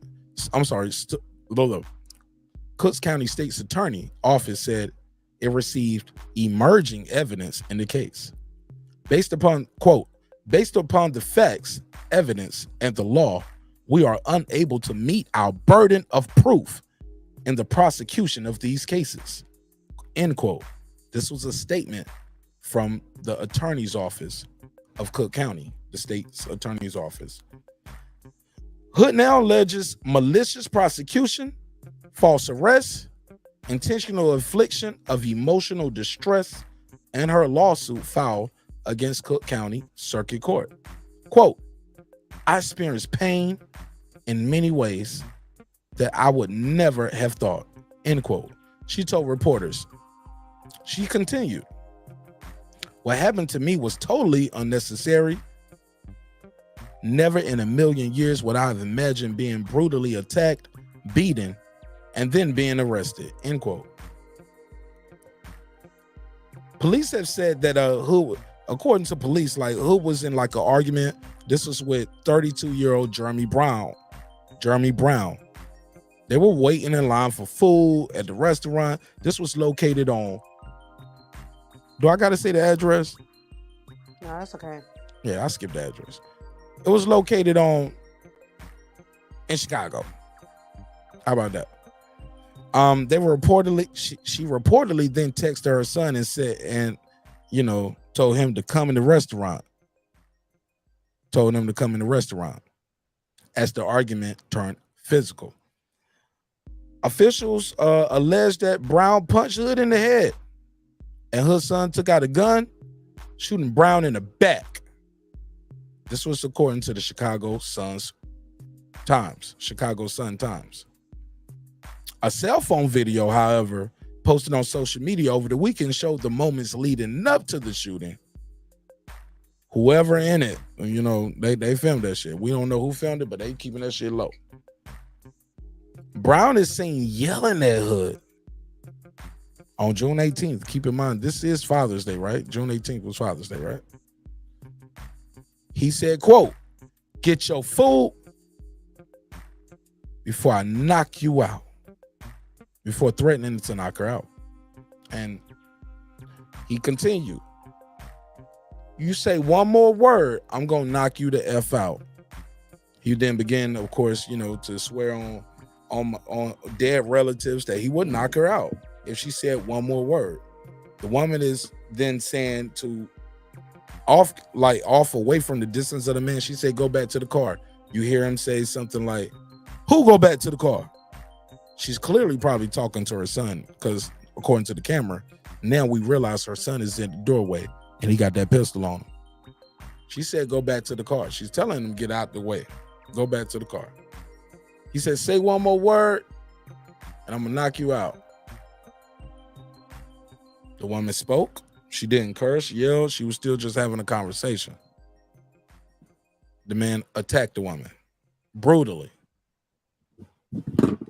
1 hit, 2 hit, 3 hit, gunfire. Pow.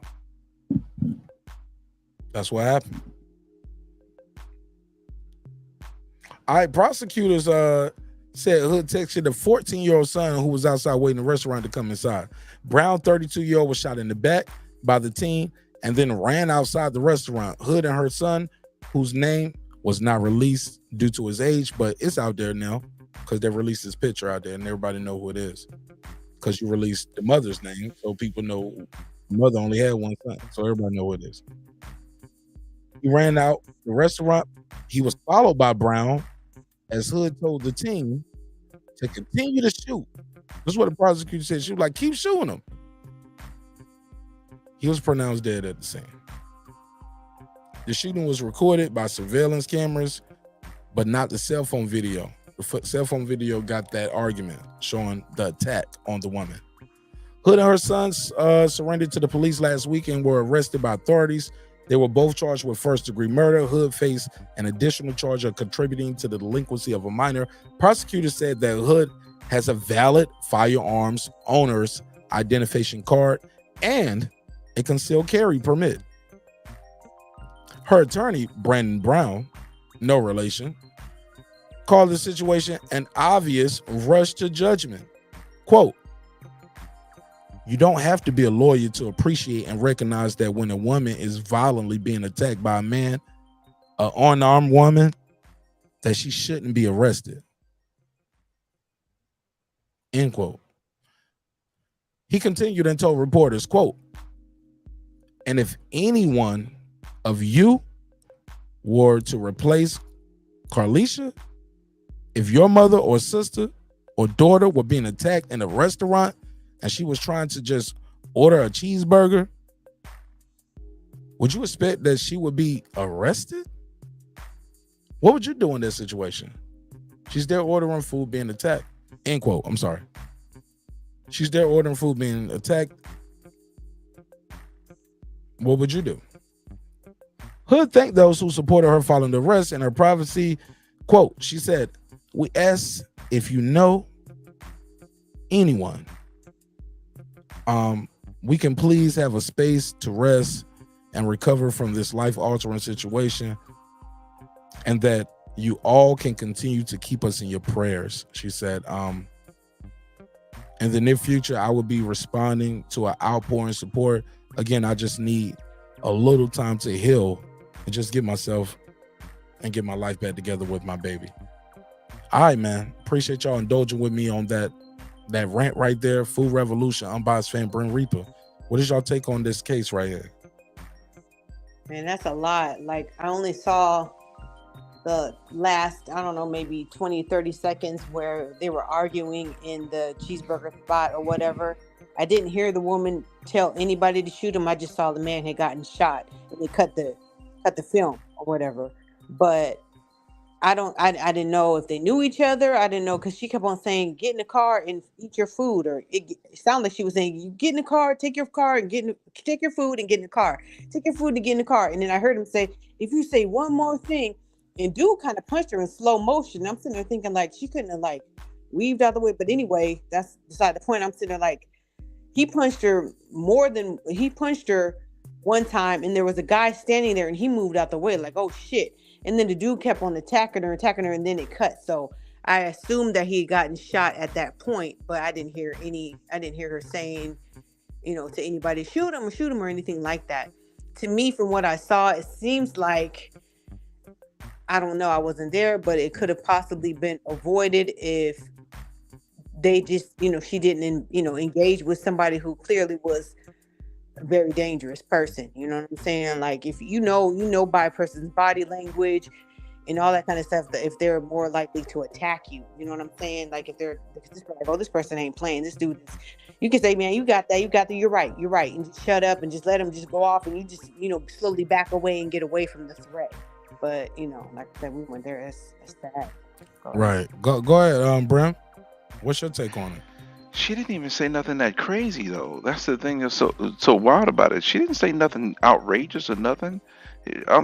Unfortunately, you know, God bless his children. I can't even hear what she say. What is she saying?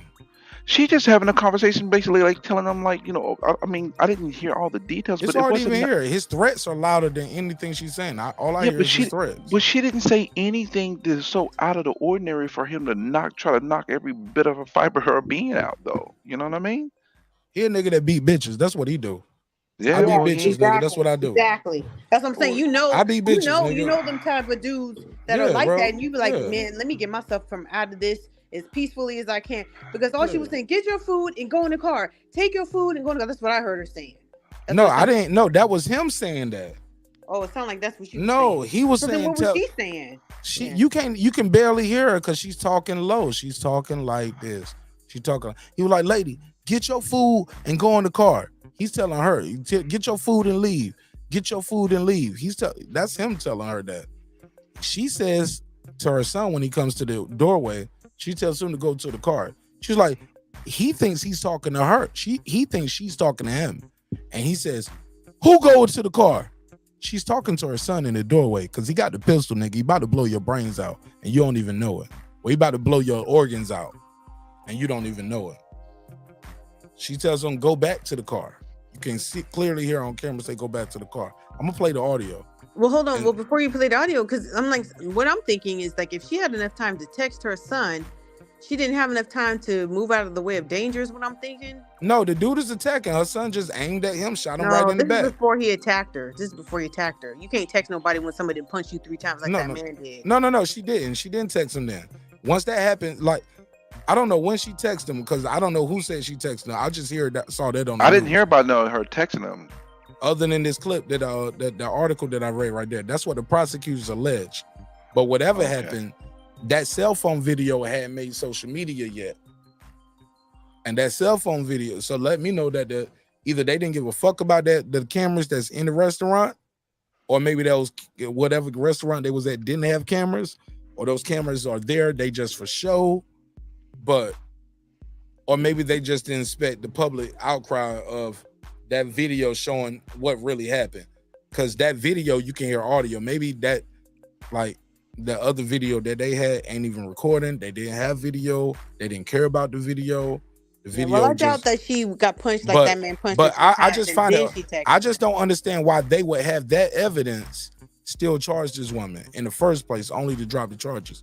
That kid just didn't walk. That won't no hit. Well, they just in a restaurant ordering food. That man in there minding his own business, and that mother and son came in and they just shot that dude up for nothing. Well, because Mark, in most states, they arrest everybody and then they find out the facts and then they release you like they did them. Everybody gets arrested. Like, but they were charged though. They wasn't held. They were charged with murder. Oh, okay. Yeah, I missed that. Yeah, they was charged. It's one thing to hold you for investigation. You know what I'm saying? It's one thing to say you're a person of interest, you're a suspect, but they were charged. And they're released, so that's false arrest. So now that's false arrest, and they deserve compensation because that family, their life ain't gonna never be the same. They gotta relocate. Yep. Because that man is dead. He's a teen, 14 years old in Chicago, and then he don't kill somebody, even though it's self-defense. If that dude moves like that, then he got other people who are gonna try to come after her and her son. Especially if they get some money from it. Or don't get no money from it. No They matter still what, in the hood. Yeah, you still right there in the hood. Yeah. Yeah, he got somebody that care about him. Other thug dudes, yeah. Yeah, you're right. Even if it's just a baby mama or whatever, yeah. Yeah, somebody want to do something. Go ahead, Pittsburgh T. Exciting, everybody. I think this is an interesting conversation. Some people get triggered by it because when you say certain things, people feel like you're attacking a woman. Let me say before I start, no woman deserves to get beat. That man who did that, he got what he got. And those kind of dudes, they're liable to get it any kind of way. Did he get what he deserved? You say he got what he got. Did he get what he deserved? Or what you mean? Yeah. When you moving like that, yeah, you're gonna get that kind of. If it wasn't that situation, it probably would have been another situation with that kind of dude. That kind of dude, irregardless of person, man, woman, elder, he just didn't care. Right? Those kind of dudes, we know those kind of dudes in the hood.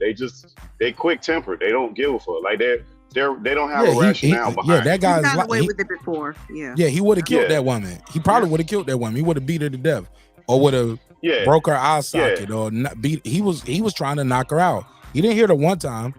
He hit her a second time, then a third time, and then he got shot. Yeah, he was trying to knock her out. Shot. Yeah, he got shot. I just think I think like you got to be critical with the parenting part of it, because like, look, this is the way I look at it. If my wife would take my kids at 11 o'clock and she say I'm going somewhere and I'm sitting there like, where you going? No, you ain't going nowhere. Nah, that ain't gonna happen. I'm probably you gotta fish your audio. Go. Fish your audio. I don't know what you did right there, but that was real loud. Your audio got really bad. Can you hear me but now? yeah. But you assuming that she has a husband though? No. I'm just. She does have a husband. She does have a husband. I don't know if he was there at that particular moment. She does have a husband. But that means nothing. Like what you do with your wife and how y'all move and the time she go out. No, but that wasn't the point I was making, Mark. The point I was making is why would you even bring it up? Because I'm trying to get to my point, bro.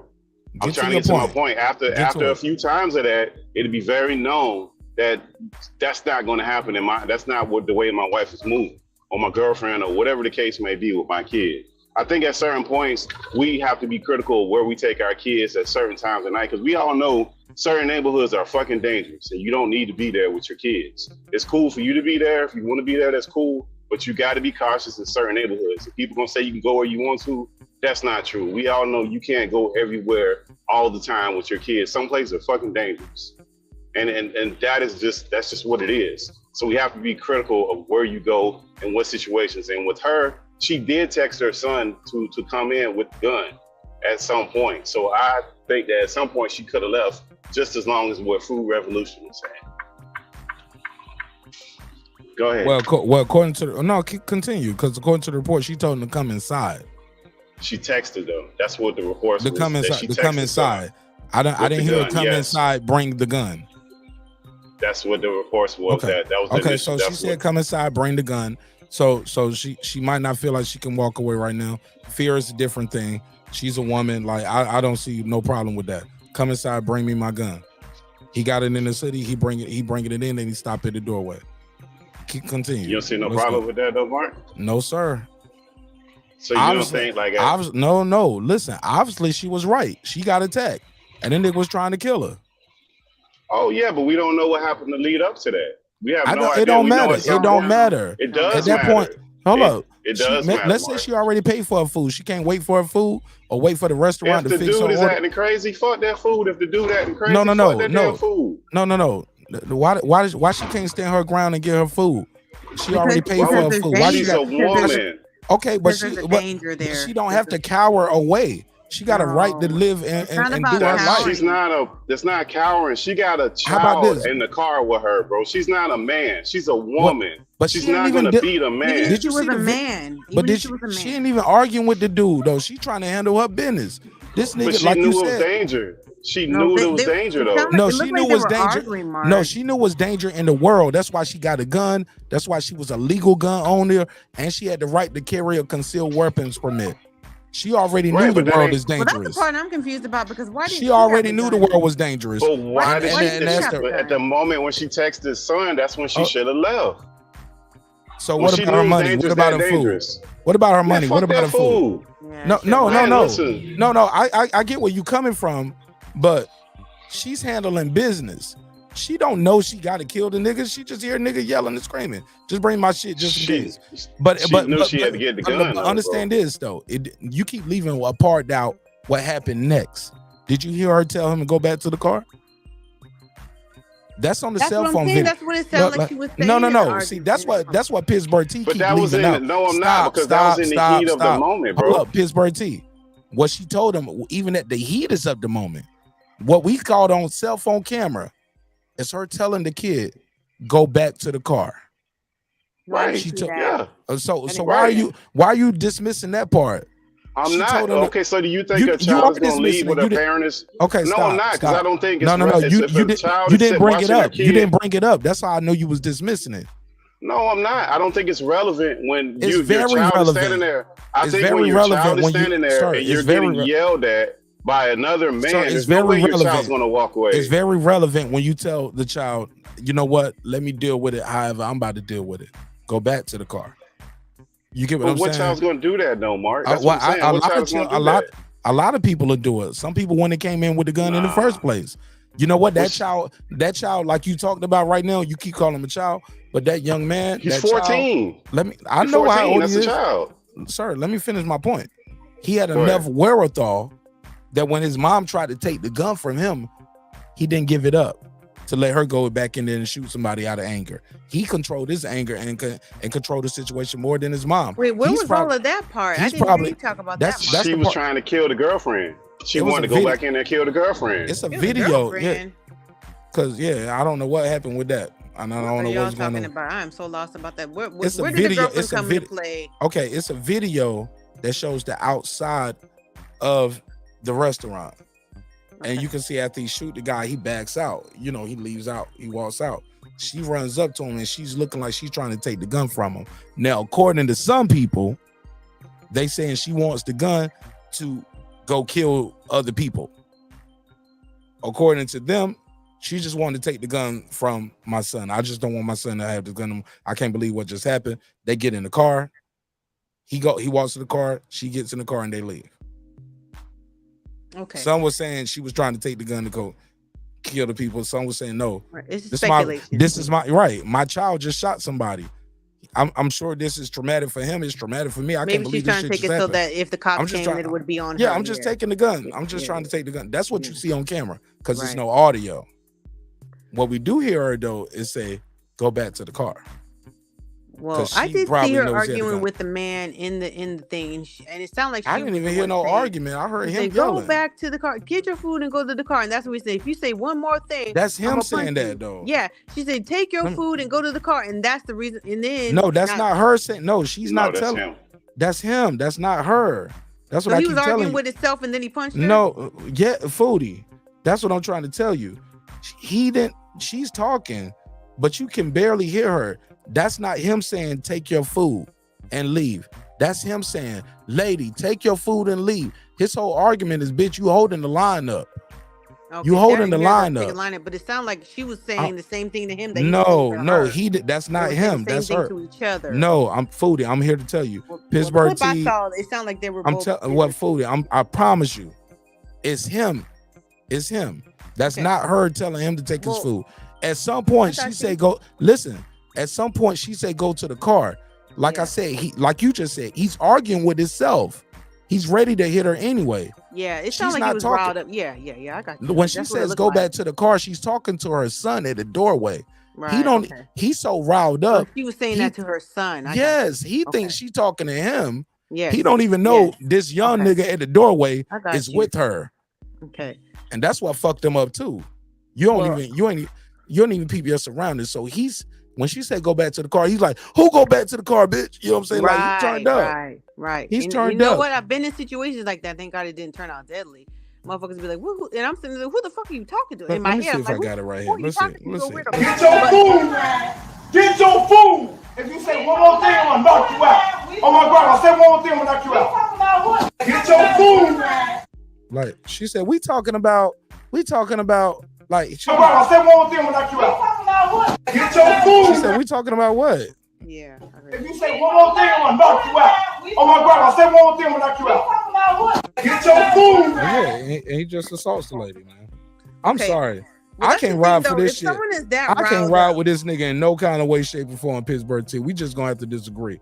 And I ain't blaming No, his mama I'm for not- shit. I'm not- gonna I'm tell not you why I riding ain't for blaming him. him. I'm gonna tell you I'm not why. riding for him. Nah, you riding for him. You riding for him. No, I'm not. He needed. Wait, okay, you riding that against kind the of mama. dude is a burnout. Okay, That yeah, was- and you riding against the mama because I'm gonna let you know something.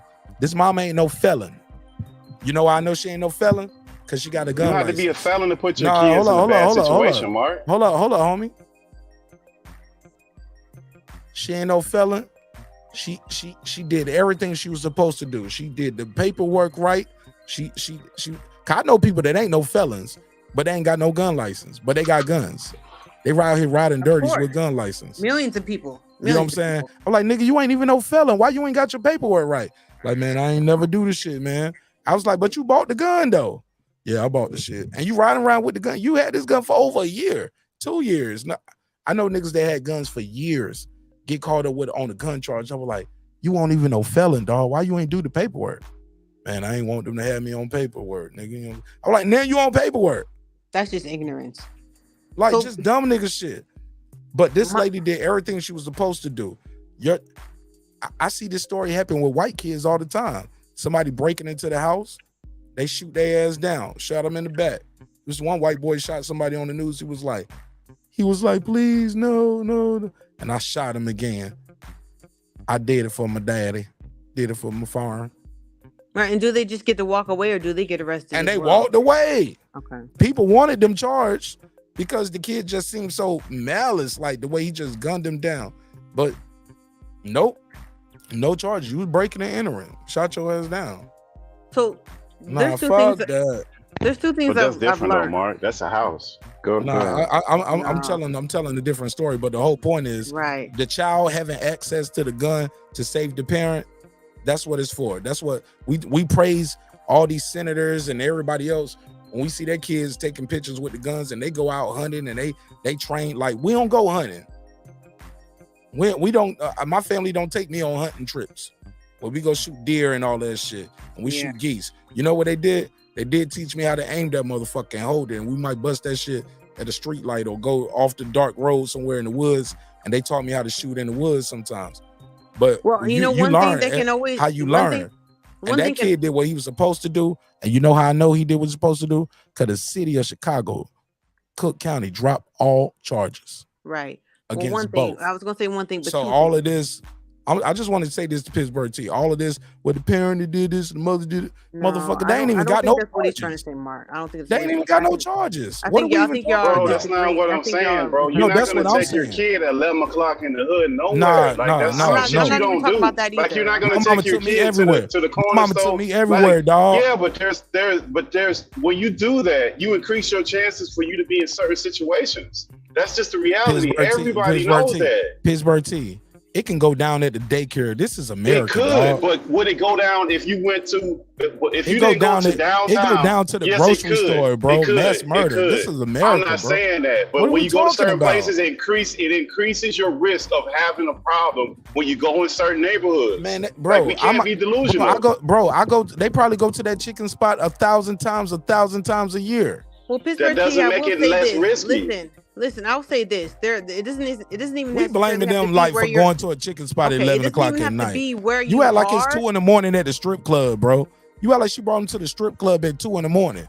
She going to get dinner at 11 o'clock at night. Mark, like- so every neighborhood is the same. Let me mute my. No, that's a whole nother argument, bro. I'm just saying. But that's what I'm saying. No, Not you every acting like they neighborhood can't. is not You the act like same, they, bro. You act can't like just she go had him in a everywhere. strip club. Yeah, She took it him to doesn't a matter, restaurant. Mark. If you It's a go to restaurant. like, if it No, depending on no. where was the restaurant, Mark? You Bro. know you can't go in certain cities at a certain time with your children, bro. Like, stop, man. We got to stop this.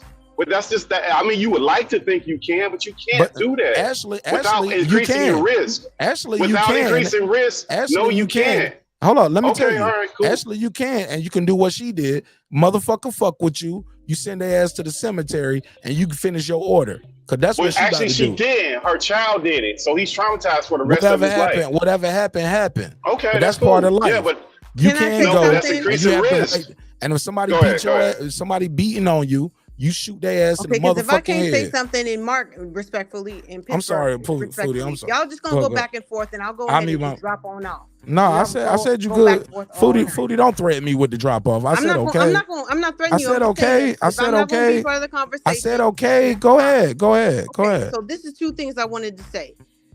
When you are a gun carrier, there is a responsibility. My question is, and we'll never know the answer to this, if little dude had just shot a warning shot instead of just shooting dude and just say, hey, I'm a pop you if you make one more move, could this been avoided? And two, it doesn't necessarily have to be nighttime or in a bad neighborhood or whatever, because there are plenty of nurses and doctors in emergency rooms. People come in high off or whatever. People come in with guns or whatever and want to shoot up people. And this happens all the time across the United States. There are doctors who carry guns, and there are nurses sometimes who carry guns, sometimes, legally, sometimes not. But what we do learn is de-escalation tactics. to understand a person's body language. And I can't imagine that woman was arguing with that man and was not looking at his body language in order to be able to get in any kind of way safe before she had to even, bring anybody, a third party into that situation. I don't understand how she couldn't, don't go back and forth with somebody who's crazy. We have a lot of homeless people out here in Southern California, and don't engage with them. These people are not right in the head. You know what I'm saying? You do your very best to get away from them. Now, if they follow you, that's a completely different situation. If I remove myself from a dangerous situation and you follow me, then that's different. Then you turn around and pop them. But then she would have more of the ground to stand on, because you said, I'm trying to get away from the dangerous situation, and this person followed me, and now I had to turn around and do whatever I had to do to defend myself. That's all I wanted to say. Go ahead. I hate that you felt like you had to rush. I apologize too, Foodie. Sorry about that. That you couldn't. Yeah, feel yeah. Like you got your I breath in. apologize, Foodie. Yeah, look, I apologize. And I wasn't trying to be rude. I'm just saying. No. You deserve that, because Pittsburgh T, that's my brother. I argue with him offline too. Like, man, him gonna argue about this tomorrow probably when I talk to him. I'm like, hey man, let me tell you some shit, nigga. Now this is what I didn't get to say last night. You get what I'm saying? But it's all good. I think Pittsburgh. I don't know if it was you or KP. I think I talked to one of y'all about this already. Was it you or KP? It was probably that was KP. I didn't talk to you. I didn't get a chance to talk to you about it. Low key, y'all said the same talking points. Y'all did have the same talking points about Mark. You and I know, man. We ain't taking our wife go. And I was like, bro, I don't even let my wife go pump gas at night. You get what I'm saying? It was like, right. You see what I'm saying? And I was like, yeah, but even still, she has the right to go pump gas without being assaulted. And if my daughter would, I want my daughter to. But I'm not justifying. I didn't say you didn't. I'm not saying you did. But we started with like that's the nexus of your argument. Your wife going to pump. No, you brought it up. I have a problem with people taking their kids when you know certain situations are not a good situation. The probability of something happening increases when you do certain things with your kids. Let's play a game. Let's play the hypothetical game. What you're saying? Let's say like I was talking about. I don't let my wife go pump gas at night, right? I always go pump the gas for her at 11 at night when it's dark, right? Right. Let's switch the analogy. Right there in that same gas station is a pizza spot, right? Mm-hmm. Right there, also at that same gas station, that Lawn Plaza right there, it's a Target, it's an Applebee's. You know what I'm saying? She going to pick up shit. She might go in to get. She might be going to grab diapers, go get some toilet paper, go to Applebee's. She's grabbing all of that shit right there in the same plaza. You feel me? Right. I normally we normally get the shit delivered. Like, we don't know if that's their normal routine. That could have just been like they don't normally always do that. Her guy normally brings the son with him, and he normally does it. Right. Like, I think that's just jumping to a conclusion. The thing like this is their normal routine. Like, no, this could have been like, no, my husband normally come up here and get the chicken at night. One-off, yeah, it could have been a like that could have been. Hold up, Pittsburgh T. Hold up. Just let that digest, because that could have been my wife at the gas station with my daughter shooting somebody, and I'm like, I know I always go get the. Don't judge me. I always fill the car up. I fill the car up. I take the car to get it washed, the oil change. Like, I know I do those parts, so my wife don't got to be out there at night. If it's nighttime, like my wife got to get something, I go get it. Plus, I want to get on the phone anyway.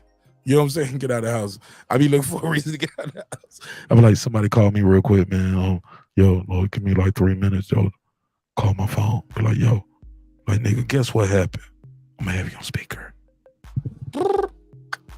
Nigga, guess what happened? Hold on, man. Baby, let me step outside real quick. I be needing those moments. I be like, man, I appreciate you, man. Niggas wearing me out. They watching Little Mermaid again. You know what I'm saying? So, right, but even as a man, Mark, you don't go to areas that are unsafe at nighttime where you might have to use, your gun or whatever. Low key, when I go to the chicken spot, we got a Harold's chicken here, just like they got a Harold. I don't know if that was a Harold's that it was at, but I take the pistol with me to Harold's. Yep. Because me as a woman, like working as a nurse, working sometimes nights or whatever, right? Like, I never took a case in a dangerous area where, I would always make sure that I was gassed up before in the daytime, when I first got to the place. But in the event that I was running late, I would always want to make sure that I was working in an area that was safe. I never live in an area that doesn't have a 24-hour grocery store. That tells me if that's a safe area or not. If the motherfuckers who is making money don't want to make money after certain hours, that tells me that that's not a safe hour. Now, sometimes that might change. You know, they might be 24 hours and then change to 12 hours or whatever because, you know, the demographics change. But generally, I live in areas where there's always a 24-hour grocery store. I can go into the grocery store at any time and know I feel safe. There's security and all that kind of shit. And there's same with the gas stations. I wouldn't go, like if I had to take a case in Compton just because I was strapped for money, super strapped, I probably wouldn't do it anyway. But I'm saying I would make sure I never was there at nighttime. So that's what I'm saying, is paying attention to your surroundings. You know, the businesses where you are will tell you if it's a safe area or not. It's not just you, you know. And you know, even if you're, you know, as a man, I would say even if you're a gun carrier, you need to do everything you can to make sure that you don't have to use, deadly force against anybody. That's why I teach my son, who is a legal gun carrier, no matter what, you're always going to try to, that's not going to be your first line of defense. It should be your last line of defense. That means you try to avoid it. You try to de-escalate. You try to remove yourself from a situation, and the situation followed you, even though you try to get yourself out of a situation. And now you have to use deadly force because that's going to stand up in a court of law much better. Hopefully some shit shouldn't even go to a court of law sometimes. Like, I don't even think these people should have been charged, man. Like, I agree. Even with that NFL player, I think he was in college. I don't think it was NFL. I think it was college football. Like, those guys showed up. Y'all had the text messages. They showed up. They was attacking these guys. They was beating his brother. He went inside, got the gun. I think the 32 shots might have been a little too much. I think he shot a shot for every team in the NFL. You know what I'm saying? Never heard of it. It was like, y'all fucking up all my draft plans. I'm shooting y'all niggas every shot.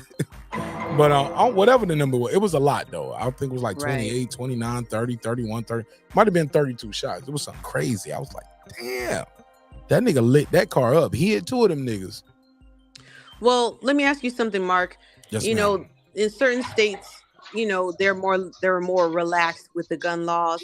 Yes, and then ma'am. you get certain things like the George Zimmerman situation, right? Oh man, here we go. Okay. Go ahead. And then you've got situations where they're more strict on gun laws, and you don't really see a lot of those type of situations happening. You know what I'm saying? So, I mean, you know, I'm not saying which one's right or wrong, but, you know, people like to say in certain states like, oh, well, we got our gun rights or whatever. But, you know, why is George Zimmerman still alive then? I don't understand. Why is he still alive then? But wait, let me say this part. She did shoot the young man that came and he shot that dude that was beating on his mom. One of those shots, he hit him when he had his back turned. Usually you get charged when you shoot somebody when they have their back turned. Yes, regardless. Absolutely. Like now, if they follow through with it in the court, right, all of that's a different thing. But usually you do get arrested for that. But unfortunately, dead men tell no tales. Right. Oh no, the young man did what he needed to do. Let me say I'm just something. saying to the fact of why they got charged. If you take any gun court, they will tell you to make sure they mean to kill. Yeah. Listen to me. Listen to me when I tell you this. Dead men tell no tales. All you need is the living person to say, as he was running away, he said, I'm about to kill you, nigga. I'm going to get my gun. Bow, bow, bow. That's why I shot him again. Yep. It's no audio on those cameras. We don't know what he said as he was running away. No, Mark. That young man did everything he needed to do. No. I'm telling you. But I'm telling you, in a court of law, to the point of them charging him, that's usually what that stems from. Now they usually review the facts, and later on, that's a whole different thing. But some things are like automatic. Yeah, different states have different laws. Pittsburgh, T. That's what I'm saying. We don't know. And also, right. He was an honor student too. He won't no bad kid. He won't no gang banger. They don't take that into consideration. No. Trust me. The prosecutor considers that when they consider charges. Like if he was a gang banger, he might have to consider it if they go to trial. No, right. Thank God they didn't make it that far. No. They use that in consideration for charges and pursuing the charges. Cause they was like, can we win this trial? Will a jury convict this honor kid with this footage of showing his mama being beat up? Right. That's good though, Probably because there are a not. lot of first Because time that kid, offenders that do like time. if he was That's like if he was he was a 14-year-old Chicago Chief Key gang banging ass nigga. Yeah. Oh man, they would Yeah, if still he'd be been facing he had trial. gone to juvie and all that kind of stuff. Especially with the cell phone A menace videos, to yo, they could have society, suppressed yeah. that. They would have pushed that, but this kid wasn't no bad kid. Which leads me to Nicki Minaj. How is she involved? Nicki Minaj is involved in this story, man. Y'all see on the thumbnail. Nicki Minaj like, yo, she wants to help send the kid to college. What's you guys' take on that? Well, that's good because at least she ain't defending pedos this time. Oh, we're gonna get to that part of this story too. Yeah, she got to keep away from her brother. I got you. Daddy. I got you. Y'all gotta follow my lead though. Let me lead y'all there. We gonna get there. I got a little time. So Nicki Minaj has stepped in, and let me read Nicki Minaj's quote. See, I know sometimes it don't look like I know what I'm doing, but I know what I'm doing. Trust me. She wants to pay for college for the 14-year-old kid. She had a quote. Can I read the quote? Do I got it right here? Teen allegedly kills man who was attacking his mom. Nicki Minaj offers to pay college tuition. That's the headline. Hold on, let me make sure I switch the banner over. Don't bother sending him to college. Give him money to fucking buy some property and some real estate so he can get rich. College Hold on, Queen. Let me do the shit though. I gotta set it up for the timestamps though. Not bad. Yeah, I gotta do my timestamp shit. This is my timestamps. And you know they waited all night for this picture to be on the screen. They saw it on the thumbnail. They were like, "What's going on with that?" I see some titties. Beside Tio and Terence. All right, let me give them what they came for. Respectfully, of course. Shout out to Nicki Minaj. All right. So the story goes is this. The video of the incident quickly made its way around social media, sparking debates about domestic violence, altercation. Also, a lot of people were talking about conflict resolution. Psych, I lied. Nobody. Never heard of it. Like I said, I can't remember if I was talking to Pittsburgh T or KP because like they two of the guys I really got I got a lot of love and respect for them. Shelton Moore as well, but I remember my conversation with Shelton Moore because of his delivery. But when I talk to Pittsburgh T and KP, sometimes those conversations they might blend together because man, Pittsburgh T, you still there, right? Yeah, I'm here, Mark. Man, I got a lot of love and respect for you, dog. You know what I'm saying? We disagree all the time, but you ain't no ass kisser.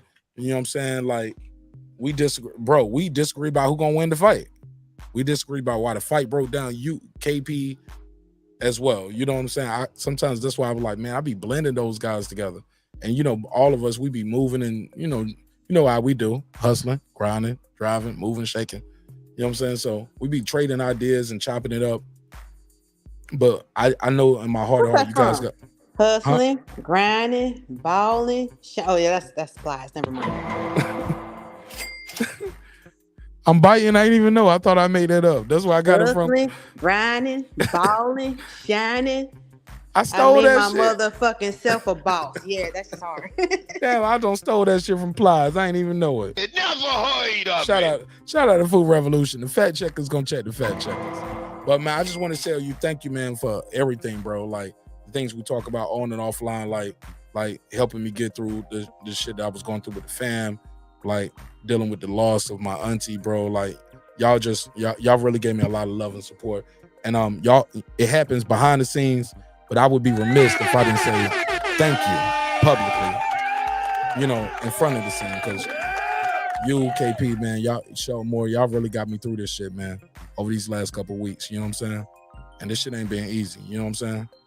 So thank you, bro. So with that said, Spence still gonna lose to Crawford, and you don't know shit about boxing, and you wrong about this mama, and it is a conspiracy. Snoop Dogg was the best rapper in 1993. Shout out to Reggie Owens. I was watching. I was in the chat last night. I saw it. Snoop was the best in 1993. Yeah. These niggas don't know about hip hop, man. I was like, man, I gotta learn these niggas all over with all kind of shit. I'm about to switch this shit to members only for this last hour and some change that I got with y'all. But when it comes to this right here, man, I just want to tell y'all, I thank God for y'all. I think this shit is super dope what we building over here. Everybody ain't gonna make it, you know what I'm saying? And that's cool too. Less is more. You feel me? But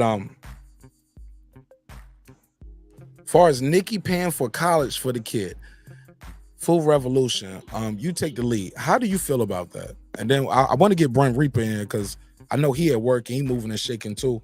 But I want him to be involved in the conversation, but I don't know when he's available or not. So I'm just trying to get him involved. Shout out to Tab Tech, unlocksim.com too. Tab Tech, unlocksim.com. Tab Tech, Tab Tech, Tab Tech, Tab Tech. Unlock your next device today. Tab Tech, unlocksim.com. Tab Tech, bitch. TAB Tech. Unlock your next device today. Shout out to my good brother Taylor Bell and his great company. Tab Tech, unlocksim.com. Salute to you, my brother. All right, go ahead, Foodie. What's your take on Nicki Minaj paying for the college tuition for the kid? I feel like anybody who offers to pay for something for someone they don't know is an opportunist. It looks good. Oh, can I read the quote? I'm sorry. Go ahead. I'm sorry. The quote, here we go. That 14-year-old boy that hammer. Hold on, let me try. Can I do it in the Nicki Minaj voice? Let me try to do it. That 14-year-old boy that backed that hammer out when that grown-ass man was punching his mother in the face as if she was a fucking man. He's a true hero. If he wants to go to college, I love to help. Hold on. If you love to go to college, with it's what any son should have done for his mother. She continued. She raised a dope kid and should be proud. Also, God knew. She said, God knew. Before she knew. She said, God knew before she knew that she'd be attacked that day and make sure they had protection on deck. God is good. She said, God knew she was going to be attacked that day before she knew she was going to be attacked that day. Make sure you had a son. Everything you did all through them 14 years, growing up in the hood, getting your gun license, everything you did up to that 14-year-old spot. Pittsburgh T is shaking in his boots. He was like, no, Mark. She put that kid in danger. That kid is a killer now. That's what Pittsburgh T saying. That kid got to leave Chicago. He needs witness protection. He got to get the fuck out of town. Listen, because she put God in it, Nikki's going to go to hell in gasoline doused bikini. Okay, that's where she's going. Don't put God in it. Why would you say that? Why would you say that? Because God had nothing to do with that. If anything, he got them off. You know what I'm saying? That's all devil's work, huh? That is the devil's work. That's the devil's work. That is the devil's like, and the truth ain't in it. Yeah. They think God did it. Oh, I keep tricking these niggas. But if you really want to do something for somebody, this is what I'm saying. Bitch, you ain't went to college and you rich as fuck. So you know how the game goes. As far as going to school, I'm about to go to school in the fall. So I'm not against education. I'm educated. I'm about to get some more education, but I'm getting it for free. If you can't get it for free, it ain't even worth it in America. So stop with the whole college thing. Buy that boy some fucking real estate and teach and put somebody in place for him to understand how that works. Girl, you sound like Errol Spence. You say and make sure he can't touch it into a you certain sound like age Errol or something Spence. like that. Give him start a trust fund or something so that he can't touch it until he's of a mature age. Now that's something like nice. Or some shit. You know that's what I'm saying? nice. Instead of giving him a college fund, yeah. say, look, I'm gonna make a something trust fund for actually you. useful in the economy. I give you a trust fund that you can't touch till you 18 or 21, but you gotta 25, go to, where your brain is developed and you know better than to go trick it nigga, off just get your associates, nigga. All you gotta do is go to school, get an associate. Exactly. And you can get this 50,000, nigga. Bitch, if you go to ITT Tech, if you go to fucking cooking school, I don't care. Hey, look, go to Lil Romeo's ICDC college. Yes, ICDC college, exactly. You know, become a medical assistant or something. You know what I'm saying? Hell yeah, nigga, but you got 50,000 from Nicki Minaj. Yeah. Show some effort. And then you'll get to release that, and then you'll be smart enough to say, okay, this job isn't Man, gonna I last want you God to forever. bless me, man, so I can do that, man. Like, I would love to give somebody a college fund, man. And man, like that's man, I I'll told you, give you a I don't know trust if I fund. I'd rather a trust fund or a real no, estate I fund. got a nonprofit I want to do one day, Foodie. I don't know if I ever told y'all about this, but I'll do it on members only. I can't let everybody know all my dreams and goals, but I'll tell you guys on members only. But y'all gotta remind me because I might forget, because sometimes I don't want to share certain things. I feel like once you start putting things out there without plans and motions, the devil start working to block it. So I was just like to plop up on niggas like this what I'm doing now and how I'm doing it. Also, some people just negative. Like they just want to bring you down and tell you you can't do it.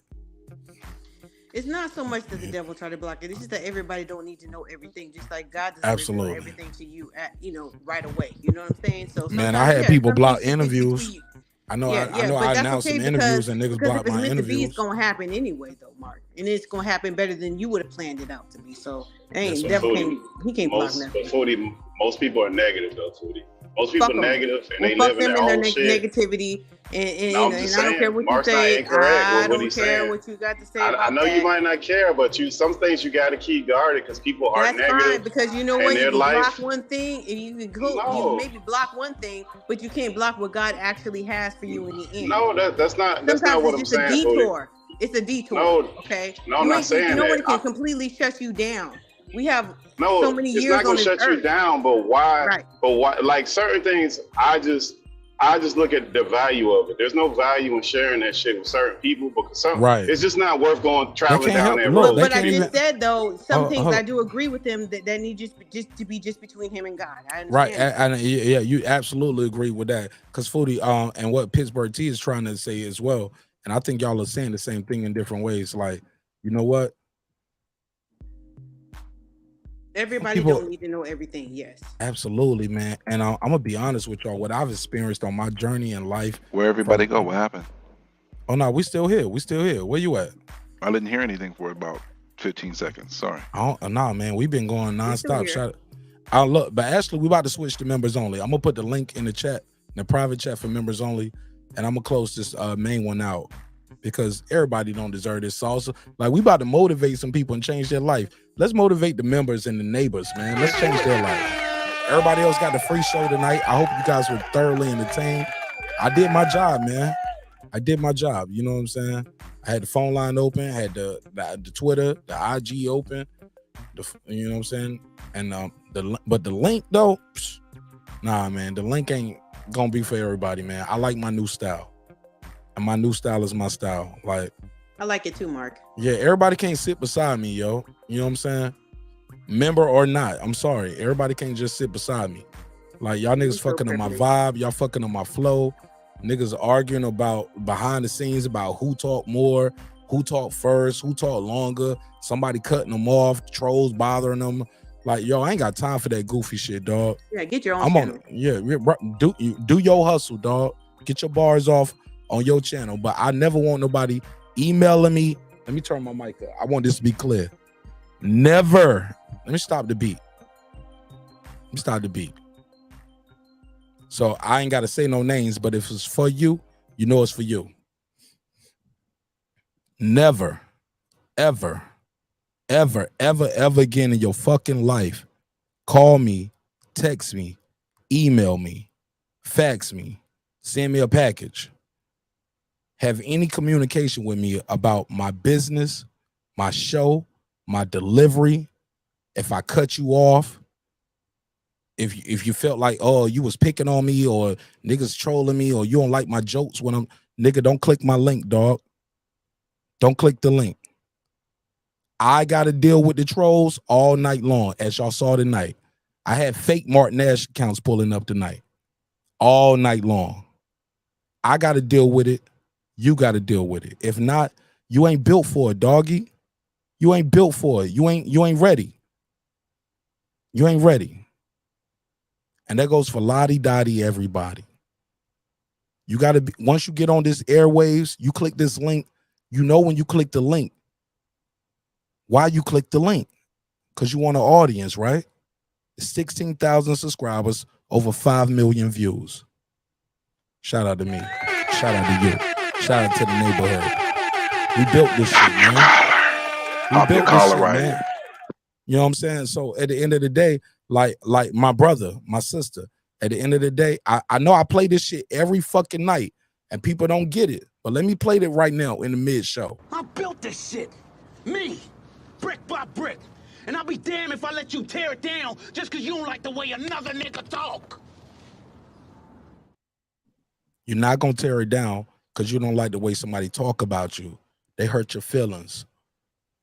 They don't like your voice. They don't believe your stories. We disagree. We're going to bump heads. We're going to crack jokes. They're going to crack jokes on me. I'm going to crack jokes on you. You're going to crack jokes on me. We're going to have a good time. Don't click the link. Don't be concerned with the chat. You can't get distracted by the moment. Once they know they bothering you, dog, they're going to bother you all night. But more importantly, bro, understand this. And sis, I ain't talking about you or President Comfort. I'm just saying lottie-dottie everybody. I got a goal. I got a plan. I got a dream. This shit is therapeutic. This shit's supposed to be fun. Don't call my phone or text me about no emotional shit niggas dealing with on the fucking show. I'm not here for it, dog. I don't want that. I'm not here for that. I never built my channel off disrespect. I'm not doing diss videos on no YouTubers, none of that shit. We might text here or there like, man, you see what he said over here? Like, yeah, I saw the shit, man. Well, I ain't even click the link. You know what I'm saying? Oh, you see the thumbnail? You see the title? Yeah, whatever. And then sometimes you'll click the shit anyway, and people like, man, I saw the title. I ain't even click on the shit. Man, I might have clicked on it and listened to it. I'm like, oh, he just baited us. He disagreed with that too. You know what I'm saying? Like, I'm not making diss videos about other YouTubers. I'm not here for the drama. I can get 1,000 views every episode, and I ain't never got to say another person's name, dog. I don't want it. I'm not here for that. I want to show love. I'm here to give love. I'm here to inspire, here to motivate. I'm here to be great in my own lane. I got different visions and goals outside of this shit. And hopefully you guys have different visions and goals outside of being the next great YouTube daddy. I'm not here to be nobody YouTube daddy. Am I guilty? Probably. Have I hurt? Hey, look. Do I see my Mark? You know what I'm saying? Do I see my DNA? Yeah, I got my DNA in niggas' videos. I see my DNA in niggas' videos. That's cool too. You know what I'm saying? It is what it is. But I'm not your enemy, dog. I'm not here to tear you down. But don't call me, tell me niggas talking about me. And when I ask you who it is, you say, I ain't gonna tell you. They told me not to tell you. All right.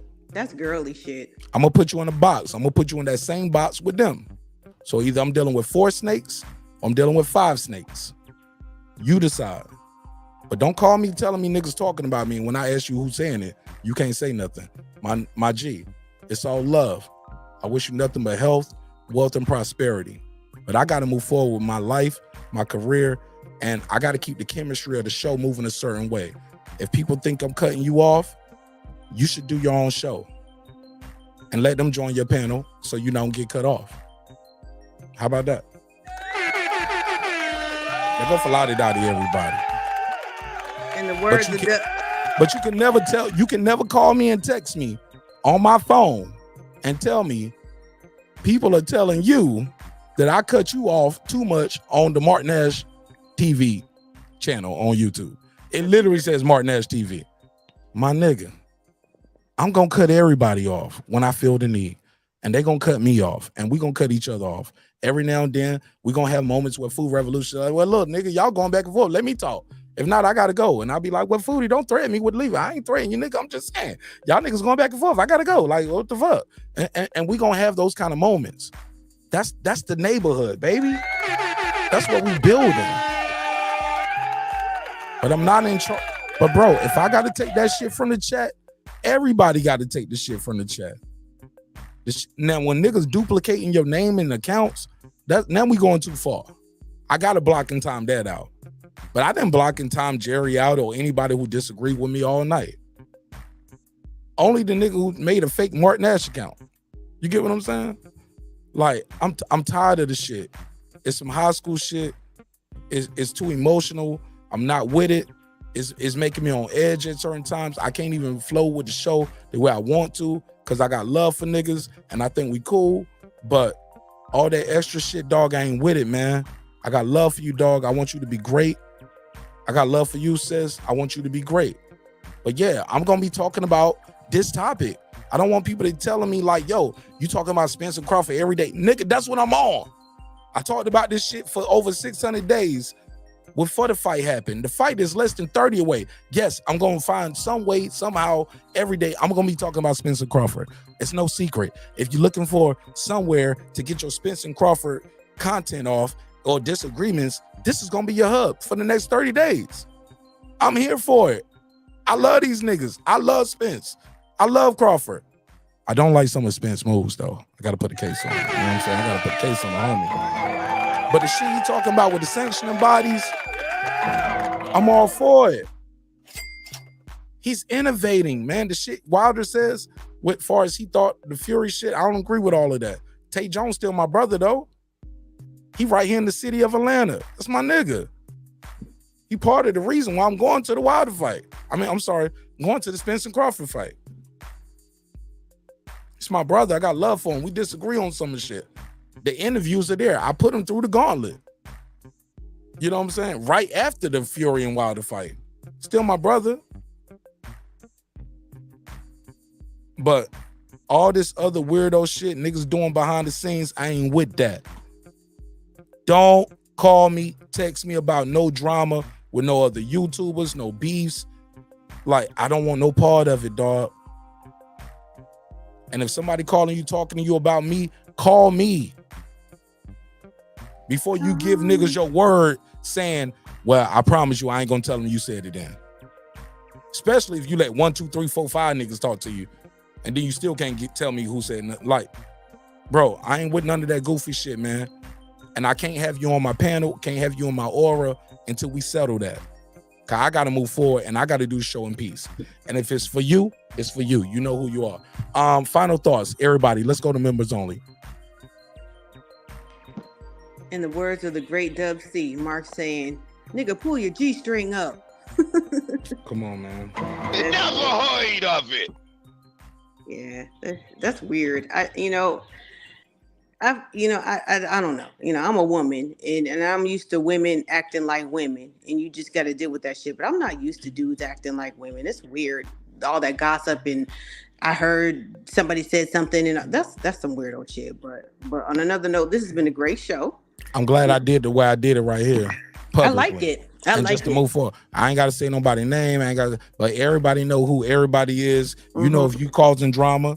You know if you somebody who took the bait and you letting people cause drama. You know if you got some names that I need them names from you, doggy. Like you and I, we ain't gonna be all the way solid till I get them names off of you. Cause you name them names. I need them fucking names, dog. Me and you ain't gonna never be all the way like we could be and how we was and how we should be. But sometimes it don't even be no names, nah. Mark. Sometimes they're saying what they want to say, but they're not. They're saying, "I'm asking for a friend." Or a friend come on, sis. You already know I be knowing. But if it's that, it's gonna be that too. So my question to people who say that shit is, and while they were saying all of that, what were you saying? What did you say to them? Come on, man. Oh, I was just none of that shit. Fuck that shit. You identified yourself as an enemy just like them. And I can't fuck with you either. Hey, look, you can't call me and tell me 4 people was talking to you about me. And you gave all four of those people your word that you would keep it between y'all two. Right. Well, you should just kept 4 it over different there, then. But then you holler at me and tell me that. But I got to deal with those 4 people and I don't know who they are. So you comfortable with me having 4 snakes around me, dog? Yeah, I heard. Yeah, that's some bullshit. Yeah, man. Like you said, it might be that person. That's how they really feel. Most of the time, it is, Mark. And most of the Mark, time, you just got to get them with the special K bars, bro. That's it. Yep, the special K. Nah, man. Yeah, man. Special K, bro. Nah, I'm special Mark, nigga. I just did it right then. Like, it is what it is, man. But I'm not gonna be distracted with my mission and my goals, man. What your man's got to do with me? And I'm not trying to hear that. See. Yeah. I got it made, didn't it? Mark Nash, aka Special K. Hey. No Siri, you heard? All right, man. Y'all Serial trying killer. to, man, let's get an hour in on this members only. At least get an hour in. All right. I got some shit I wanted to talk to y'all. I'm gonna show y'all about my trip to Baltimore. And I got some exclusive video that everybody ain't seen on members only. Some of y'all seen the video, but y'all don't know the story about it. But I also got another video I want to play for y'all. And we're gonna chop it up. Hold up, did you get some photos of Tank? I didn't go to jail. You didn't visit Tank in the tank? I didn't go to jail. Visit Tank in the tank. That was a good one, Foodie. Foodie's mean. But look, man, I needed this shit, man. This shit therapy for me. Like I told y'all, I need this shit. This shit is therapy for me, yo. You know what I'm saying? And like, I just can't have that shit in my vibe and my aura, yo. Like, I didn't build this on no free smoke type shit. Shout out to all the free smoke channels. Them niggas do what they do. People get up there, they cuss, yell, fuss, and shit. I ain't gonna lie. When I first got into YouTube, I was on that shit too. I was over there, and I thought it was all entertainment, but man, I found out very quick. None of them niggas go to fights. They don't go to fights. They ain't got channels. They ain't interviewing boxers. They don't go to gyms like their local gym. Like, and this is the reason why I disregard most of them people. I was like, man, y'all don't even support the sport, man. Yeah, these niggas gonna steal the fight and then call somebody else a pay-per-view star. They have an agenda, man. And don't get caught up in their agenda. You know what I'm saying? Right. You can't. A lot of these niggas in YouTube got their own little beefs and their little crews and cliques. Like, I just want to stay out of that shit, yo. I don't want to be a part of none of that. Most of them are trying to ride the bandwagon of race baiting because race baiting is a very popular topic in America. People don't even see outside of the microcosm of America, which is so weird because the internet gives us access to the world, but we still stay in our little microcosms. But there are so many people who don't. They don't see, and they can get them stuck and caught up in their bullshit because they want to be. You know, if you are ignorant now in these days, you're willfully ignorant. You want to be stupid. So I don't pay attention to people who want to be dumb. You know, I have no time for them. Yeah, let's get on the members only, man. Let's have some fun. I got some good topics, and we're really gonna crack it up now because I took a shot of tequila. I'm ready to go. I took the shot of tequila when we was on the TO topic. I got tequila. Yeah, I took the shot of tequila on the TO topic. So I'm ready to go. I got that Spence juice in me. So I'm gonna do everything except flip the Ferrari. Damn, I shouldn't have said that. Don't do that. Actually, hey, look, food. Oh man, don't get me on it. Like every time they tell me I go too far, I look up and I see the people doing some crazy. Like they get mad at me for putting the picture up. Like these are real pictures of Spence that he put out. If only I were so flexible. You get what I'm saying? Like this nigga is a human backpack. Foodie. Foodie. You looking at this shit? This nigga getting stretched. And you couple that with the yellow Beezy picture. And then you couple that with the other picture with him singing Lovers and Friends at the bar with the homeboy. And the other homeboy beside him telling him you gay. The girl said, and the girl was like, don't do that. Don't do that. Don't kiss him. Don't kiss him. Yep. Don't kiss him. So look. They told me I go too far. I was like, bro, I never cropped and pasted his face on a fucking slave. And like I'm using the pictures that he used. So look. So I'm gonna continue this EJ drop. And then look. I'm gonna tell you, I didn't even go as far as I could. Hey Mark, you seen the one on Coach's channel where when he's like he's sitting there and his girl got him a room and he with the strawberries. Yeah, with the strawberries. And he ran on his tippy toes. On the bed. He ran with his look, Foodie. I left that one alone. Grandma. Oh. And he goes to the bathtub. Oh, it's warm. Look at the strawberries. That nigga was licking the strawberries like with his tongue out. That nigga was tickling the tip of the strawberries. But the classic is, but we can never get over this one. Bro, what's wrong with this nigga, bro? You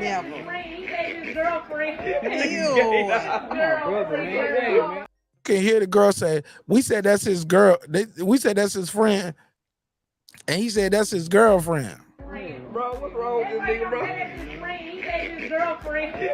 That's why he don't say it's his friend. He says it's his girlfriend. Bro, what's wrong with this nigga, bro? He said his girlfriend. Nigga gay, nah. My brother, man. Hey, man. Hey, it's serious. Hey, it's serious. That's my brother. Getting jealous. She said, "Don't kiss him." My brother.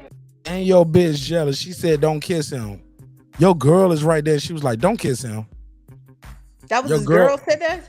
You didn't hear his girl say, don't kiss him? I didn't know it was his girl. I thought it was some Yeah, girl. she was like, his girl say, she was like, don't kiss him. And you can hear another girl say, and your bitch jealous. She saying, don't kiss him. She just there for the. Bro, what's wrong with this nigga, bro? Listen. Nigga gay, nah. My brother, man. Hey, man. Hey, it's serious. Hey, it's serious. That's my brother. She said, "Don't kiss him." My brother. But that's my brother. Yeah, dude was very uncomfortable. He like. Foodie, you was right on time. She was like, dude was very uncomfortable. He was like, no.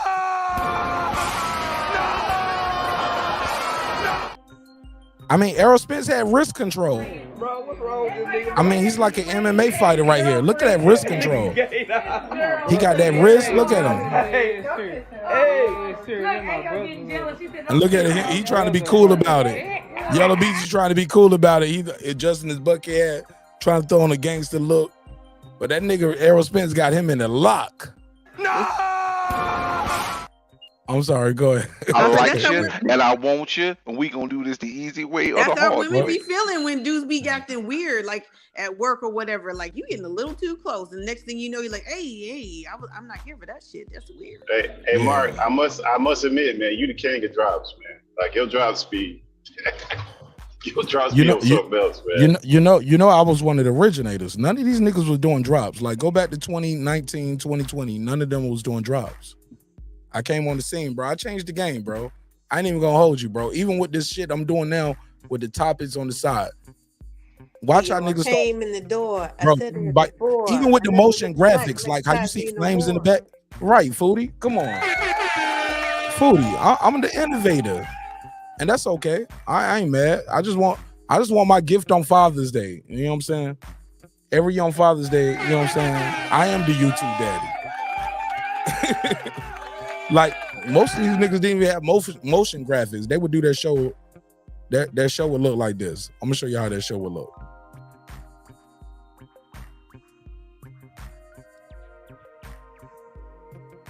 I'm gonna show you. Watch it. It would look like this. They wouldn't even have they'd take that off. Their show would just look like this. This it. Yep. That's true. That's how most niggas did their shows.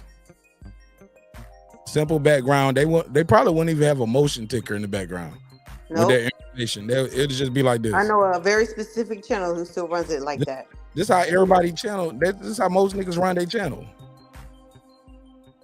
Matter of fact, I'm doing too much. You see that little ticker in the corner right there with the breaking beats? Even that's a motion graphic. They don't even do that. They'll just do this. There you go. This is your YouTube daddy right here. This is standard. Matter of fact, sorry, I got music playing in the background. They ain't got no music playing in the background. Let me cut that off. Here we go. Click the link. Click the link.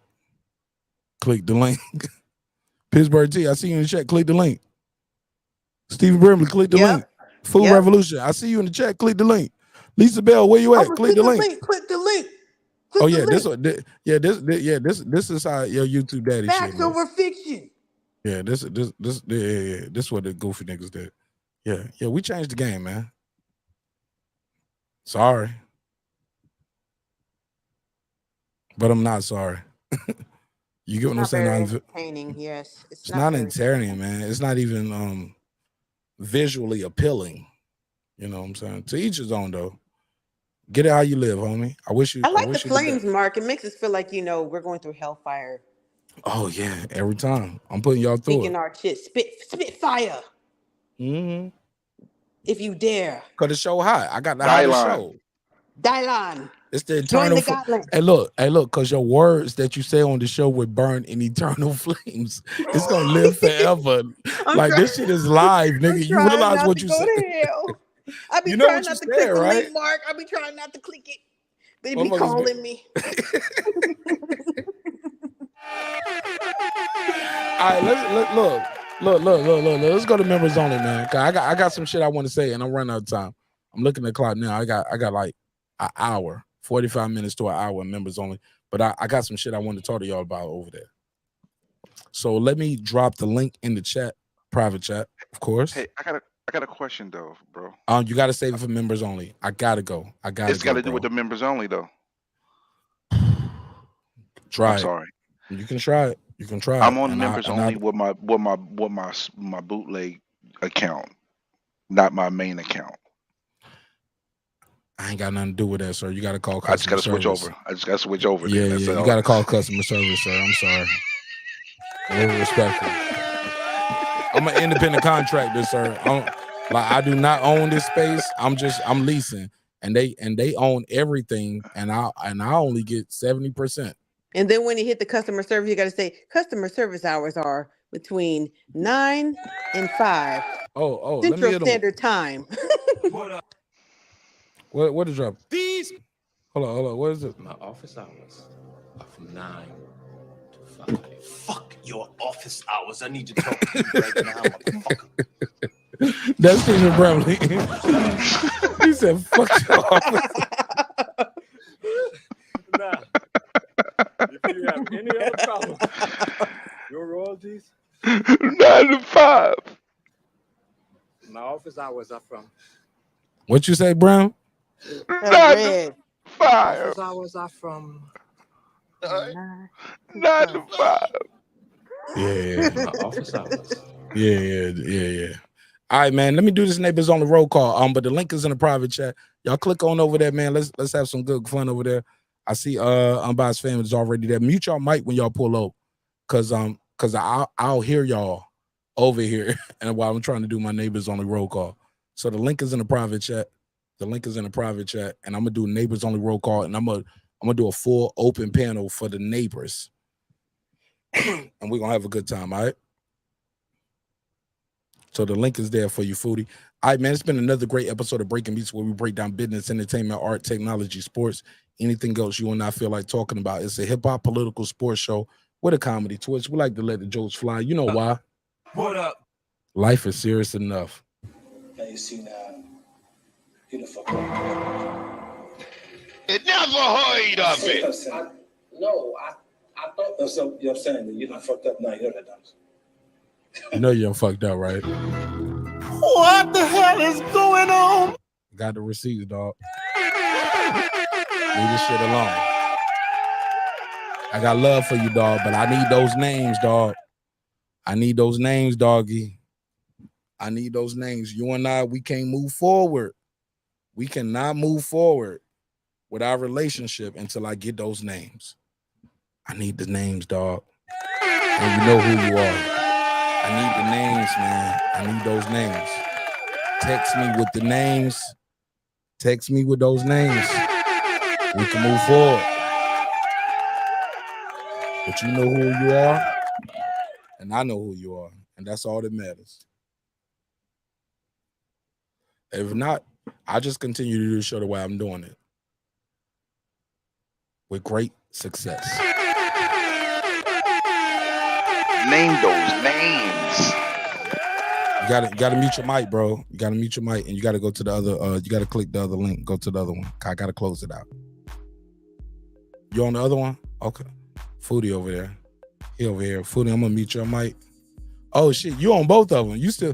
Hold up, Brim. You on both of them still, huh? Name those names. This nigga Brim is crafty.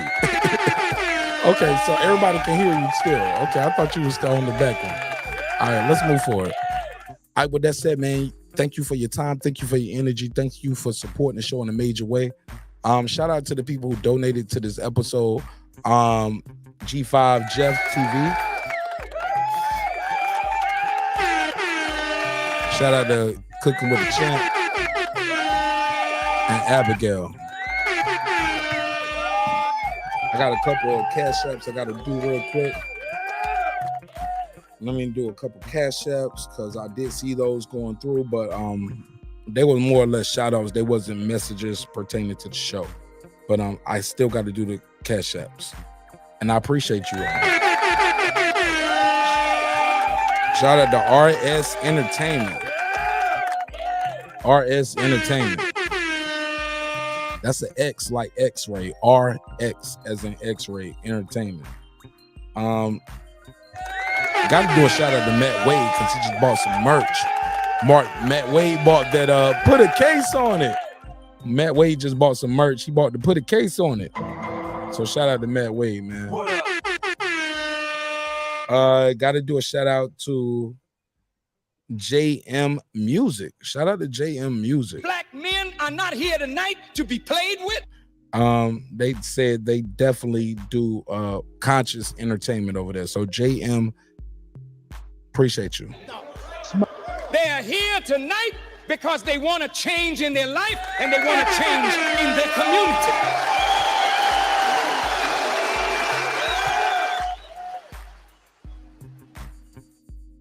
And also shout out. Oh yeah, I'm doing my shout outs over here, Foodie. Can you hold on? Let me switch it because y'all can't hear me over there. Let me turn my mic on over here so y'all can hear me over here so y'all know what I'm doing on the main channel. Can y'all hear me over here? Yeah, I'm over here. I'm doing the shout outs and I'm doing the cash apps. All right, cool. So shout out to everybody who supported the show in a major way. I got one more cash app I got to do. This is Gary Johnson. Shout out to Gary Johnson for supporting the show in a major way. And with that said, man, again, man, shout out to the cash apps, the super chats, the super thanks. People will watch the video afterwards and watch it in real time, man. We about to go into members only. If you are not a member to the show, I will drop a link real quick in the chat so you guys can join members only and you guys can see the content that we're doing with the members only live. I'm very active with the members only live streams. They are the heartbeat. Like members only is like the heartbeat to this channel, man. Like, cause these people like they subscribe to the show like a Netflix or Patreon or the Zone, ESPN. I know people ain't got the Zone. They ain't even got the Zone, but they got Martinez membership. You know what I'm saying? So we got to cook the content, baby. And I got some work I got to do right now. And I got some other videos I got to drop for them, but we got to do this members only live. It might be like 45 minutes to an hour.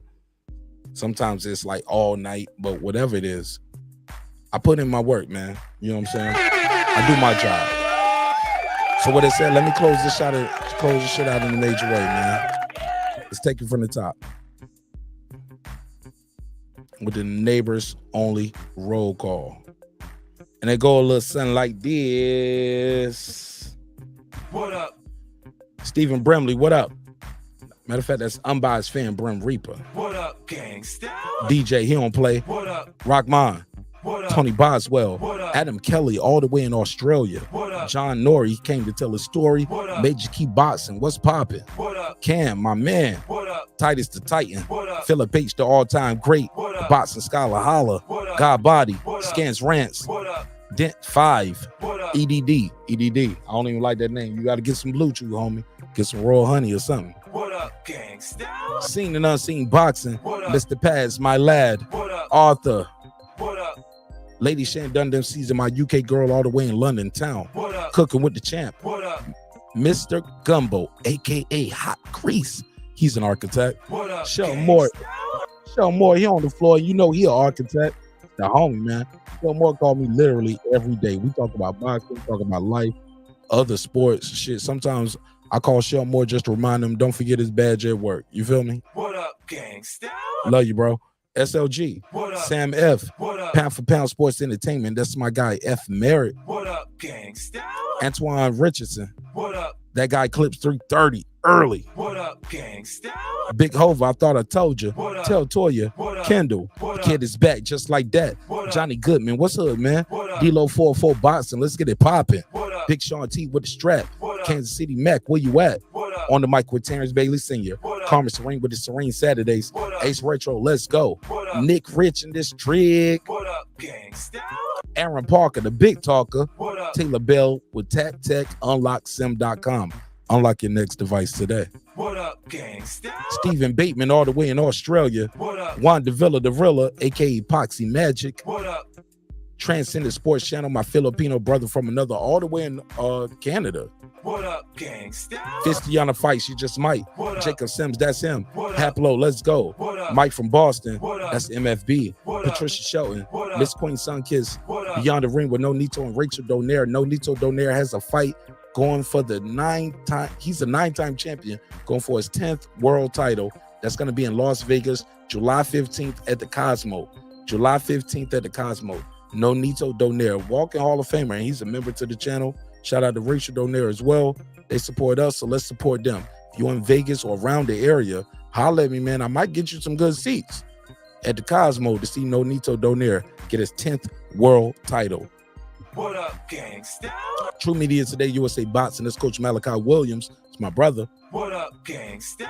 Puro. What up? Food Revolution, AK Foodie with the beauty. What up? Thank you for appearing on the panel, keeping me on point, making sure I ain't slipping, because I was off a little bit, Foodie.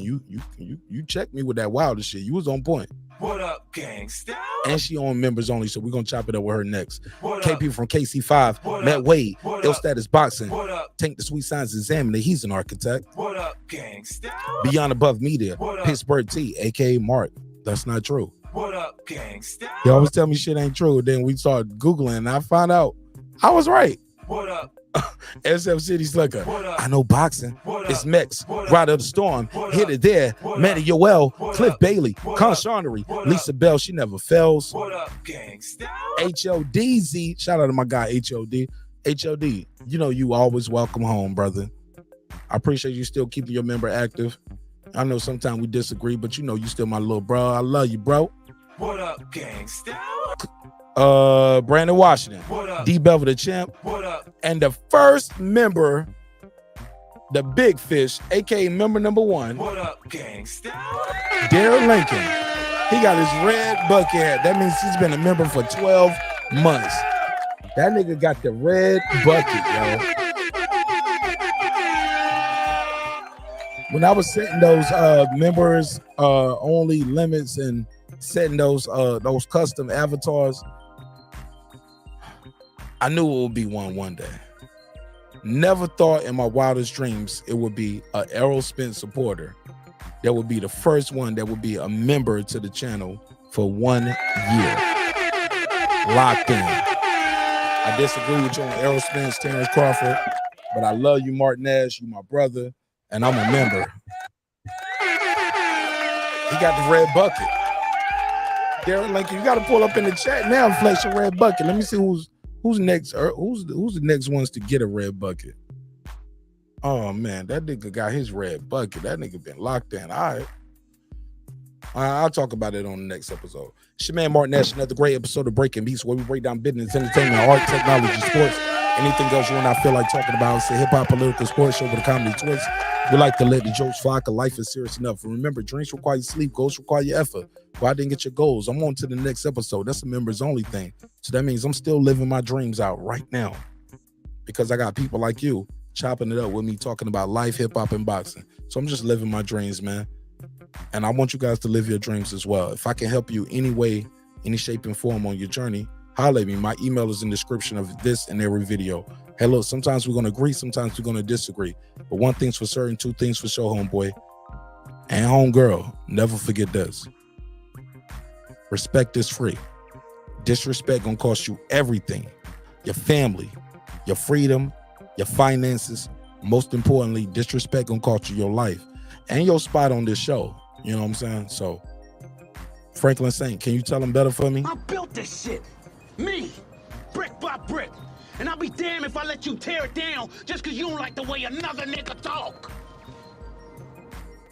And I mean that shit. Drive, motherfucker. Members only starting now. Members only starts right now. This that squad sound.